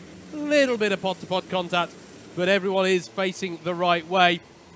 Czarnecki challenging for the lead now. Great drive off of hairpin 2 to pull alongside and pull ahead of Leo Edger in the 28. So Anthony Czarnecki takes the lead. That's the 30 of Lederer battling away with Solomon Adeniji in the 32 kart.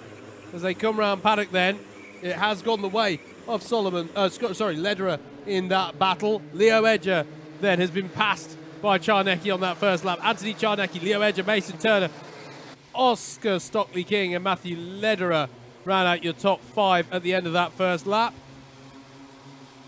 But Lederer looking racy here on the back of Stockley King. Stockley King in the 52 with the high-vis green and black suit. And that's actually a pass on Lederer. Solomon Adeniji coming back in the 32 kart, and the 64 of Jack Shelley has been able to get by both of them there. No, not quite, because the 32 of Solomon Adeniji closes the door. Alfie Lambert now in the 42. That's the driver with the another driver with an Alonso-style helmet there, trying to buy into this fight. Everyone down to James Finley, separated by just 2.1 seconds. Then Aaron Hayward in the 66 heads up the next pack of karts in this field. It's sort of splitting into two at the moment, but Anthony Czarnecki under serious pressure. I can see other window. There it is, the 19 under pressure from Mason Turner through hairpin number 1, but Czarnecki uses all of the runoff to carry the advantage and stave off any attack. Mason Turner doing well last lap to get by on Leo Edger. Not sure if we covered that one. Gets himself into the promotion spot. Someone who can't be promoted now is the now given a penalty, number 31 of Quinton Vajour, an advantage by contact take out. So he has taken another driver out of the competition. And I think it's Alfie Lambert who's dropping down the timesheets. Yes, he is. To the 42 of Lambert dropping down, and that must be what led to the penalty for Vajour.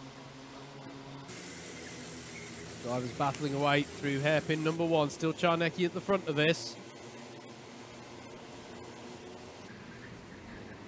Mason Turner in second. Leo Edger still in third, and side by side between Adeniji and the 64 of Jack Shelley. Jack Shelley is through and up into 4th place now, because they've both got by on Stockley King in the earlier portion of this lap.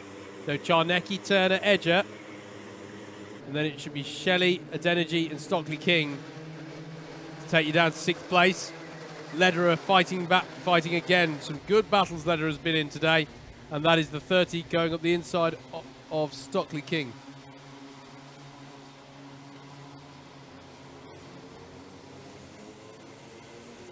And side by side between Czarnecki and Turner.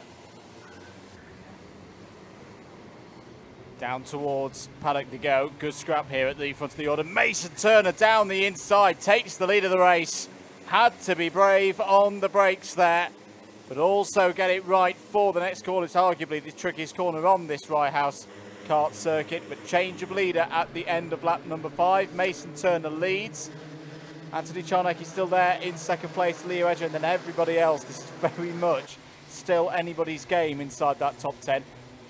As we mentioned already, Christian Gonzalez-Runda, who made a way through the pre-C finals, now inside the top 10 in this one. Yeah, closed up quite a bit here, hasn't it? The pack coming onto this lap. The entire top 10 still separated by just 2.4 seconds. This train going all the way back to Quinton Vajour down in 14th place at the moment in the number 31 kart. 6.5 minutes remaining. Mason Turner has put a really good bit of pace on this last lap. It's now 0.6 of a second in the lead, and is dropping away, or it's dropping the rest of the field. So it's now up to Anthony Czarnecki to hold on to this 2nd place. He's not getting any help from the kart ahead in terms of a slipstream. How long does Leo Edger hold there? Stockley King down the inside of Adeniji there for 6th place, and 5th place, sorry, and he's got it. Really good move there by Oscar. This, Andrew, is classic cadet racing, isn't it? Just a long string of karts, almost joined by an imaginary piece of elastic, as again we've got battling between Lederer and Adeniji. They've had several battles this race, and that's through, I think, for Lederer to got through there. So that's Lederer up into fifth place. Who went wide that there? That was Adeniji off, and it's going to keep going again. I think there was contact with the number 43 of James Findlay in all of that, who's now being overtaken by Ethan Barrow in the number 54. It's a tough blow for Solomon because he had been racing very well towards the sharp end of the race. Meanwhile, pressure being applied on the back of Leo Edger there by Jack Shelley. So I think it's fair to say that we're probably whittling them down now in terms of who's going to be in competition for this second place. Mason Turner doing a good job at the front of this order. Charnecki, Edger, Shelley and Stockley King. I'd say it's 2 from those 5 at the minute. Yeah, Ethan Barrow's got by on James Findlay, I'm pretty sure, on this lap as well. Some changes there, but as you say, Andrew, as the fighting has gone on, it means we've got this breakaway pack of 5.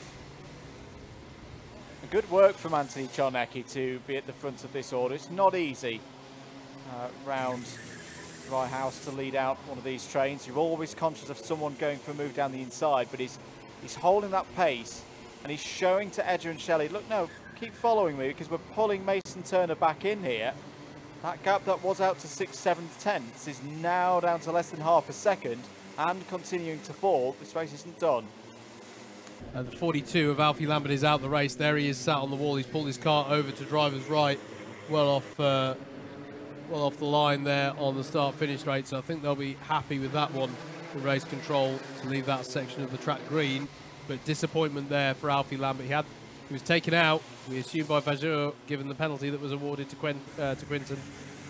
But yeah, disappointing for Lambert. Yeah. He was driving well in the early phase of this race. Yes, indeed. 4 minutes remaining on this one. There's been an ABC takeout penalty for driver in 8th place, James Findlay. So the number 43 is going to fall down the order in the latter stages of this race. That begs the question, who did he take out? Driver has dropped off the back of the field. I'll have to double check it as they come around this time. Mason Turner has found a bit more pace, 44.4 on the last lap around.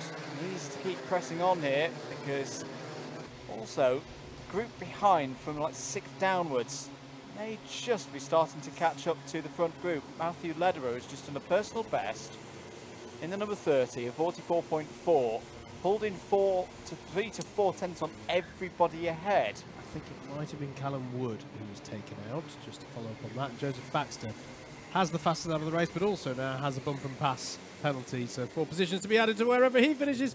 3 wide there, heading out of Complex Nouvelle, and somehow it stays with Leo Edger there in third place. It has changed. It has changed. Sorry, Mason Turner back in the order here. They have, yeah. Sorry, Anthony Charnecki to the head of the field. Apologies, Andrew. As I was looking at one of the incidents, one of the penalties being awarded, but it's all kicking off here, and that is Jack Shelley getting by as well and going for second place on Turner, but they're all going to go wide. Stockley King reads that well and gets himself up from 5th to 3rd in just a couple of corners. And also the 30 of Lederer is getting some dividends payout from this, but they're fighting side by side between Turner and Leo Edger, who now gets a penalty, and the cart squirms left on him into Complex Nouvelle. He holds up his hands as if to say, what am I going to do here? But he has accrued a penalty, I'm afraid to say, for him in all of that. And it's all kicking off here. Charnecki and Jack Shelley now your top 2. Oscar Stockley King reading situation well there on the last lap, up into 3rd place. I hope these drivers heeded some of the points that were made about the C final earlier on, Andrew, that they keep it nice and cool and clean for the remainder of this one. Yeah, it's starting to break down a little bit out there. We've got to give it to Anthony Charnecki. He's leading very nicely in this race. He's fought up to the front. Jack Shelley as well. Now potentially going for the lead in this race. He's got to keep things under wraps. Doesn't want to get too exuberant out there. Not talking about penalties at the moment, just because there's a number of carts not that far behind here. The number 52 of Oscar Stockley King is still there. Charnecki to the inside. Jack Shelley's come from 11th on the grid in this one. A really strong effort. There is now, I wondered whether this was coming. Bump and pass penalty. Oscar Stockley King, I think that is for hairpin one last time around. It's now side by side with Mason Turner. This is all good news for the 2 leaders. They could start to pull away at the front of the order. Everyone seems to be scrapping over third place today in this one. Side by side between Czarnecki and Shelley. Shelley does not want to sit in second place. Beautiful move. You don't see many down the inside into pylon. That was superbly done by Jack. Shelley takes the lead of the race. Yeah, wide moment for Mason Turner as well. Allows Matthew Lederer up into 4th place. Bear in mind, if Shelley or Czarnecki do accrue a penalty, I think that will put Lederer in the pound seats for the promotion as it now stands with penalties to be applied. It was a good move, though, from Shelley. Yeah. Hit the moment. I can't fault it. I cannot fault it as Czarnecki's going for it. This is the last lap. This is the last lap. They've got to be careful here. The big prize is promotion, not the race win. Stockley King is going to try and tuck underneath him. He's got nothing to lose effectively with the penalty that's going to be applied, but Lederer's going to try and go for it on Stockley King. Nicely judged, very similar to what we saw from Shelley a lap ago. Jack Shelley is going to come round the final corner and take the win in the B final ahead of Anthony Czarnecki, who's been there all the way through. Lederer will finish in 3rd. Mason Turner will finish just ahead of Ethan Barrow, who beat Stockley King to the line by 4 1/1000ths of a second for 5th place. Ollie Moody is next. Leo Edger in 8th. James Finley in 9th. And Quentin Verjour finishes 10th on the road, although there'll be a penalty for ABC takeout. There was a crucial moment there for Anthony Czarnecki. He just held off from trying to overtake Jack Shelley, because I fear if he had taken advantage of that, it would have been a BAP, a bit like Stockley King. Yep. Either way, Jack Shelley and Anthony Czarnecki go through into the A final. We'll see them later on. We'll get ready for our next race out on circuit here at Rye House for round 7 for the CLUB100 Cadet and Junior Championships. Next up out on circuit, it will be the B final for our junior lightweights.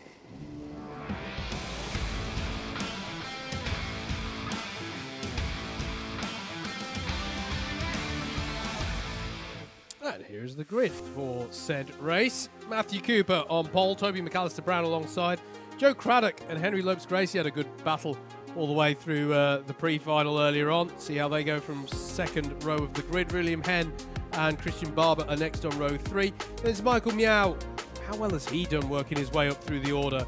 He started in the pre-C final in this class earlier on.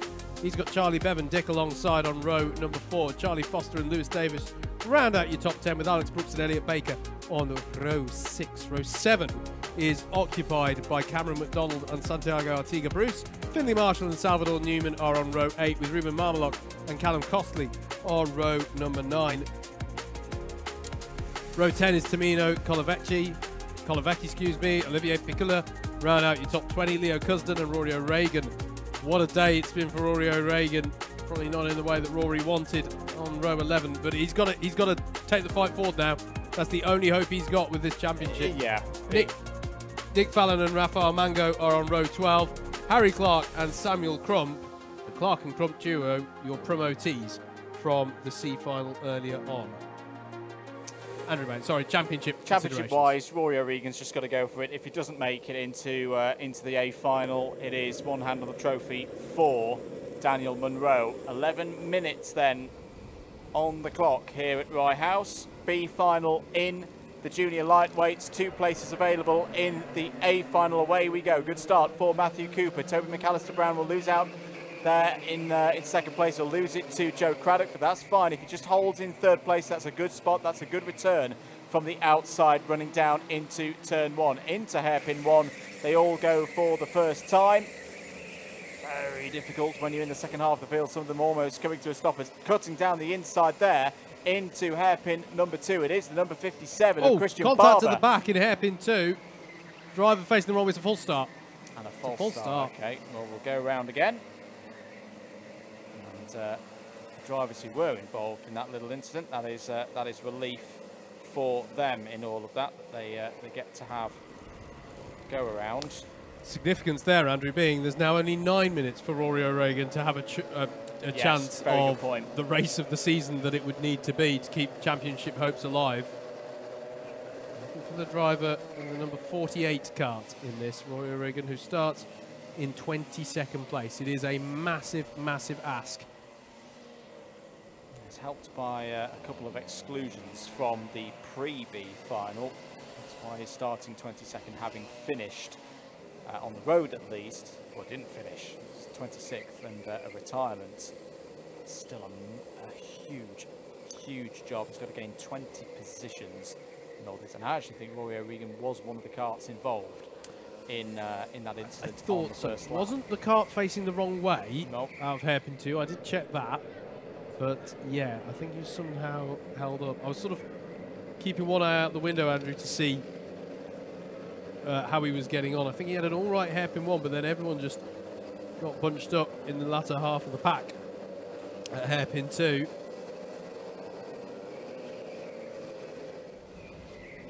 Weather conditions still good here at the circuit. Few clouds in the sky. It's a bit brighter than earlier on in the morning. It's a bit of blue above us. At this rate, you could have taken a photo at the very start of yesterday's running, at the very end of today's running, and you'd think they were taken a minute apart because the conditions are clearing up a bit. So Matthew Cooper and Toby McAllister Brown will go through things again. I think for Toby, that was a pretty good run from P2. He did the sensible thing of not try to fight it too hard and get bulked out and lose a couple of positions. Just slotted into 3rd place. I wonder if we'll try and do that again on this next start.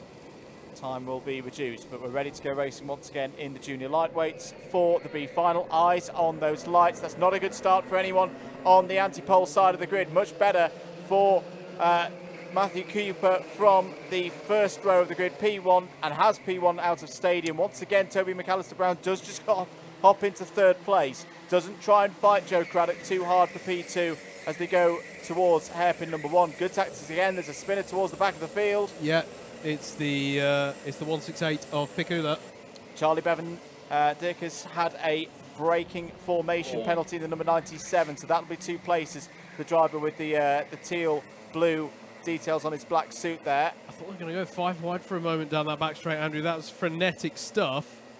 You can see, though, from a championship perspective, Rory O'Regan has been able to keep out of trouble on that first lap, but I also think has not had a massive jump up the field. Nick Fallon, by the way, in the 98, driver who featured prominently in the pre-C final earlier on, all over the grasses for the lead.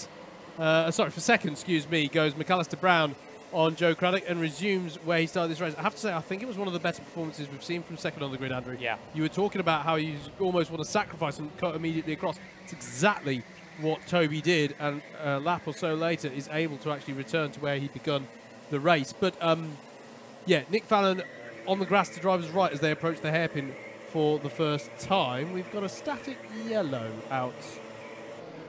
Is it full course? It is full course. Yellow. Yeah.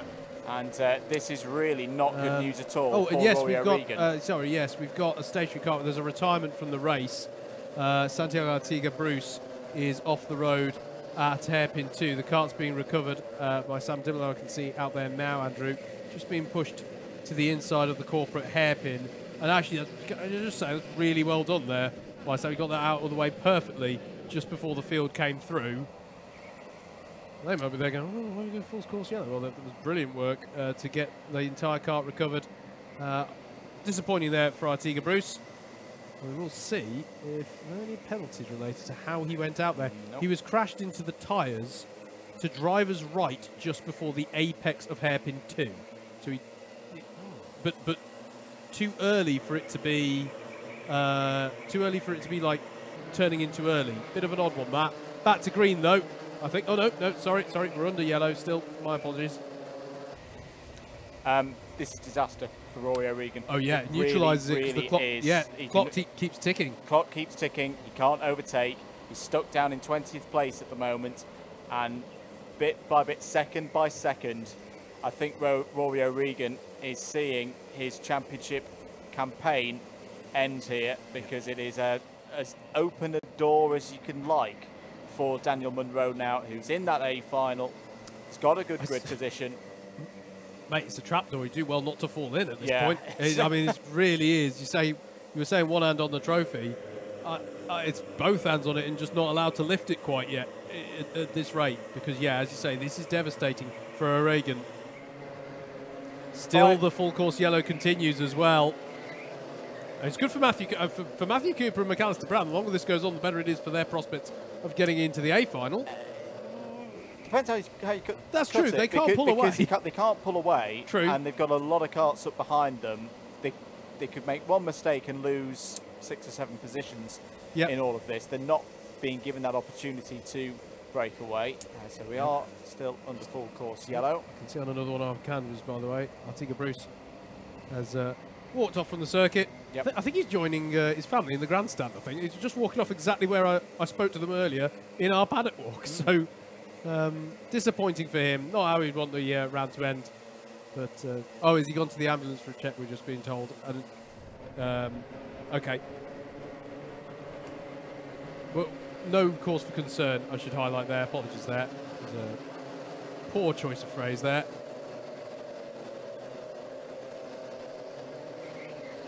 Still the full course yellow persists though, Andrew.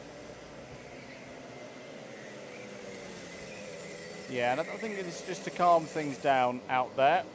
So Matthew Cooper won't mind it though, still at the front of the order.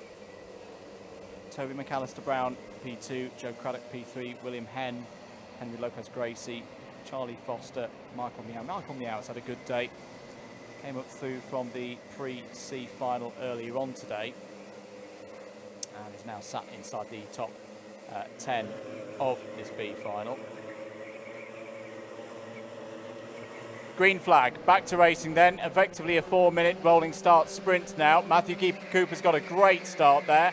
Off the front of the field ahead of Toby McAllister-Brown. That's going to leave Toby McAllister-Brown possibly a bit vulnerable to William Henn, Henry Lopez-Gracie and everybody else behind. They're going to need to keep themselves organised though as they run through hairpin 1.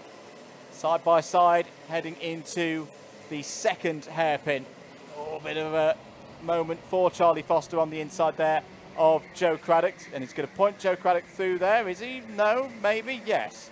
As they go through pylon, but there's going to be an opportunity off of pylon and through complex Novell for Charlie Foster to try and fight his way through. Round onto the pit straight. Matthew Cooper, great second half of that first lap back to green for Toby McAllister-Brown. It's actually the fastest lap of the race, 42.9. Means that Toby's closed onto the back of Cooper, and they've now got an 8/10 gap over everybody else behind. It's over to William Henn, Henry Lopez-Gracie with the 3 minutes remaining to get themselves organised and close these front two in. Yeah, as long as they don't battle. Yeah, that's I can see why Cooper's saying it's like, hang on, get behind me, get behind me. Let's just run this through. Let's get this through. We've been able to we've had the luxury of the FCY to not be stressed too much. Well, not be stressed at all about someone passing you. But as you say, Andrew, they've not been able to pull away. And he's now like, we just got to pull away and we're fine. William Henn and Lopes-Gracie doing battle behind them. And then this pack led at the moment for now by Joe Craddock, but Charlie Foster's down the inside. That one's going to be borderline for me, I think, Andrew. There was a little bit of pod-to-pod contact there with that. We'll see how the marshals judge that one. Finley Marshall with the fastest lap of the race. Not that there's been too many opportunities to attempt it. But yeah, Matthew Cooper. And this side-by-side again on the backtrack. I can see out the window these top two. Foster to the head of that field. Again, Matthew Cooper is basically a carbon copy of last time around. Cooper just seizes the advantage into pylon. I think Matthew, at this precise moment, would like a slightly more compliant buddy at the head of this field, because McAllister-Brown is all over him on that start-finish straight, and I would not say that they've bridged enough of a gap here to have the luxury of fighting in this manner. Indeed. Still a good few laps remaining in this one. Problems, I think, for Finley Marshall, because the fastest driver on the grid has just fallen down. Yeah, lost 10 seconds on that last lap. Is down to 24th position, 1 minute and 30 remaining. Toby McAllister-Brown likes that title line coming out of hairpin number 2, but Matthew Cooper will have the line through pylon. Good on the brakes. Very tight line. Toby McAllister-Brown nearly taking some of the rubber off the tyre bandings on the inside of pylon. There is a really nice curve there. I like that curve on the inside. Yes. You can get in it gullies you round the corner. Toby McAllister-Brown using that to good effect. Good work being put in by William Henn and Henry Lopez-Gracie there. A 2x2 as well, trying to close it. They are quicker. They are quicker than the leaders at the moment. 42.8 last time around for Lopez-Gracie. And they close in with 50 seconds remaining. New fastest lap of the race for Nick Fallon. Just to note as well what's happening with Rory O'Regan, 18th. Well, if it's just not his day. Not his day at all. But unfortunately, it is going to cost him points in this championship. Last lap board will be shown next time around, Andrew, and I'm very keen to see what happens between Henn and Lopes-Gracie, because they've been working together in the loosest sense of that phrase. As here we go on to the last lap. Matthew Cooper, I would like to just hold on to this and get the promotion spot. Toby McAllister-Brown would like to get promotion via a race win. And that means that they are battling here through hairpin number 1. Cooper having to go defensive here, but they may get away with it just because Henn and Lopes Gracie are battling behind them as well. Again, we see McAllister-Brown take this shallower line off of hairpin 2. It allows Cooper to get up more speed on this back straight. And now it's going to be quite difficult for McAllister-Brown. That's the 69 of Henry Lopes Gracie. And I told you it'd be interesting what happened with Henn and Lopes Gracie, and he's going to fire down the order there. It's going to be Matthew Cooper who's going to cross the line to take the win ahead of Toby McAllister-Brown. They bagged the last 2 spots in the A final. Well, Matthew Cooper might punch the X. He's fought hard today to get to that point. Then it's William Henn, and then it's everybody else. Charlie Foster, Michael Meow. Michael Meow makes the top 5 in the B final, having been in the promotion spots from the pre-C earlier in the day. Joe Craddock in 6th, Charlie Bevan-Dick in 7th, 8th for Lewis Davis, Christian Barber in 9th, and 10th for Salvador Newman. Very nicely fought through there by Matthew Cooper. Not easy to win a race from pole position when it's disrupted that much with a full course yellow, but he goes through, as does McAllister-Brown. We're going to move on, though. One of the big races of the day heading out on circuit now. It is the A final for our cadet lightweights.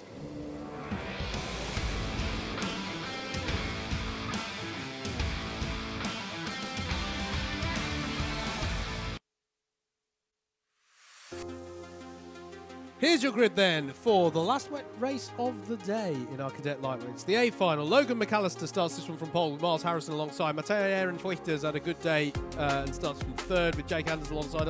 Elijah Hazelwood and Oliver Peters are on row number 3.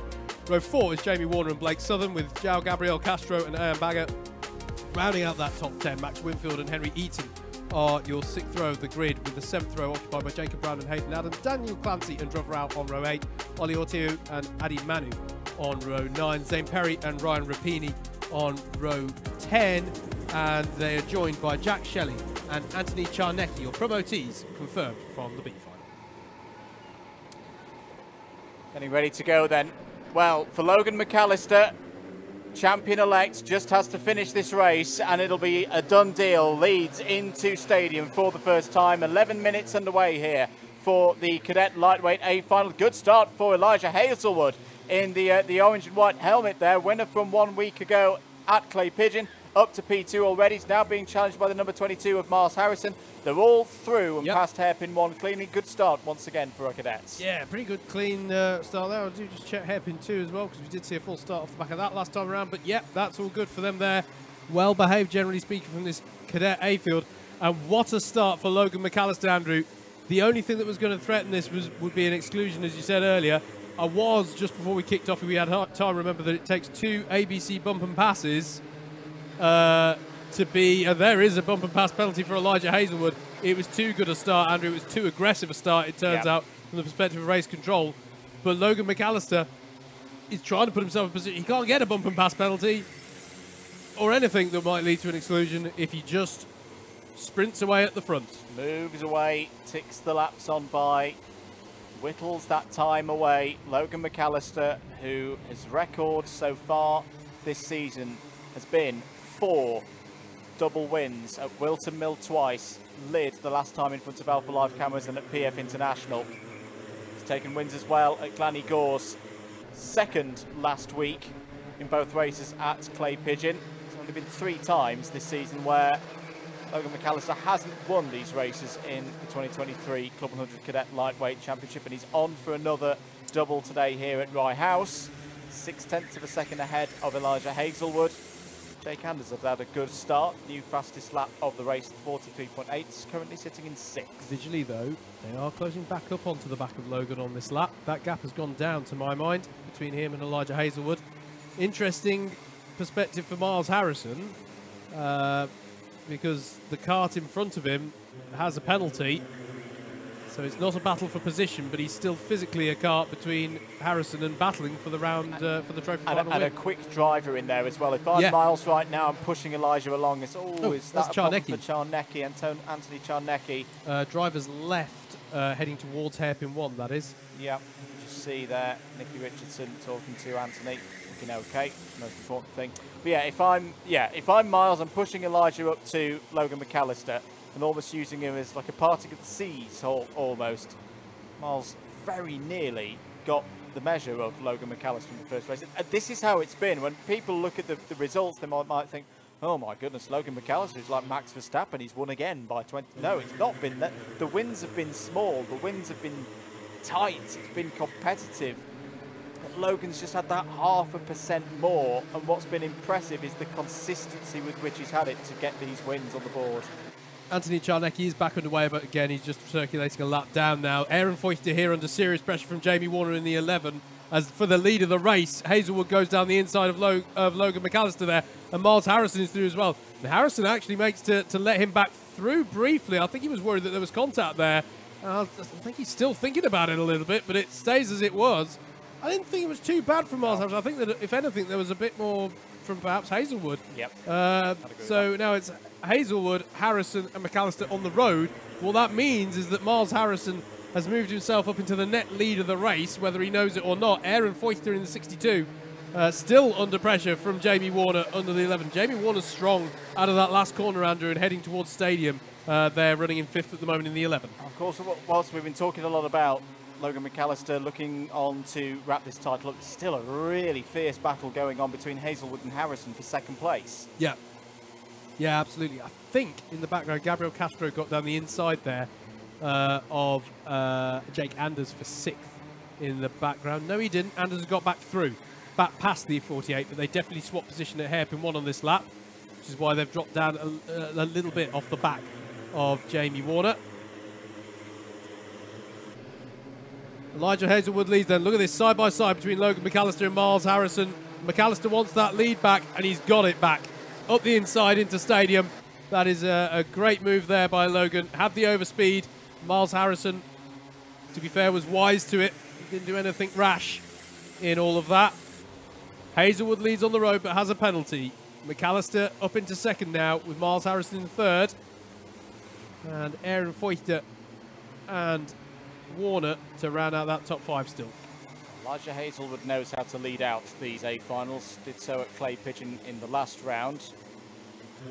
Of course, yes, he's got a penalty, but the higher up the order he can finish, that will convert into race positions at the end. It's on for 5th place here at the moment, and a good healthy haul of points. Once again, remember, he has also had 2 exclusions so far this season, so he's used up his drop scores. Jake Anders continued to go along nicely, 43.6 last time around. Yeah, he wants in on this top 5. Yeah. They're just a little bit ahead of him. In fact, they're not a little bit ahead of him now. He's caught up onto the back. And that is because just behind these drivers, you can see on scene, Aaron Foyster and Warner are doing battle again. In fact, yeah, Jake Anders, you'll see at the back of shot, the 53 ahead of the 11. Warner has been swamped by other drivers on this one now. Gabriel Castro is down the inside of Warner. Warner's on the outside of a 3-wide battle with himself, Max Winfield and Blake Southern as well. I think he's managed to fight that one back. Well done to him, because that was a difficult position to recover from. But he has lost out a couple of positions there. Costly lap there for Jamie Warner down to 7th. Elijah Hazelwood just taps his helmet, says, "You need to think about this." And Logan McAllister responds with a tiny little bump draft as they head down to Stadium corner there. 5 minutes remaining on the clock. Remember, for Logan McAllister, point situation just needs to score. Doesn't matter what the score is. As long as he gets one, he will be champion here today. And at the moment, he's sat on another 130-point haul once the penalties are applied. Side by side between the 33 of Blake Southern and Max Winfield in the number 10. There may be an opportunity for Jacob Brown there in the number 13. And Druv Rout having another good run. Druv now up to 11th place. End of lap number 9. Top 3 covered by less than half a second. Jamie Warner defending from Gabriel Castro once more. That's over 6th position. Right now I'm seeing a bit of a truce, Howard, between Hazelwood, McAllister and Harrison. I think they're looking like they want to consolidate these top 3 positions on the road. I agree. Later on. Yeah, and Aaron Foyster and Jake Anders, the 62 and the 53 respectively, trying to work together here to stay in touch with them, but it's difficult because it's only recently that they've been able to break away from those behind them. They've got a bit of an uphill struggle now to try and get on terms with the top 3. The top 3, the most successful 3 drivers we've seen, as McAllister goes to the inside of Hazelwood, wants to win it on the road. Probably would feel better to take the win on the road to sum this one up, and makes the gesture nice and clearly there. Forwards, together. Yep. Can we please break away, and then we can have fun on the last few laps battling away with this one.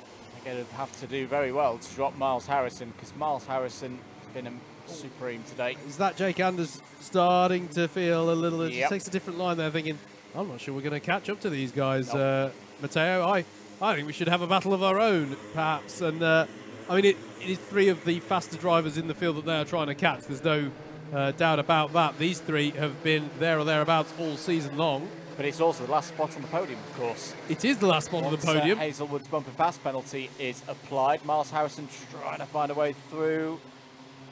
On drafting as they go into hairpin number 1 there. Good speed off of hairpin number 1 for McAllister. Certainly different line that you see from the top cadets compared to the juniors. Still the junior lightweight A final to come this afternoon, where we could see a champion crown in that one as well after an extraordinary day here at Rye House. 2 minutes and 20 seconds to go, though.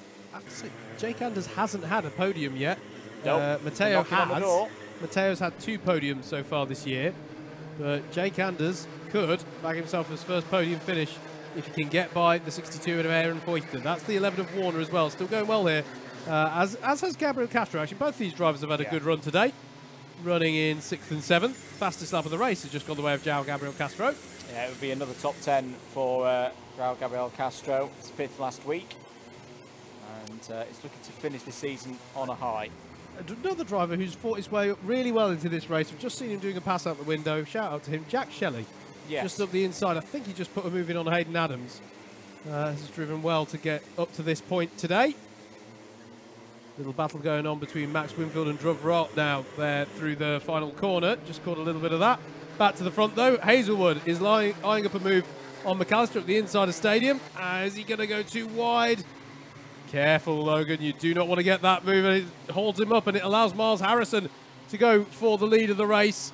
Down the inside, he'll have a wider line out of it, but it's not too wide, thankfully, for Miles, and he's up into second place. Net lead of the race once that penalty's been applied to Elijah. Very nicely read by Miles Harrison there. Knew there was going to be an opportunity into hairpin 1 with McAllister and Hazelwood side by side off of Stadium.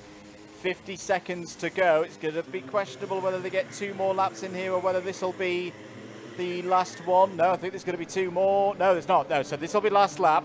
40 seconds on the clock as they come over the line. Still Hazelwood at the front of this field. Aaron Foyton trying to hold on to 4th place and Annette 3rd. Side by side, bit of rubbing there between Harrison and McAllister. Miles Harrison has not had a win so far in one of the 8 category races. He's 20 seconds on the clock and the rest of this lap away from doing so because of the penalty for Elijah Hazelwood. Through pylon for the last time. Through goes the number 14 on the 24. That's Adams on Bagger. But we are on the last lap out of the final corner to take the checkered flag for the 2nd week in a row. It'll be Elijah Hazelwood at the front of the order, but he's had a penalty. Miles Harrison, for the first time this season, takes a win in an A final in the cadet lightweight class, and look how pleased he is at the circuit where Lewis Hamilton started his career. Always great to share the winners list with one of the greats. But more than that, Logan McAllister, 3rd on track, 2nd in the race once penalties are applied, and it is confirmed. Logan McAllister is the 2023 Club 100 Cadet Lightweight Champion. It's been an amazing campaign for him, hasn't it? And he's done everything he needed to do today. Came out today ready to fight, and he's secured it. Fair play to him. We can't savour it for too long right now, though, because we've got the A final to go in junior lightweights.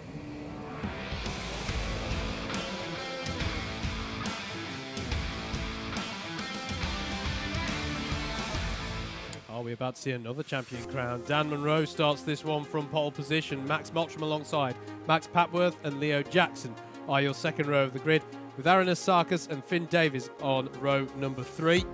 Row 4 is going to be Sam Masters and Matthew Bolton. Ben Smiles and Jack Whitehouse are there on row 5, with Hudson Gordon Huntley and Lionel Sinclair Iko Roja to round out row number 6. Brady Pollock, he's done well, hasn't he? Getting through promotion spots and moving up there to get up to 13th on the grid. Bertie Bream alongside.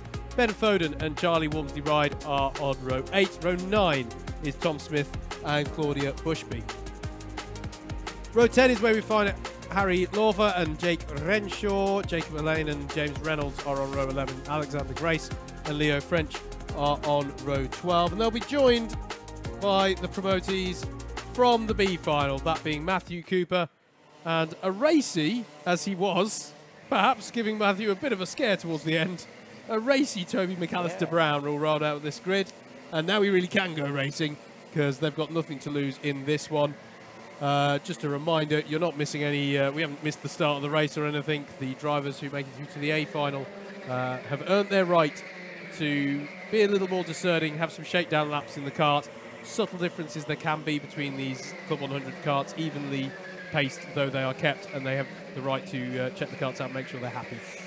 So, championship situation, if we look at the calculations of max possible scores for the whole field, the driver with the largest max possible score that is not Daniel Munro is Rory O'Regan. What am I saying by that? Well, I'm meaning that Rory O'Regan, if he won both races at Bookmore Park in the A categories, would finish the season on 1,772 points.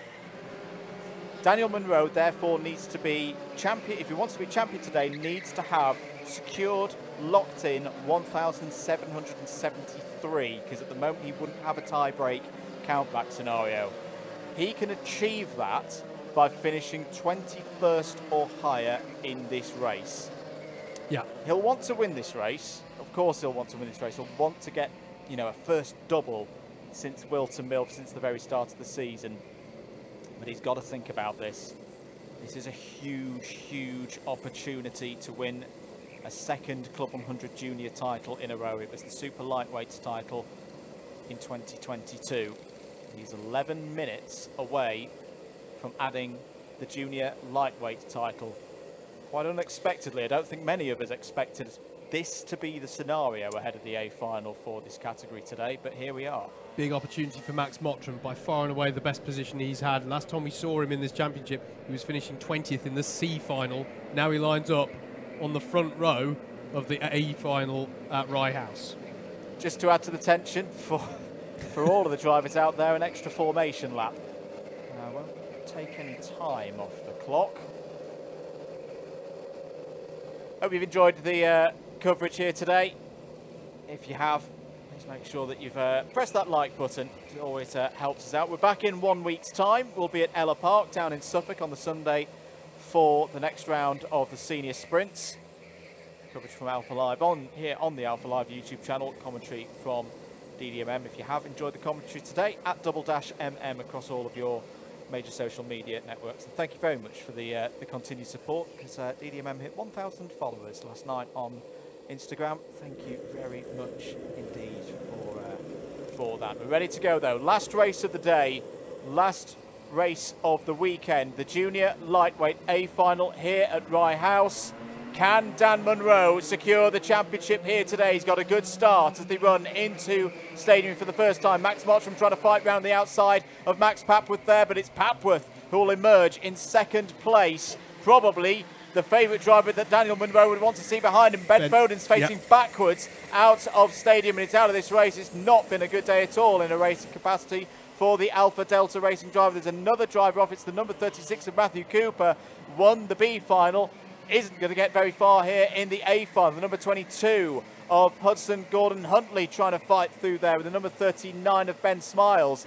Bit of a rough and tumble first lap for some drivers out there, but not for our leader. Dan Munro leads at the end of lap 1. Yeah, keep an eye on those penalty boards, possible warnings as well, because Ben Foden was basically loaded into a spin there. As that's the 39 of Ben Smiles. We saw him having to defend quite a bit earlier on in the pre-A final. This time he's on the attack and gets by on Leo Jackson there to take himself up into, I think that's the 4th place. The 22 as well getting through. That's Hudson Gordon Huntley. And there's a penalty for Ben Smiles, ABC bump and pass. I don't know if that was for what we just saw at Stadium. I'd imagine it was, rather than anything that may have involved Ben Foden on the first lap. Yeah, that's an immediate penalty for Ben. Yeah, we've seen those called this weekend. Ooh, someone clicked a cone there. That'll be at least a cone warning for one of the drivers. Didn't quite catch which of the drivers it was. Max Papworth, big second lap there from Max Papworth. 42.434 has closed the gap behind Munro to less than a tenth and a half. Down the inside, great move there by the number 67 of Matthew Bolton. Still very much in the discussion for third place in the championship with the driver that he's just overtaken there, Samuel Masters. That was over 8th place on the road. Back with your race leader, Daniel Munro. Max Papworth, Aaron Sarkis there in third place. He's had a great day today. Great to see another driver continually improving through the course of this season. Hasn't been on the podium in an A final, has Aaron Sarkis. Could that run end today? I don't think we've given enough credit. Well, you've mentioned Max Mottram several times today, but I don't know if we've given enough credit for quite how standout this day has been in his season. We've not seen it every round, but this is certainly the one where he's had the greatest impact. Fastest lap of the race. Here he is in the 18, chasing the 77 of Sarkis. Max Papworth, by the way, as Ben Smiles has the attentions of Gordon Huntley, trying to go down the inside of Complex Nouvelle, and he's gonna get that one done. Jackson all over the back of them, looking for any spoils of war to come his way, as is Matthew Bolton in the 67. What I was going to say, Papworth hasn't had a win yet this season. Had a second place. Up 51 has a big impact as it all squeezes up between the 22 of Gordon Huntley and Ben Smiles, and they're straight off into the wall at Stadium. I don't think often very concerning to see drivers go off there, but I don't think it'll be too bad. They shaved off a lot of speed by the time they got to the wall there. But that's the end of their competitive showing in this race, unfortunately. And it just all squeezed up. Not too dissimilar to how you saw in the F1 at Suzuka last weekend at the race start. Just all squeezed up. They ran out of room. 3 into the 1 that you'd ideally have at Stadium didn't go. 7.5 minutes remaining. Munro will come round to complete lap number 5. Has a 0.3 of a second lead. Here comes the number 67 of Bolton down the inside of Leo Jackson. Lovely move by Matthew Bolton up to 5th place.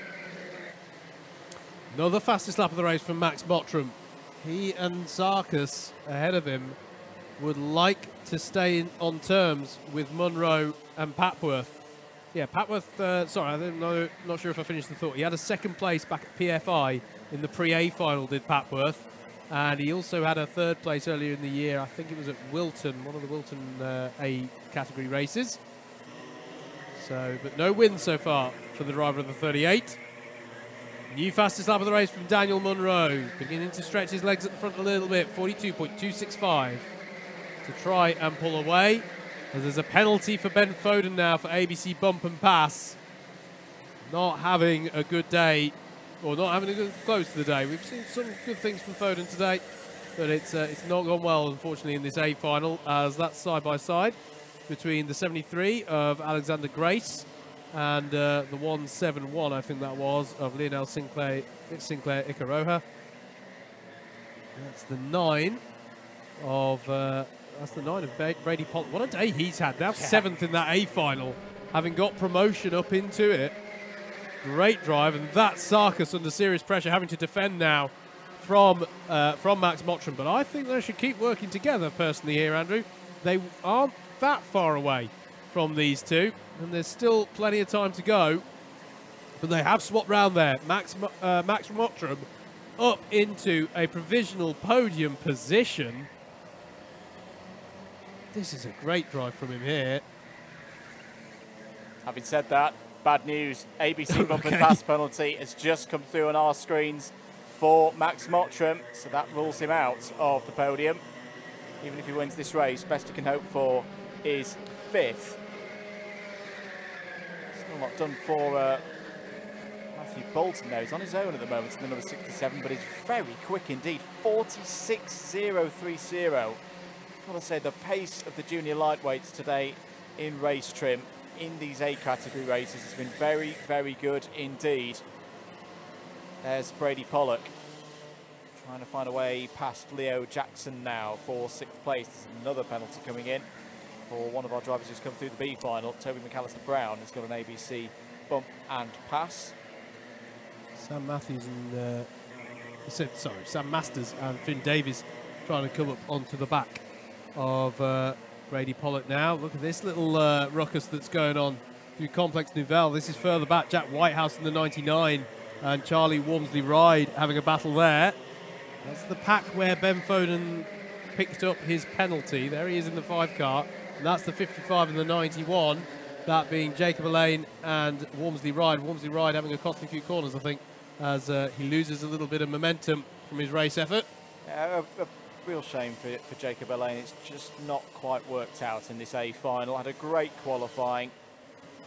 Took a lot of confidence into this race. Just needs to keep plugging away. The results will come for Jacob, I'm sure, there in the number 55. And similar, Claudia Bushby, I just want to give a mention to as well. It's only the second race meeting appearance in an A final for Claudia Bushby. Who's present today. Yep. And could still get a personal best result of the season with a couple of positions gained with the remaining 3 minutes and 40 seconds to go. There's Bertie Bream in the second of the drivers with the bright blue suit, just sat behind Toby McAllister Brown. This is over 12th place, heading towards hairpin number 1. I just want to say, a driver I saw there not in a pack, a little bit of clean air. 33 Leo French as well, up to 11th, another driver who got promoted up into this A grid. Doing well, as is Brady Pollock. Whilst we're praising drivers as well, I think there's another driver that we need to mention, Lionel Sinclair Acora. Hadn't been out of a C final before today and is currently running 15th in this A final. Absolutely superb from Lionel, all from a qualifying as well. Really nailed the qualifying. It is what we said, it's a combination of drivers getting better and better as the season goes on, and as we've said several times this weekend, Andrew, this track can just mix it up, and it's for that reason that we see this man here, Dan Munro, on the brink of winning this championship on a day when we thought it was going to go on till Buckmore. We really did, but he's driven sublimely today as Daniel Munro. He did need some misfortune. He needed some misfortune. He needed some poor results for Rory O'Regan, but he did everything he needed to do, and it has fallen his way. Another fastest lap from Max Mottram. A penalty he may have, but Andrew, he still wants to get stuck in, and he's still physically there and very much an aspect of this battle, I think, as we enter into the closing stages of this race. Very much so. Max Papworth has a quick check over the shoulder just to be aware of Max Mottram is behind him. And Max Papworth and Daniel Munro know each other very well. They'll keep working together. If Daniel Munro could have asked for one driver behind him in this scenario, it would be Max Papworth. They've worked together a lot, they've raced together a lot. They both stepped across in the super lightweights last year, of course, as out there. Is that the number 70 of James Reynolds, possibly? And is that well, it's a yellow flag, waved yellow flag on Marshall Post 1 into Stadium. And all drivers paying attention, yes, it is the number 70 of James Reynolds who's fallen down the order. That is Finn Davies defending against Alexander Grace coming out of hairpin number 1. This is the battle of a 9th place. Just a few. This is the turning point, Andrew. This is where the battles, where maybe they've been working together for a little while, suddenly go, hang on a second, 1 minute on the clock. Now's the time for me to cash in where I am. Yep. 60 seconds and counting on the clock for Daniel Munro. The job for the race isn't quite done yet. Sorry, Andrew, just out the window, off screen, really wide moment for Aaron Sarkis through hairpin 1. Yeah, and that might give an opportunity to Matthew Bolton as well, but it does mean that these three, in fact, you can see it in the background, a shot there, these three now at the front have got a nice bit of gap for the battles to begin. Max Papworth encouraging his cart along there like a horse. Like, come on, boy. This will be the last lap then. Daniel Munro, my goodness me. There has been the misfortune of Rory O'Regan, but what you have to say about Daniel Munro's performance here at Rye House, he has taken this meeting by the scruff of the neck. This has been a champion's drive today. He already, of course, is a champion in Club 100 Juniors. He got the super lightweight title last year. There's been a change there between Mottram and Papworth. It won't matter in terms of the race result because of Mottram's penalty, but Daniel Munro has had this titanic duel with Rory O'Regan this year It wasn't Rory's day, but it is Daniel Munro's day. Daniel Munro wins at Rye House and is champion for the second year in a row in a Club 100 Juniors category. He takes it 2 races early. My, what a proud moment that is for the whole Munro family. They are a big part of things here at Rye House. His dad Chris is with him here today. He's driven many laps of this circuit himself, and he sees his son become a 2-time Club 100 Juniors champion. Max Papworth will be classified in second place. Max Mottram will be very pleased with his drive today. Unfortunately, the penalty that he's got will take him off the podium. A first podium of the year for Aranas Sarkis. What a driver who started the year in the C finals has got a podium here at Rye House. There is your confirmed result, or provisional result. Daniel Munro wins after 16 laps by half a second ahead of Max Mottram, but he'll have a penalty, as we say, that will bump him down to 6th place. Max Papworth third on the road. Aranas Sarkis fourth. Matthew Bolton, crucial points for Matthew Bolton there. 5th on the road. That's a big help in trying to secure 3rd place in the championship. That'll go on to Bookmore Park in November. 6th place for Leo Jackson. 7th for Brady Pollock. Raced through from the B category races. Samuel Masters, more good points for his title bid, securing a good slot in the top 5 ahead of the final round later in the autumn. Alexander Grace 9th, Finn Davies 10th, Leo French 11th. Toby McAllister Brown 4th from the back of the field. Was 12th on the road, but does have a bump and pass penalty. The driver who finished second in the B final. Bertie Breeman, Harry Lover in the top 15 as well, although Lover also has a contact warning. Great drive from Lionel Sinclair Ikora, because that was the first time for Lionel in an A final, and it's a top 15 result. The driver in the 171. Jake Renshaw was 16th. Ben Bowden was 17th, even though he was facing the wrong way out of the stadium on lap 1. Bit of attrition in the second half of the order of this A final. Jack Whitehouse, Ben Smiles and Charlie Walmsley Ryder all in the top 20. Jacob Alien 21st. Claudia Bushby, good to see Claudia back in the A final, finishes P22. Tom Smith, Matthew Cooper, Hudson Gordon Huntley all finished in the top 25. We should note as well that the incident down at Stadium that Hudson was involved in, all drivers got back on the road in that one, which is good to see. James Reynolds, the single retirement with mechanical issues there, 4 laps from the end. But my, oh my, this is a shock in a way in terms of how it's finished, Howard. We did think this one was going to go on to Bookmore Park. We did note, oh well, if something strange happened for either of Daniel Munro or Rory O'Regan happened today, that it could open the door for the other. That is exactly what happened. Dan Munro has taken this title with both hands, gone, well, he may not have another opportunity with how racing works sometimes. He's a very, very well-deserving winner. Absolutely, mate. He just had to go for it today, yep. and that he did, and he achieved everything that he needed to do with the double win. And it didn't fall Rory's way. And we said right at the top of the show that some drivers, we had seen it yesterday, some drivers just didn't have the best day at the races. And unfortunately for Rory O'Regan, that was his day, that was his weekend today. It didn't quite fall his way. We said how crucial qualifying was, and Rory wasn't able to get the job done in that, unfortunately. Disappointing for him. He, make no mistake about it, he has had a very good campaign himself. Yep. And hopefully, from the perspective of the results, he can bounce back at Bookmore Park. But brilliant stuff for Dan Munro, as you say, mate. Associated, it's great that it happens from here, associated with it that he is. And yeah, didn't think it would happen, but, you know, sometimes you make your own luck. And by nailing the qualifying and then just keeping it nice and chill through his races, he's achieved it around. He's achieved it around early, effectively. He's got the job done, and fair play to him.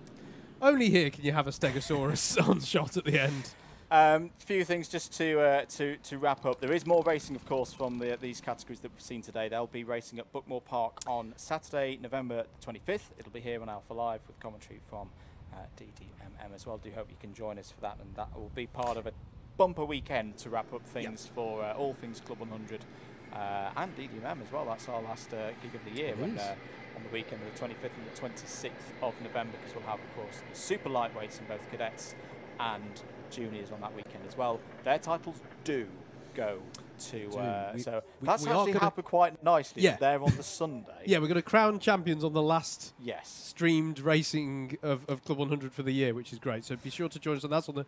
So there'll be these categories we've had today on the 25th, and then the super lightweight on the 26th of November. A few things just to say as well. If you've not got the memo, next weekend we're back, not here, but down in Suffolk. Ella Park will play host to the next round of the Club 100 Senior Sprints Championship. We'll confirm schedules in the week. Do make sure that you're following on social media for all of that. I'd imagine our stream would start sometime around 9:30, because it was a 9:40 start for the last seniors round. I say that's very TBC. So all the more reason to follow the Club 100 media socials. Big thanks to our crew out there today. Thank you to Laura, thank you to Kieran, thank you to Jack on the cameras, thank you to Ryan and Rob as well for their hard work here in the commentary box. Thank you to yourself, mate, of course. Been a pleasure as always. Yep. And we'll wrap things up there. Thank you very much for joining. If you've missed any of the action today, don't worry, you can watch it back, including the Paddock Show here on the Alpha Live YouTube channel. If you haven't subscribed already, please do so. We will see you next weekend at Ella Park for what should be a fascinating senior sprints competition there, which could also see some championships decided. My name's been Andrew Mather, he's been Howard Mitchell. Together we have been Double Dash Motorsport Media. This has been an Alpha Live production for Club 100 Racing.